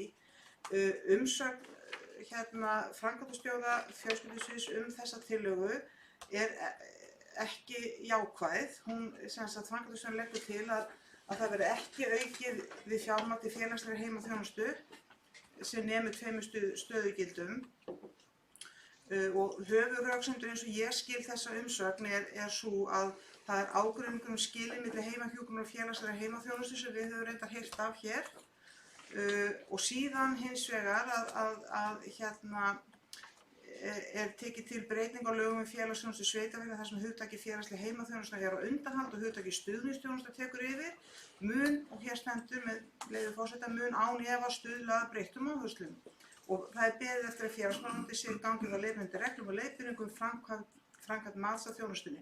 Og þetta er allt alveg rétt og satt og ég er ekki að gagnrýna það, en það sem mér finnst ekki mér finnst vont. Við erum búin að bíða heil lengi eftir þessu. Við erum búin að bíða eftir því að það sé leyst úr ágreiningi samþættingu félagslegrar þjónustu og heilbrigðisþjónustu. Við erum búin að bíða heil lengi eftir því að ráðuneytið komi með þessar reglur og ég sé ekki alveg hvað það ætti að klukkan er náttúrulega 9, þannig ég er að hugsa hægt núna. Ég sé ekki hvað þetta spilla fyrir að við tökum bara þessi mál upp á okkar arma og við bætum við 2 aðilum sem að sinna til þessari persónulega umhirðu og ekki síst að reyna að stuðla að því að rjúfa félagslega einangrun sem þýðir þá þarf að vera fólk sem talar íslensku og þó að breytinga verði, þá endurskoðum við bara okkar fyrirkomulag. Þannig að mér finnst umsögnin ekki alveg, hún sannfærir mig ekki það að við eigum ekki að gera þetta. Það að þessi rök sem eru tekin þar fram, mér finnst það ekki nægjanleg fyrir mig til þess að vera sammála því að það eigi ekki að gera þetta. Þannig að ég mun greiða atkvæði með því að þetta verði gert til þess að stíga inn og efla þessa þjónustu við það fólk sem þarf á hana að halda.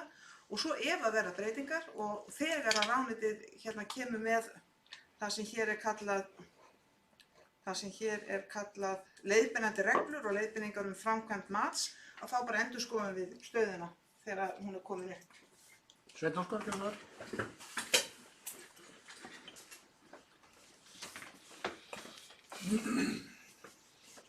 Forseti, í þessu máli er ég hjartanlega sammála síðasta ræða. Reynsla fólks af þessum málum hefur borist mér til eyrna. Og það er í raun og veru bara sorglegt að sjá fram á hvernig staðan er orðin í þessum málum. Þetta er sjálfsagt hægt að segja að þetta sé annar staðar líka, en ég hugsa bara Mosfellsbæ og þegna hana hérna núna. Fólk er að taka ættingja sína úr heimilinu vegna þess að það er bara þvottur kannski einu sinni í viku. Bara þvottur einu sinni í viku. Og þú veist, þetta er bara sorg.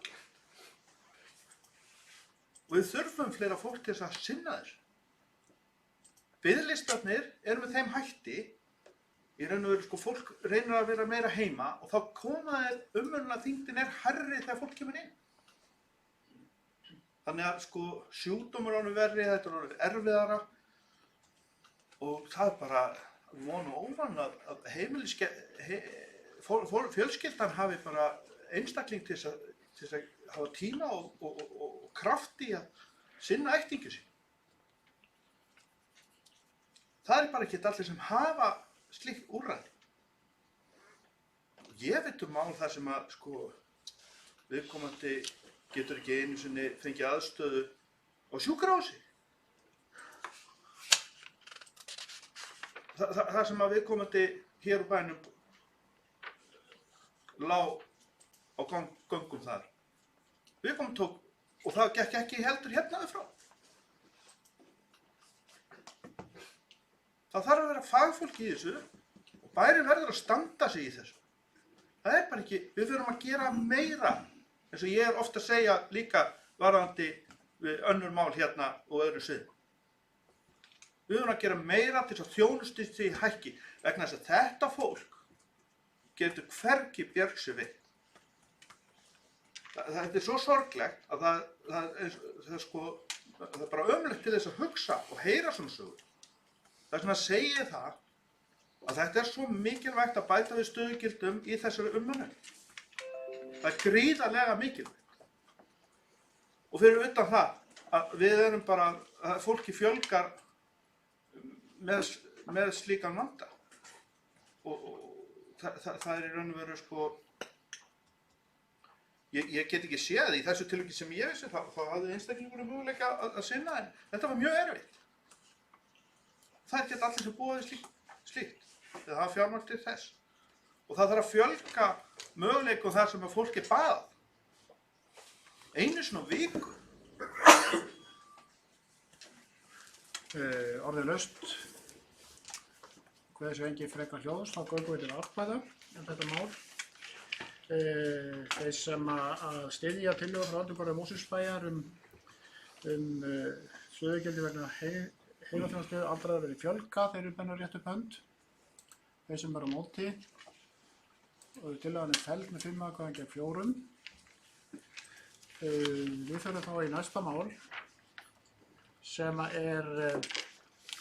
kemur úr nefnd, fjölskyldunefnd, sem hélt fund 12. nóvember síðastliðinn.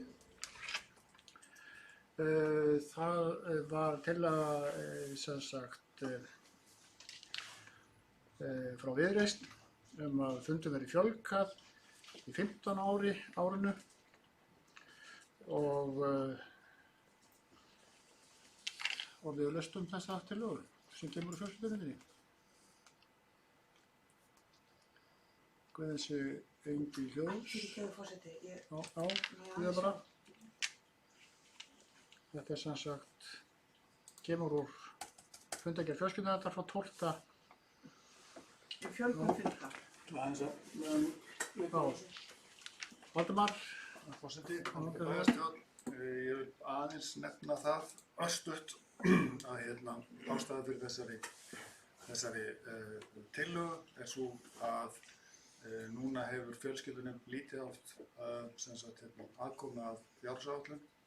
Bókun C-lista var þannig að aðalmaður Viðreisnar í fjölskyldunefnd, með leyfi forseta, ætla að lesa hérna úr bókuninni, ekki alla, að nefndinni, þar að segja fjölskyldunefnd ber að gera tillögu til sveitarstjórnar útgjaldaliði til félagsmála. Nefndin hefur því miður ekki haft aðkoma að gerð fjárhagsáætlunar fyrir en drög að henni eru kynnt nefndinni til fyrstu umræðu í bæjarstjórn.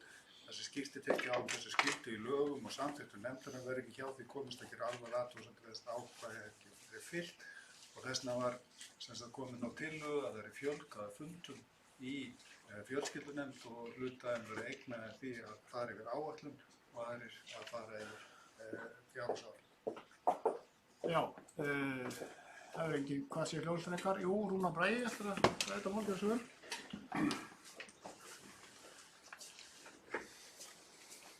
Forseti, bæjarfulltrúar, það eru gestir sem enn sitja hér.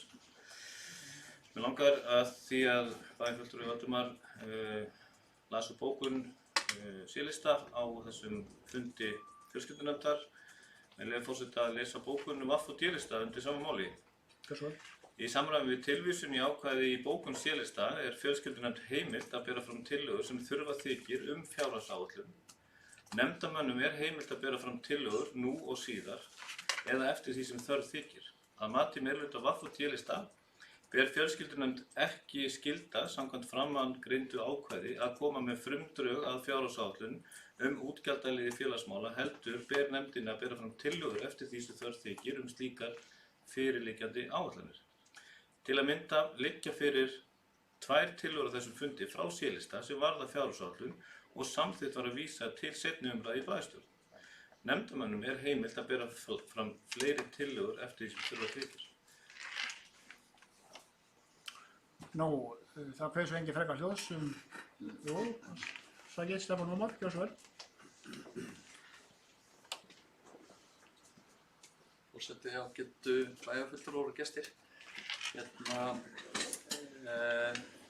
veit ekki hvert ég að skilja þetta alveg rétt, en ég held að nefndin fær bara svolítið með það sjálf hvað hún fundar mikið og hvaða fundarregistur hún setur upp og það er eitt en svo hvert hún tekur fyrir einhver tiltekinn mál sem að eiga að vera á hennar dagskrá, það er svo aftur eitthvað annað. Ég hef bara ekki haft tækifæri að sökka mér ofan í það núna þegar þetta kemur upp hérna, þannig ég ætla nú ekki að fara djúpt í það.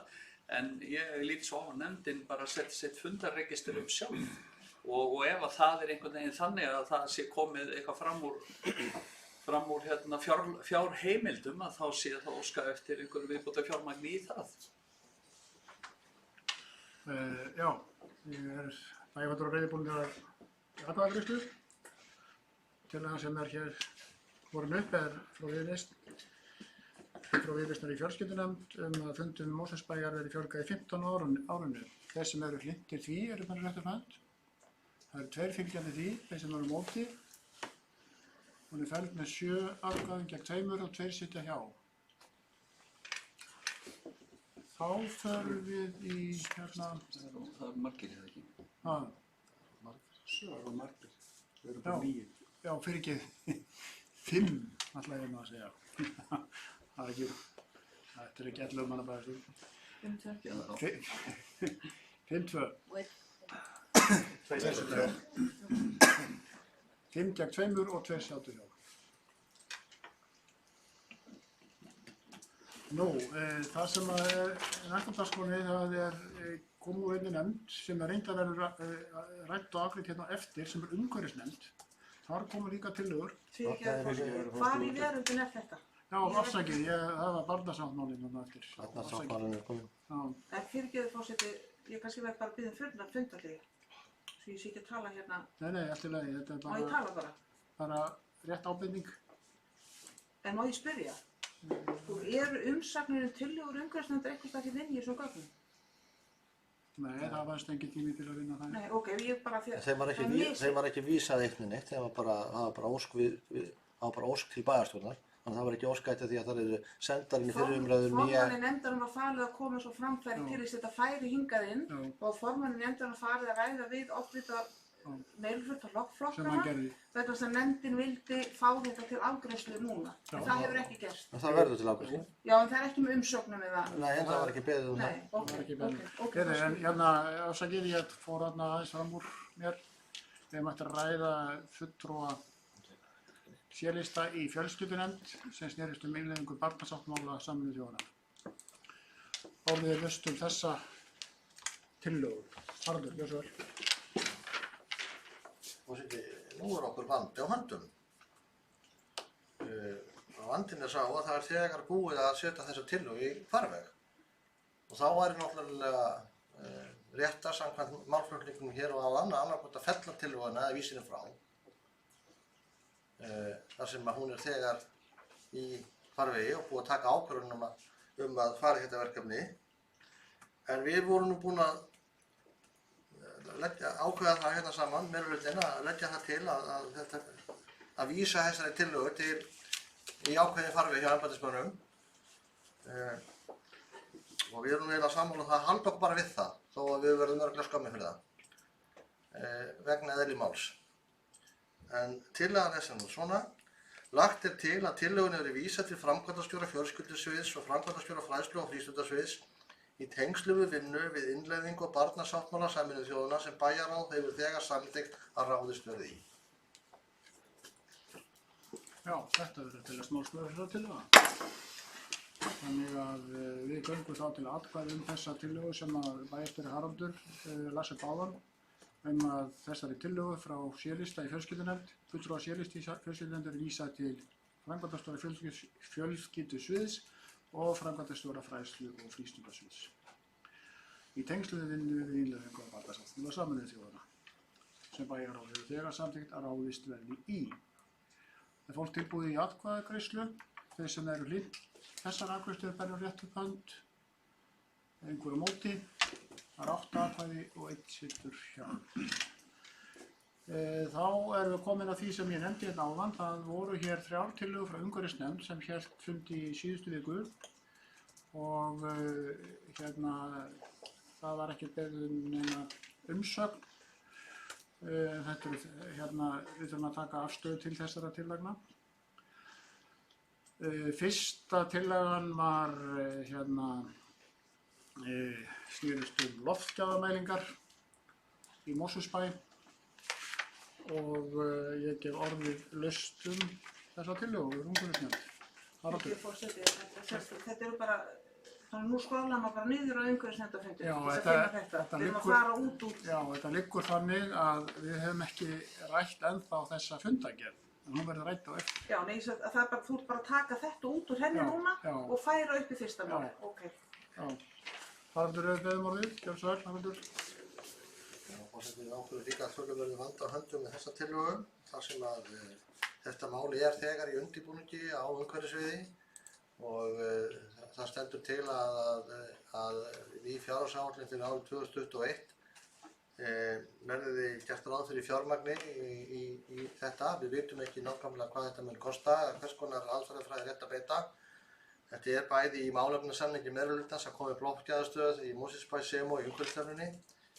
En á umhverfissviði er þetta þegar til skoðunar og stendur til eins og ég sagði áðan að gert ráð fyrir fjármagni þetta árið 2021, þannig að þrátt fyrir einurð okkar að reyna að fella eða samþykkja eitthvað þá er hér, það getur kallast málsmeðferðartillaga, en hún er svo að lagt verði til að tillögunni verði vísað til fjárhagsáætlunar gerðar fyrir árið 2021.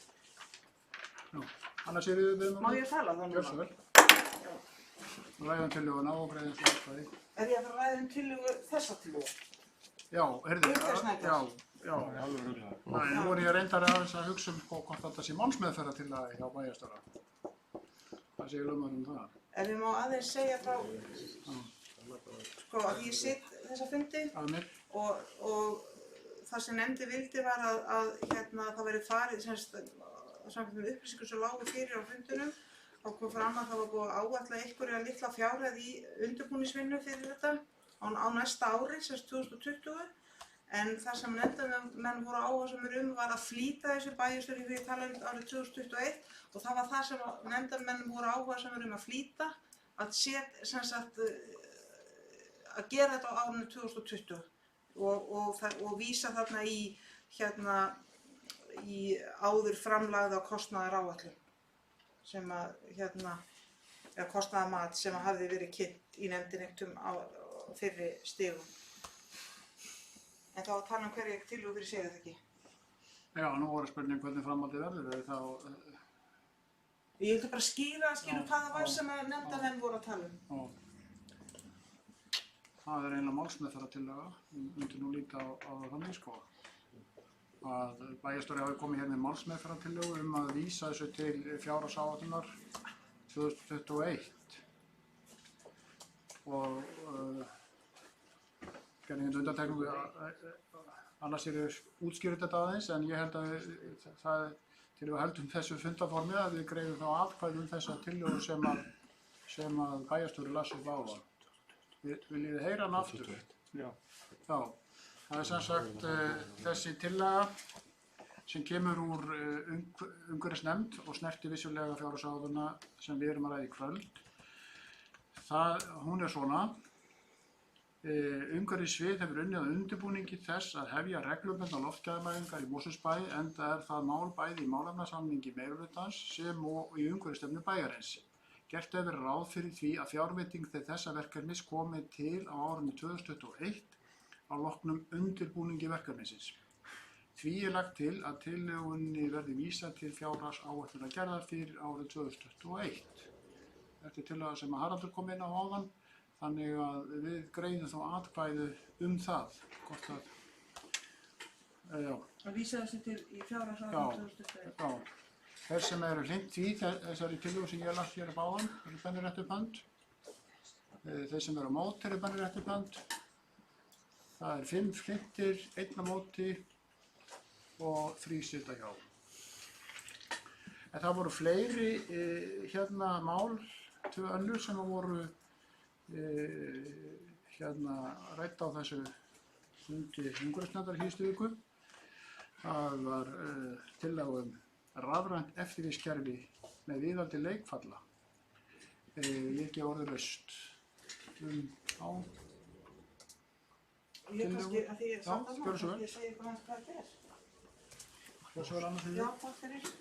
Já, þetta rafræna eftirlitskerfi leikvalla, þetta er kerfi sem kostar 2 milljónir króna því sem við fengum upplýsingar og auðveldar mjög starfsfólki sviðsins að sinna öllu eftirliti með leikvöllum og viðhaldi leikvalla og það er náttúrulega eins og fólk áttar sig á að það er mjög mikilvægt að viðhaldi svona opinna svæði leikvalla sé vel sinnt og við séum ekki með slysagildrur þar og hugsunum með þessu var aðalega það þetta tól sem kostar ekki svo mikið en það auðveldar mjög starfsmanna sviðsins. Þeir sem vilja ræða þessa tillögu, þetta mál, rafrænt eftirlitskerfi viðhaldi leikvalla. Svo ekki, þá göngum við til atkvæða. Þeir sem að samþykkja þessa tillögu umhverfisnefndar, við bennir réttu bönd. Þeir sem eru á móti, hún er felld með 5 atkvæðum gegn 3 og 1 situr hjá. Síðasta tillaga frá umhverfisnefnd snerist fjármagn í fræðslu fyrir nefndina og ég ger orðið laust hana. Anna Sigríður, gjörðu svo vel. Forseti, ég tek nú fram, ég er áheyrnarfulltrúi í þessari nefnd og ég er ekki með þetta fyrir fram að mig, en mér minnir að talan fyrir fræðslumál hafi lækkað 300.000 í 50.000 og rökin fyrir því voru víst núna á þessu ári, var farið á svona landsþing umhverfisnefnda austur á land, þannig að það náttúrulega var töluverður kostnaður fólkinn þegar fóru tveir, það fór sem sé formaður nefndarinnar og einn starfsmaður fóru þangað og það urðu umræður að það væri nauðsynlegt í þessum málaflokki að gefa nefndafólki tækifæri til þess að sækja svona fræðslufundi, vegna þess að umhverfismálin eru náttúrulega mjög mikilvæg og þau eru mjög margs konar og þannig að það var verið að ræða það að það væri kannski full bratt að lækka þetta alveg niður í 50.000 krónur. En nú verð ég bara að viðurkenna, ég man ekki hvort það var óskað eftir að fara aftur í 300.000 eða hvað, ég bara man það ekki. En þetta var umræðin að það væri of bratt að lækka svona mikið þennan lið í fjárveitingu til nefndarinnar. Stefán Ámál, gjörðu svo vel.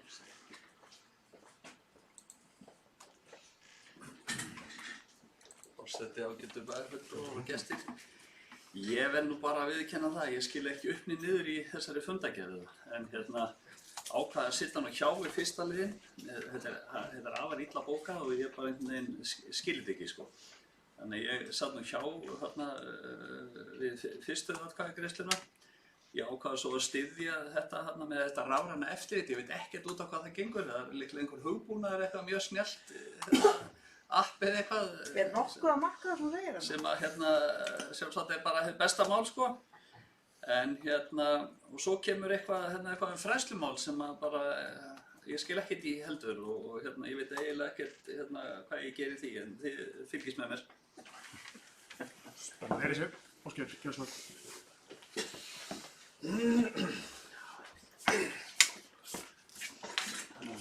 Forseti, ég kem upp undir sama máli, það er fræðslu peningur til umhverfisnefnd, lengi á fundinn. Ég var nú reynda staddur á þessum fundi fyrir austan og ekki á vegum umhverfisnefndar, það nóg til í skipulagsnefnd og ég get glatt bæjarstjórn með því að þessi fundur eru haldnir annarkvort ár út á landi og hitt árið eru haldnir hér á Stór-Reykjavíkursvæðinu, þannig að það verður væntanlega engin kostnaður á þessari einstöku ráðstefnu á næsta ári. Svo skilst mér líka að það hafi verið einhver peningur þarna inn í þessum 300.000 kalli sem var fyrir kynningu á umhverfisstefnu sem er nú þegar búið að gefa út og verður ekki gefa út aftur á næsta ári. Þannig að ég held að við getum alveg sofið rótt þó að þetta verði lækkað niður í 50.000 kall. Fylgist þið með? Annars í þér.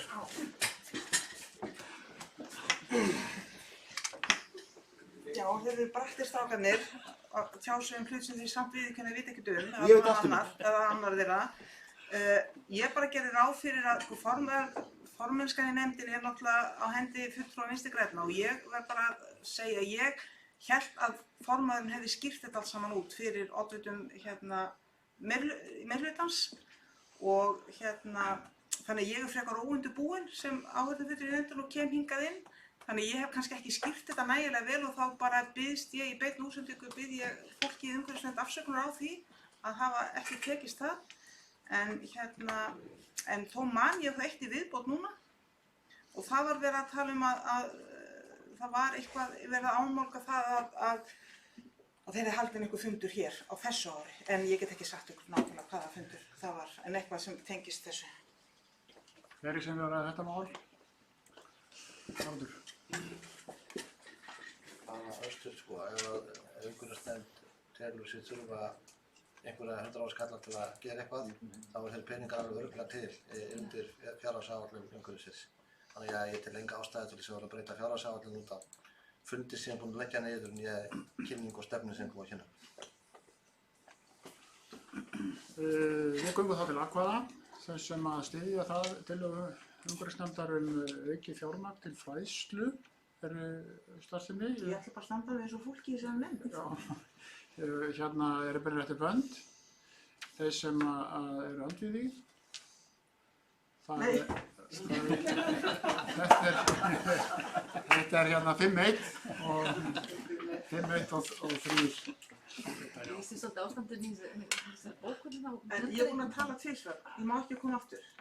Þú voru að beita einhverjum krókaleiðum. Fundaleið, nei ekki fundaleið, fundagerð, nei. Gerð grein fyrir það. Við erum talað undir fundagerðinu. Svo kemur fundagerðinu á eftir. Fundastjórn forseta. Já, fundastjórn forseta. Jú, gjör svo vel. Og það voru líka að tala um fundarstjórn forseta. Já, ég ætla að... Svo ræðum við þetta á eftir undir fundagerð umhverfisnefndar. Já. Við erum bara eftir að tala um það. Já. En hérna, en bara út af þessu, sko, þá kannski að setja inn þá bara leiðbeiningar til nefndar eins og þessarar það hvernig, að því mér heyrist verið mikið gagn á það hvernig þetta er sett fram og hér koma kallarnir upp og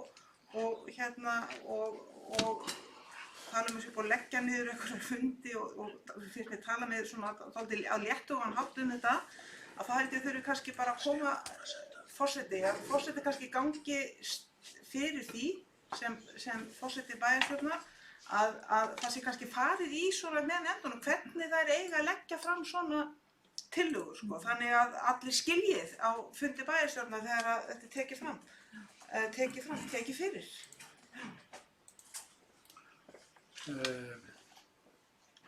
Þetta mál er afgreitt og þá er aðeins eftir 2 tillögur frá bæjarfulltrúa Ellista sem við þurfum að afgreiða hér. Það er tillaga nr. 16 og 17.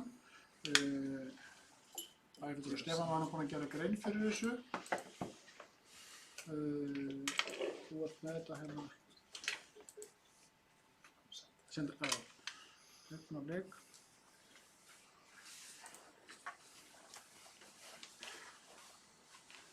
Já. Ég ætla bara að lesa hann upp hérna og svo gerum við orðið laust og svo afgreiðum við það með einhverjum hætti. Tillaga bæjarfulltrúa Vina Mosfellsbæjar breytingu á fjárfestinga áætlun A-deildar. Þannig innkomin nýrliður undir gatnagerð sem beri nafnið Skammadalsvegur frá Helgafelli að Bjargsvegi og til þessarar fjárfestinga verði varið 10 milljónum á árinu 2020 og sömu upphæð vegna áranna 2021 til 2023 sem lögð var fram við síðari umræðu.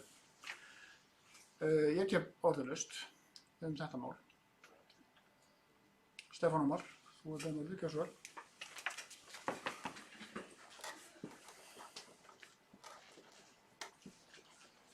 Forseti, ágættu bæjarfulltrúar og gestir. Forseti með fullri virðingu fyrir þér og klárar ekki alveg að lesa tillöguna. Þú hættir þarna 2021 til 2023. Það er bara svona symbolst að leggja til 10 milljónum þar á þessu sinni.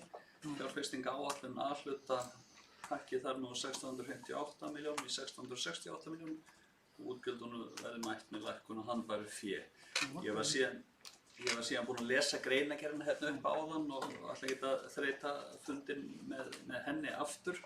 Hún bara fylgir svo í þessu ritaða máli. Fyrst afsökunar á þessu, þetta var hérna í skeitinu sem ég fekk þetta en vantaði þarna aðeins en orðið laust þessa tillögu Stefáns Ómars. Nú það kveður sér engin frekar hljóðs. Þannig að það er komið að atkvæðagreiðslu og tillagan er alveg skýr hérna og þeir sem að styðja þessa tillögu eru beinir rétt upp hönd. Þeir sem eru andvíg, það eru sem sagt felld með 5 gegn 3 atkvæðum og 1 bæjarfulltrúi situr hjá. Þá er komið að síðari tillögu frá Ellista og hún er svona. Tillaga bæjarfulltrúa Vina Mosfellsbæjar breytingu álagningarprósentu fasteignagjalda í skattflokki C, verslunar, skrifstofu og iðnaðarhúsnæðis. Þannig að í stað 1,585% af fasteignamati hús og lóðar verði álagningarprósentan 1,500% eða lækkun á álagningarprósentu 5,7% sem lögð var fram við síðari umræðu. Er þetta ekki alveg allt, þetta er að tillaga. Það vantar ekkert að þessa en ég gef orðið laust hana. Já, gjör svo vel. Þessi umræða er til umræðu og síðan greiðum atkvæði. Já, forseti, bæjarfulltrúar og gestir. Ég var eitthvað annars hugar, ég man ekki hvað varst búin að lesa langt, en sem lögðar fram í síðar umræðu, sem ekki þetta svo. Já, ok. Já, rítarinn er að setja þarna inn hvernig hún var lögð fram og allt í fína, sko. En hún endar þannig áætlun álagan fasteignaskatt færi þannig úr 438 milljónum í 414, eða lækkar 28 milljónir. Tekjulækkun verði mætt með lækkun áætlaðri 350 milljónum afkomu. Sko, ég ætla að lega með forseti með þínu leyfi að fara aftur við greinargerðina hérna. Þetta er mikilvægt, finnst mér allavega. Og má ég það ekki? Jú, Salvin er það ekki athugasemdir við það, en ég held áfram með þínu leyfi. Greinargerðin er þannig að samkvæmt þeim upplýsingum sem fyrir liggja afgreiðslu þessara fjárhagsáætlunar nemur hækkun álagningar í skattflokki C 22% og fer á milli áranna 2019 og 2020 úr 359 milljónum í 438 milljónir. Og samkvæmt upplýsingum Þjóðskrár Íslands er breytingin á fasteignamati atvinnueigna 15% milli áranna 2019 og 2020 og meðan fasteignamat íbúðarhúsnæðis hækkar tæp 8%. Lækkun sú sem hér er lögð til er því rúmlega þriðjungur af hækkuninni milli ára. Þannig að það er bara verið að koma þarna, það verið að milda þessa hækkun eins og ég sagði hérna áðan. Og það er mikilvægt í huga að undirrita þess einmitt núna þegar dregur úr þenslu og horfur á að tekjur fyrirtækja dragist saman á komandi ári að sveitarfélagi komi á móti með því að stilla gjaldtöku í hóf vegna þeirra og gildi þá einu hvort fyrirtækin eiga eða leigja húsnæði því allar álögur og kostnaður eiganda speglast beint inn í leiguverðið. Hvað er þetta? Já, fleiri sem vilja ræða þessu tillögu frá Eyfundur og Stefáni. Við göngum þá til atkvæða. Þeir sem að styðja hana, eins og hann kynnt hana hérna áðan, eru beinar rétt upp hönd. Þeir sem eru andvígir, það eru 5 atkvæði gegn 3 og 1 bæjarfulltrúi situr hjá. Þetta var síðasta tillagan, 17. og síðasta tillagan sem við afgreiðum hér, en við hefum eftir að afgreiða stóra pakkan, það er fjárhagsáætlun sem slík í heildina og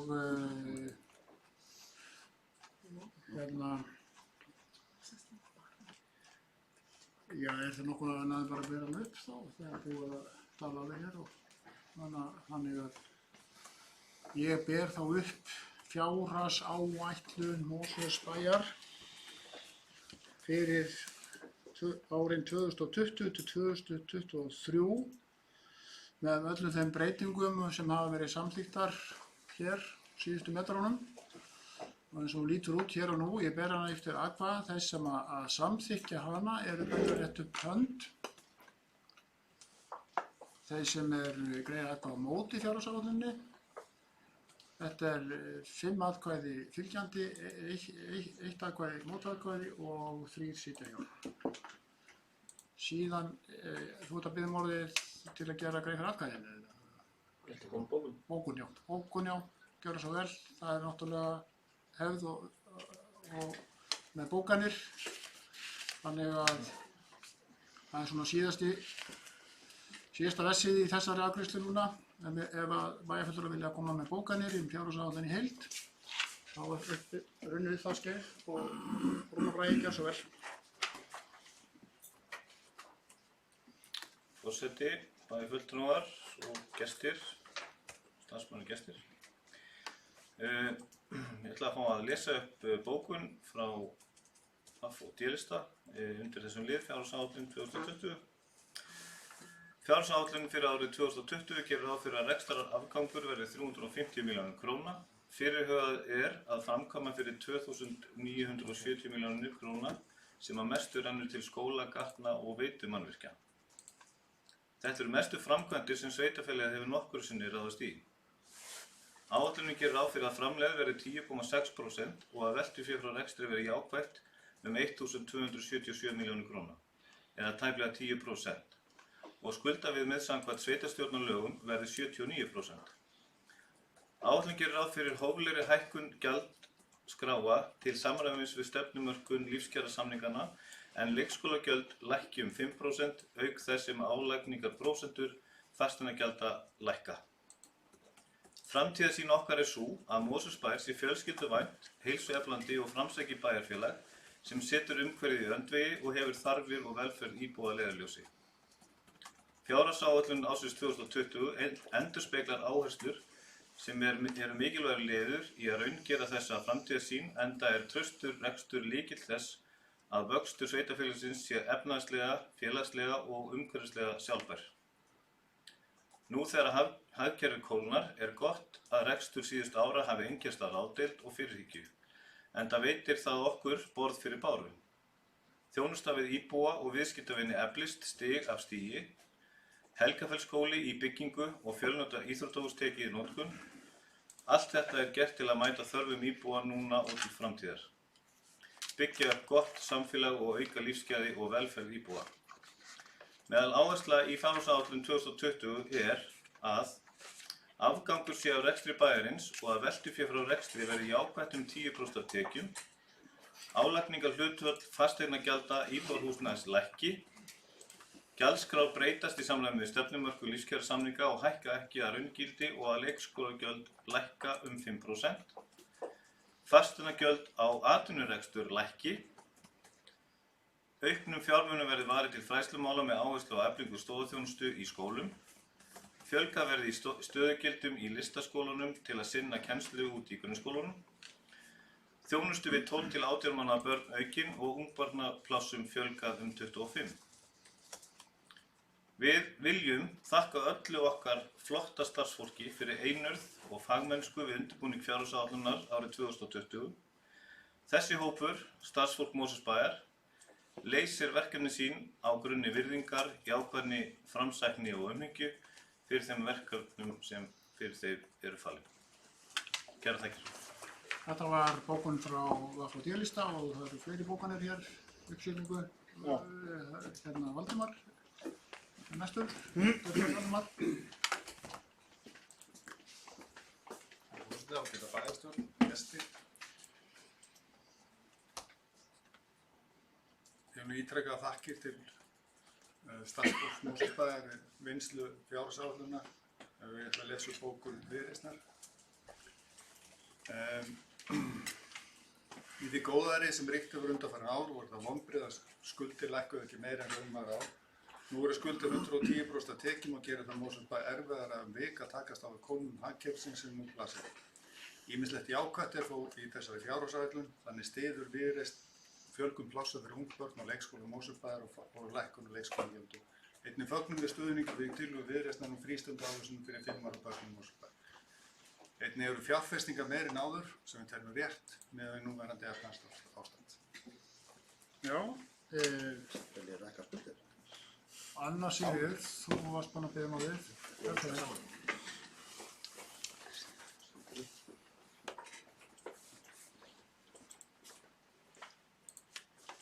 Já, forseti, það er bókun hérna æstlista.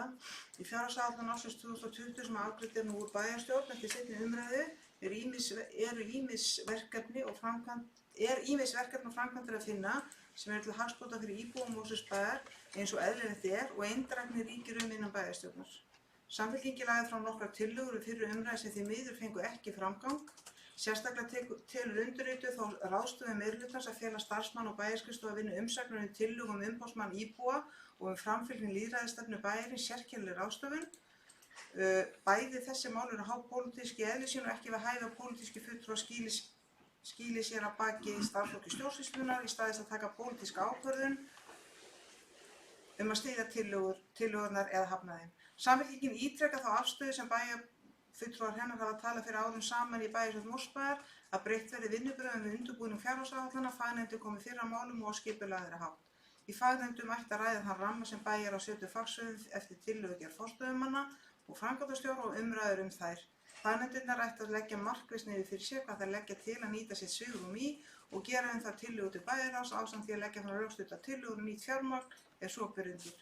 kjörnir bæjarfulltrúar tæki síðan við forgangsröðuðu og tæki þannig hina endalegu pólitísku ábyrgð. Þessi fjárhagsáætlun er á ábyrgð Vinstri-hreyfingarinnar Græns framboðs og sjálfstæðismanna og byggir á þeirra pólitísku hugmyndafræði sem þeir flokkar vinna eftir í bæjarstjórn Mosfellsbæjar. Samráð var ekki haft við þá fulltrúa kjósenda sem sitja í minnihluta bæjarstjórnar við vinnslu þessara fjárhagsáætlunar. Af þeim orsökum situr bæjarfulltrúi Samfylkingarinnar hjá við afgreiðslu fjárhagsáætlunar 2020 til 2023. Já, fleiri sem vilja koma upp, Sveinn Óskar, gjörðu svo vel.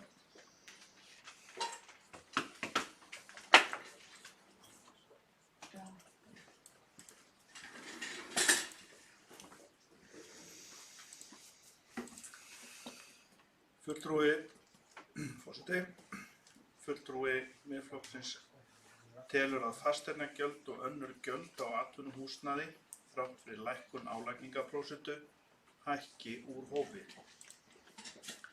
Einnig er ekki séð að áætlunin auki þjónustu við grunnskólabörn, foreldra þeirra og aðstandendur svo nokkru nemi til að tryggja gæði náms og aðstöðu bæði starfsfólks og nemenda. Varðandi þjónustu við eldri borgara má bæta þar í og tryggja aukna þjónustu. Þakka ber sviðsstjórum bæjarins fyrir vinnu við gerð þessara áætlunar, öðrum starfsmönnum fyrir vel unnin verk og dugnað, oft undir þröngum kosti sem áætlun sem þessi skammtar þeim. Sendi þetta. Ykkur 2. Já, og Stefán Ómar, gjörðu svo vel. Og bæjarfulltrúi, fyrir forseti, bæjarfulltrúar og gestir. Ég er með stutta bókun sem ég ætla að fá að lesa forsetin í þínu leyfi. Það er bókun bæjarfulltrúa vinna Mosfellsbæjar og afgreiðslu fjárhagsáætlunar 2020. Fjárhagsáætlun er einhver mikilvægasti punktur í starfsemi hvers sveitarfélags. Það er lagt að ráðinu nýtingu tekjustofna og ráðstöfun skattfjár til hinna fjölmörgu verkefna. Það er því að mati vinna Mosfellsbæjar mikilvægt að fjárhagsáætlun ríki sem víðtækust sátt og leita sér eftir sjónarmiðum og þátttöku allra bæjarfulltrúa sem fara saman með stjórn sveitarfélagsins. Meirihluti D og VAF-lista hafði ekki áhuga á samstarfi við bæjarfulltrúa og minnihlutans framsetningu fjárhagsáætlunar fyrir komandi ár frekar en við undirbúning fjárhagsáætlunar yfirstandandi árs og í því ljósi situr bæjarfulltrúi vinna Mosfellsbæjar hjá við afgreiðslu hennar. Af sömu ástæðu satt bæjarfulltrúi vinna Mosfellsbæjar hjá við ákvörðun útsvarsprósentu sem afgreidd var undir fyrsta dagskrárlið þessa fundar. Bæjarfulltrúi vinna Mosfellsbæjar ítrekar þakkir sínar frá fyrri umræðu til þeirra fjölmörgu starfsmanna bæjarins sem koma undirbúningi þessarar fjárhagsáætlunar. Og undir þetta rita Stefán Ómar Jónsson, bæjarfulltrúi. Já,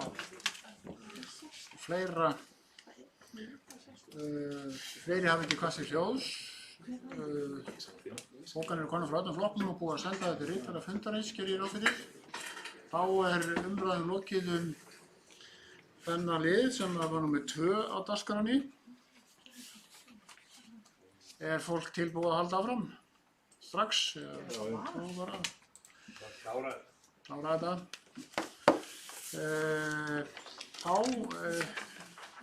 þurfum við að ræða svona eins og bæjarráð og fleira. Það eru hérna 2 fundargerðir frá bæjarráði, 6 fundargerðir frá nefndum og svo einungis 3 fundargerðir til kynningar. Við tökum fyrst fyrir fund í bæjarráði Mosfellsbæjar sem var númer 1421. Það var haldinn 14. nóvember síðastliðinn. Þarna voru 10 mál á dagskrá. Ég gef orðið laust. Stefán Ómar hefur beðið orðið, gjörðu svo vel. Forseti, bæjarfulltrúar og gestir. Ég ætla að koma hérna upp undir lið 3.9 sem heitir Súluhöfði úthlutun lóða. Bæjarráð afgreiddi þetta frá sér í þar síðustu viku og ég ætla með þínu leyfi forseti að fá að lesa hérna niðurstöðuna.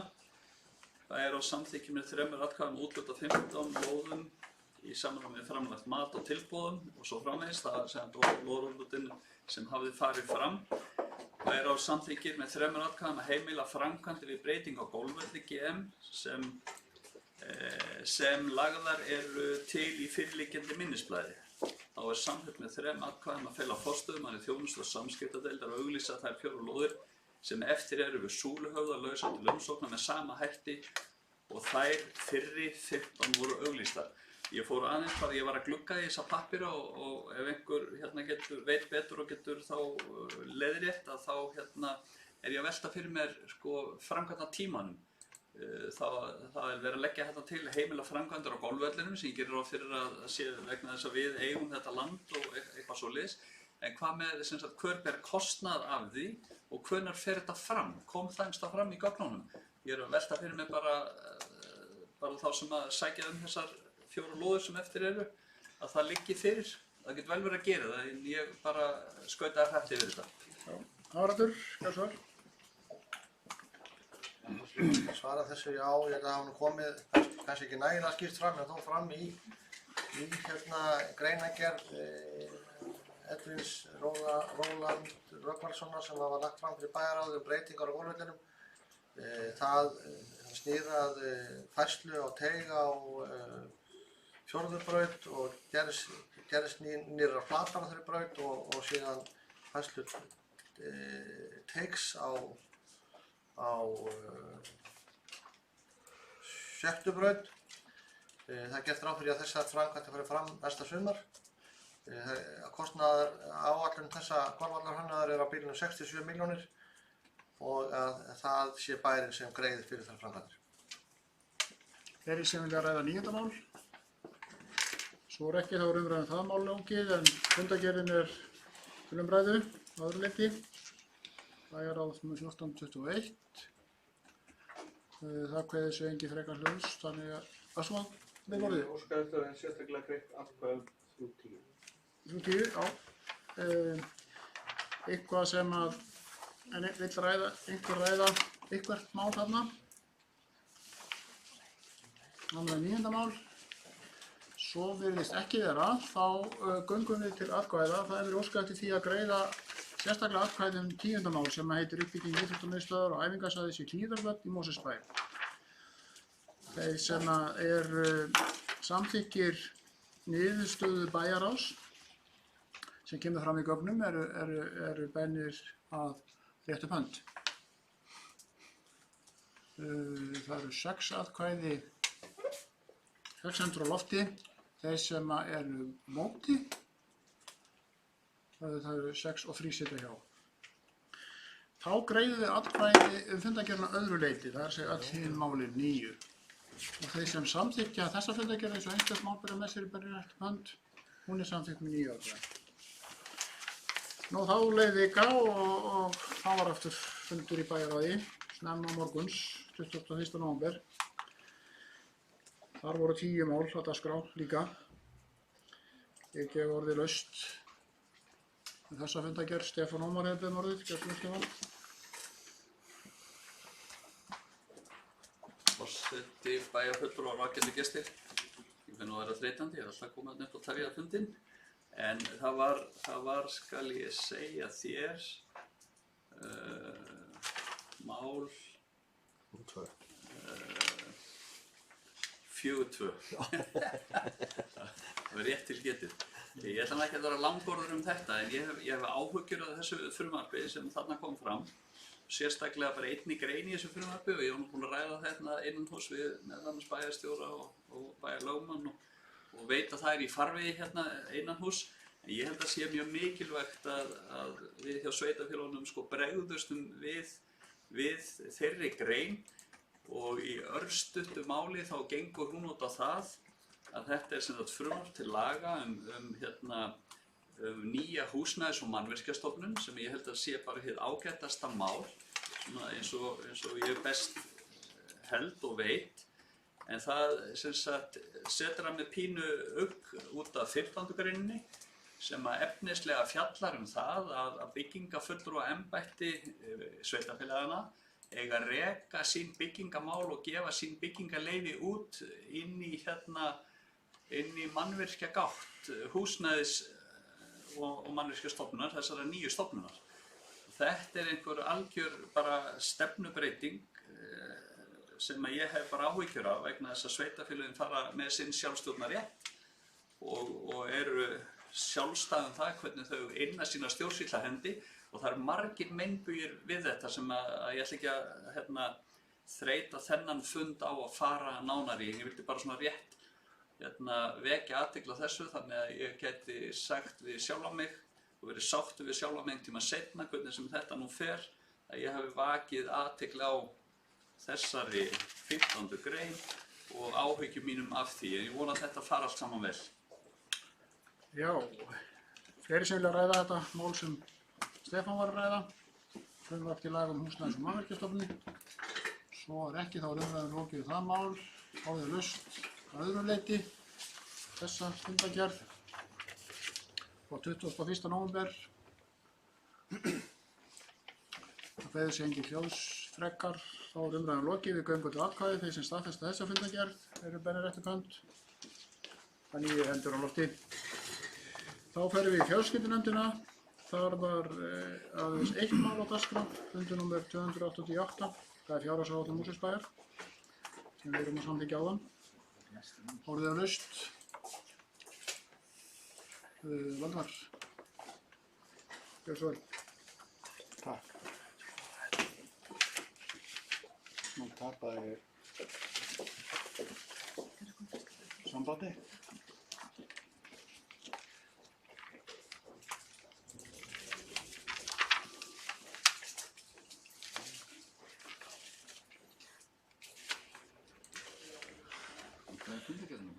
Nú tapaði bara sambandi. Þú getur fengið hérna fundargerðina.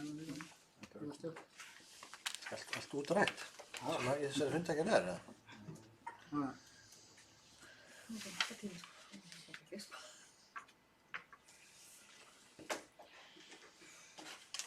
Ég með hana hérna útprentað líka. Gjörðu svo vel, Valdimar.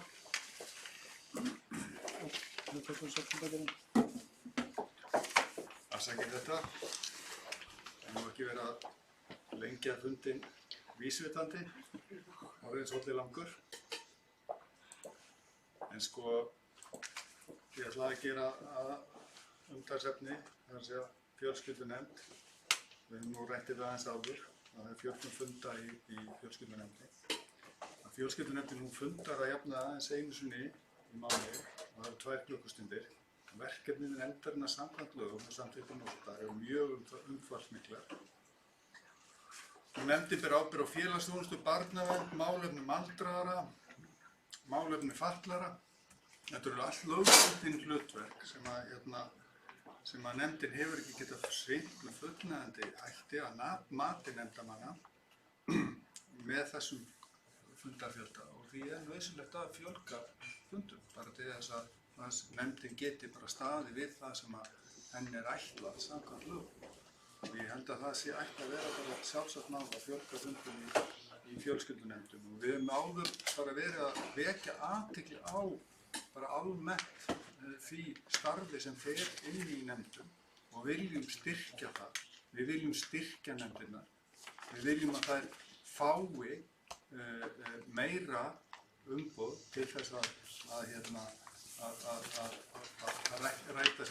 rækta verkefni. Og þetta er einn liður í því.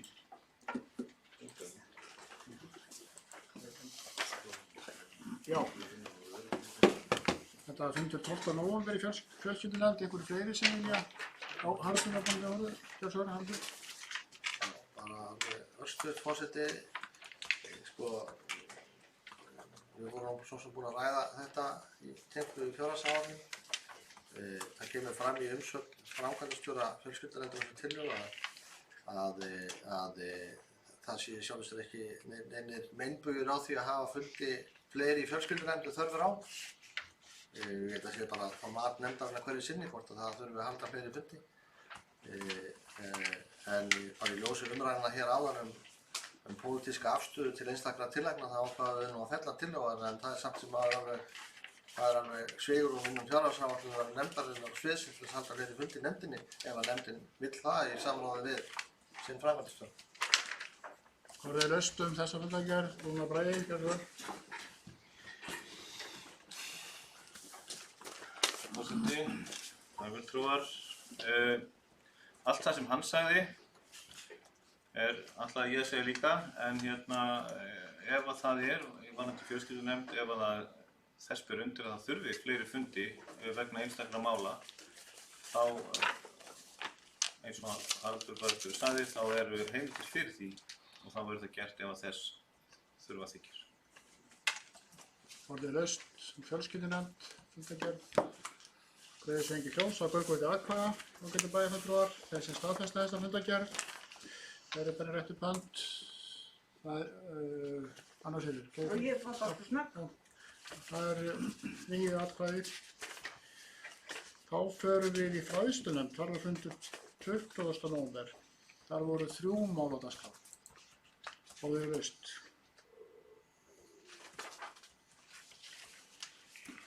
Það greiðir sig engin hljóðs, þá er umræðan lokið og við greiðum atkvæði. Þessi staðfesta hana, það eru líka 9 atkvæði. Þá er það menningar- og nýsköpunarnefnd, hélt fund 19. nóvember. Þar var aðeins 2 mál á dagskrá og við laust. Það greiðir sig engin hljóðs hana. Jú, Haraldur. Já, Forti, ég veit ekki hvort við þurfum að greiða atkvæði sérstaklega mál nr. 2 því það er verið að leggja til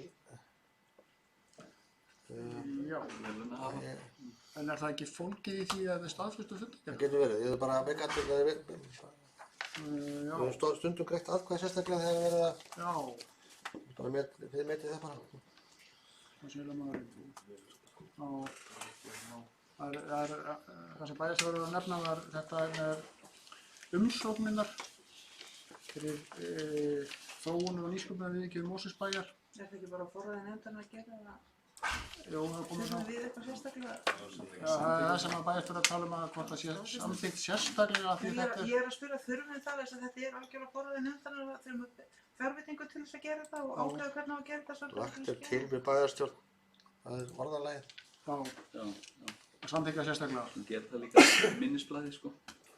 Hvað segir Stefán? Þetta er í minnisblaði líka. Það er kannski hreinlega að greiða sérstaklega atkvæði þetta. Ég skil það þannig. Þá gerum við það. Og líka fyrir 8 og 7. Við erum í eftir, já. Við skulum klára menninguna og nýsköpunina. Það er sem sagt, við greiðum þá sérstaklega atkvæði niðurstöðu menningar- og nýsköpunarnefndar. Það var það annað mál sem heitir þróunar og nýsköpunarviðurkennd Mosfellsbæjar 2019. Þessi staðfesta niðurstöðu nefndarinnar ber rétt upp hönd. Það er 9 hendur á lofti. Nei. Og síðan er það hérna... Það var ekki 9 hendur á lofti. Það var ekki fyrirgefið? Nei, ekki setja hjá. Þú setur hjá, já, Ég segi. er bara ekki eftir áðurum til að kynna við þetta. Nei, það eru 8 hendur. 1 situr hjá. Þá greiðum við atkvæðum fundargerðina að öðru leyti. Og þeir sem staðfesta hana, það eru allir sem greiða atkvæðum því. Þá var það skipulagið, það er fundur í skipulagsnefnd Mosfellsbæjar 20. nóvember síðastliðinn, fundur nr. 502 og það er mjög mörg mál á dagskrá, 15 mál. Stefán, varst þú búinn að vera orðið? Nei, bara að fá atkvæðagreiðslu 8-7 sérstaklega. 8-7 sérstaklega, já. En orðið laust fundargerðina, fólk vil ræða eitthvert mál.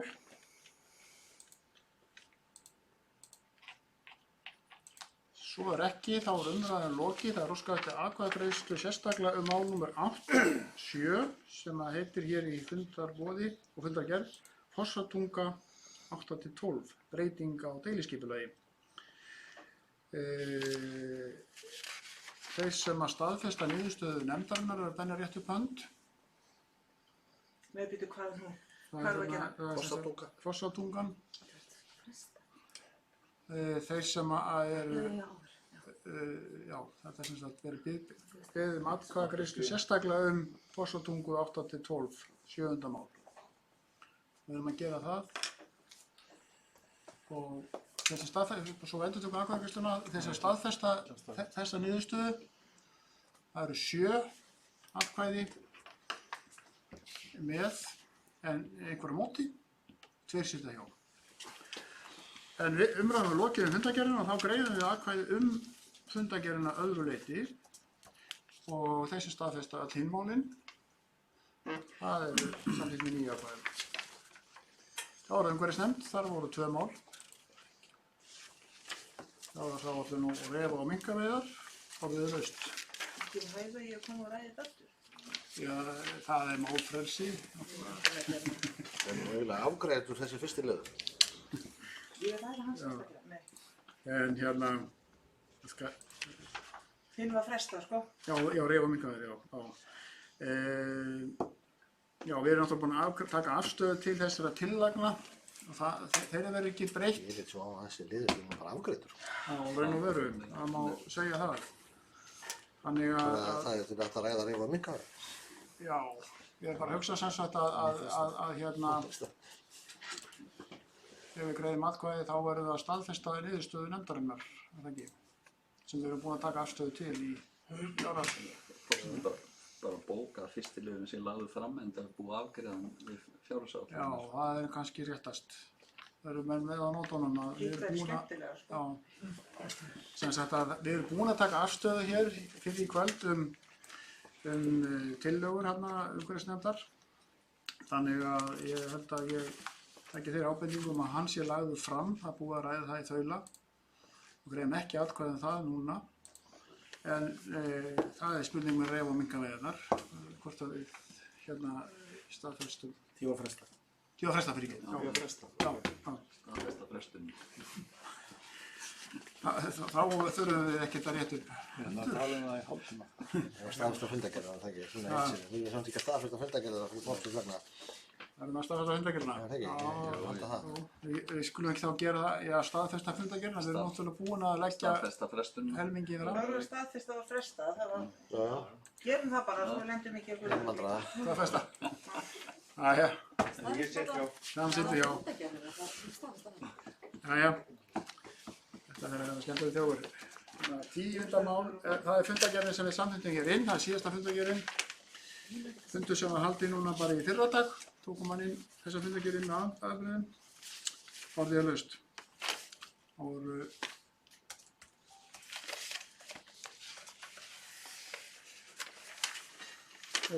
Orðið er laust sem fundargerð íþrótta- og tómstundanefndar, númer 233. Stefán? Já, fórst er ekki rétt bara að við tökum afstöðu til fyrsta málsins bara því þetta eru reglurnar og samþykkja þar. Já, og við greiðum sérstaklega atkvæði það minnum við? Já, svona, já, bara til að hafa það alveg á hreinu bara. Já. Ok, jú. Það er hérna ágætis ábending, en lítið þá ásvoli að enginn vill kveða sér hljóðs einhver mál þarna. En það kom ábending að greiða sérstaklega þessa atkvæði reglurnar þarna. Við gerum það núna. Þeir sem samþykkja niðurstöðu nefndarinnar í fyrsta máli eru bennir eftir hönd, það er 9 hendur á lofti. Þeir sem staðfesta fundargerðina öðru leyti eru bennir eftir hönd, það er sömuleiðis 9 hendur á lofti. Þá er aðeins eftir hér 3 fundargerðir sem eru lagðar fram til kynningar og óvenju fáar þessu sinni. Það er afgreiðslufundur byggingafulltrúa númer 383. Það er einhver sem vil ræða eitthvert mál þar, það eru 6 mál á dagskrá. Fundurinn var haldinn 15. nóvember síðastliðinn. Svo er ekki, þá er þessi fundargerð lögð fram. Síðan liðu einhverjir dagar, 5 dagar og þá var aftur haldinn afgreiðslufundur byggingafulltrúa. Og þar var reyndar bara 1 mál á dagskrá. Einhvern sem vil ræða það, svo er ekki, þá var sú fundargerð lögð fram. Þá var eftir síðasta fundargerðin í kvöld, það er Öldungaráð Mosfellsbæjar sem hélt fund 18. nóvember. Þar voru 4 mál á dagskrá og orðið laust. Það kveður sér engin hljóðs, þá er sú fundargerð lögð fram. Og þetta var síðasta fundargerðin í kvöld. Við þakkum fyrir kærlega fyrir langa og stranga fundarsetu. Og segi fundi slitið.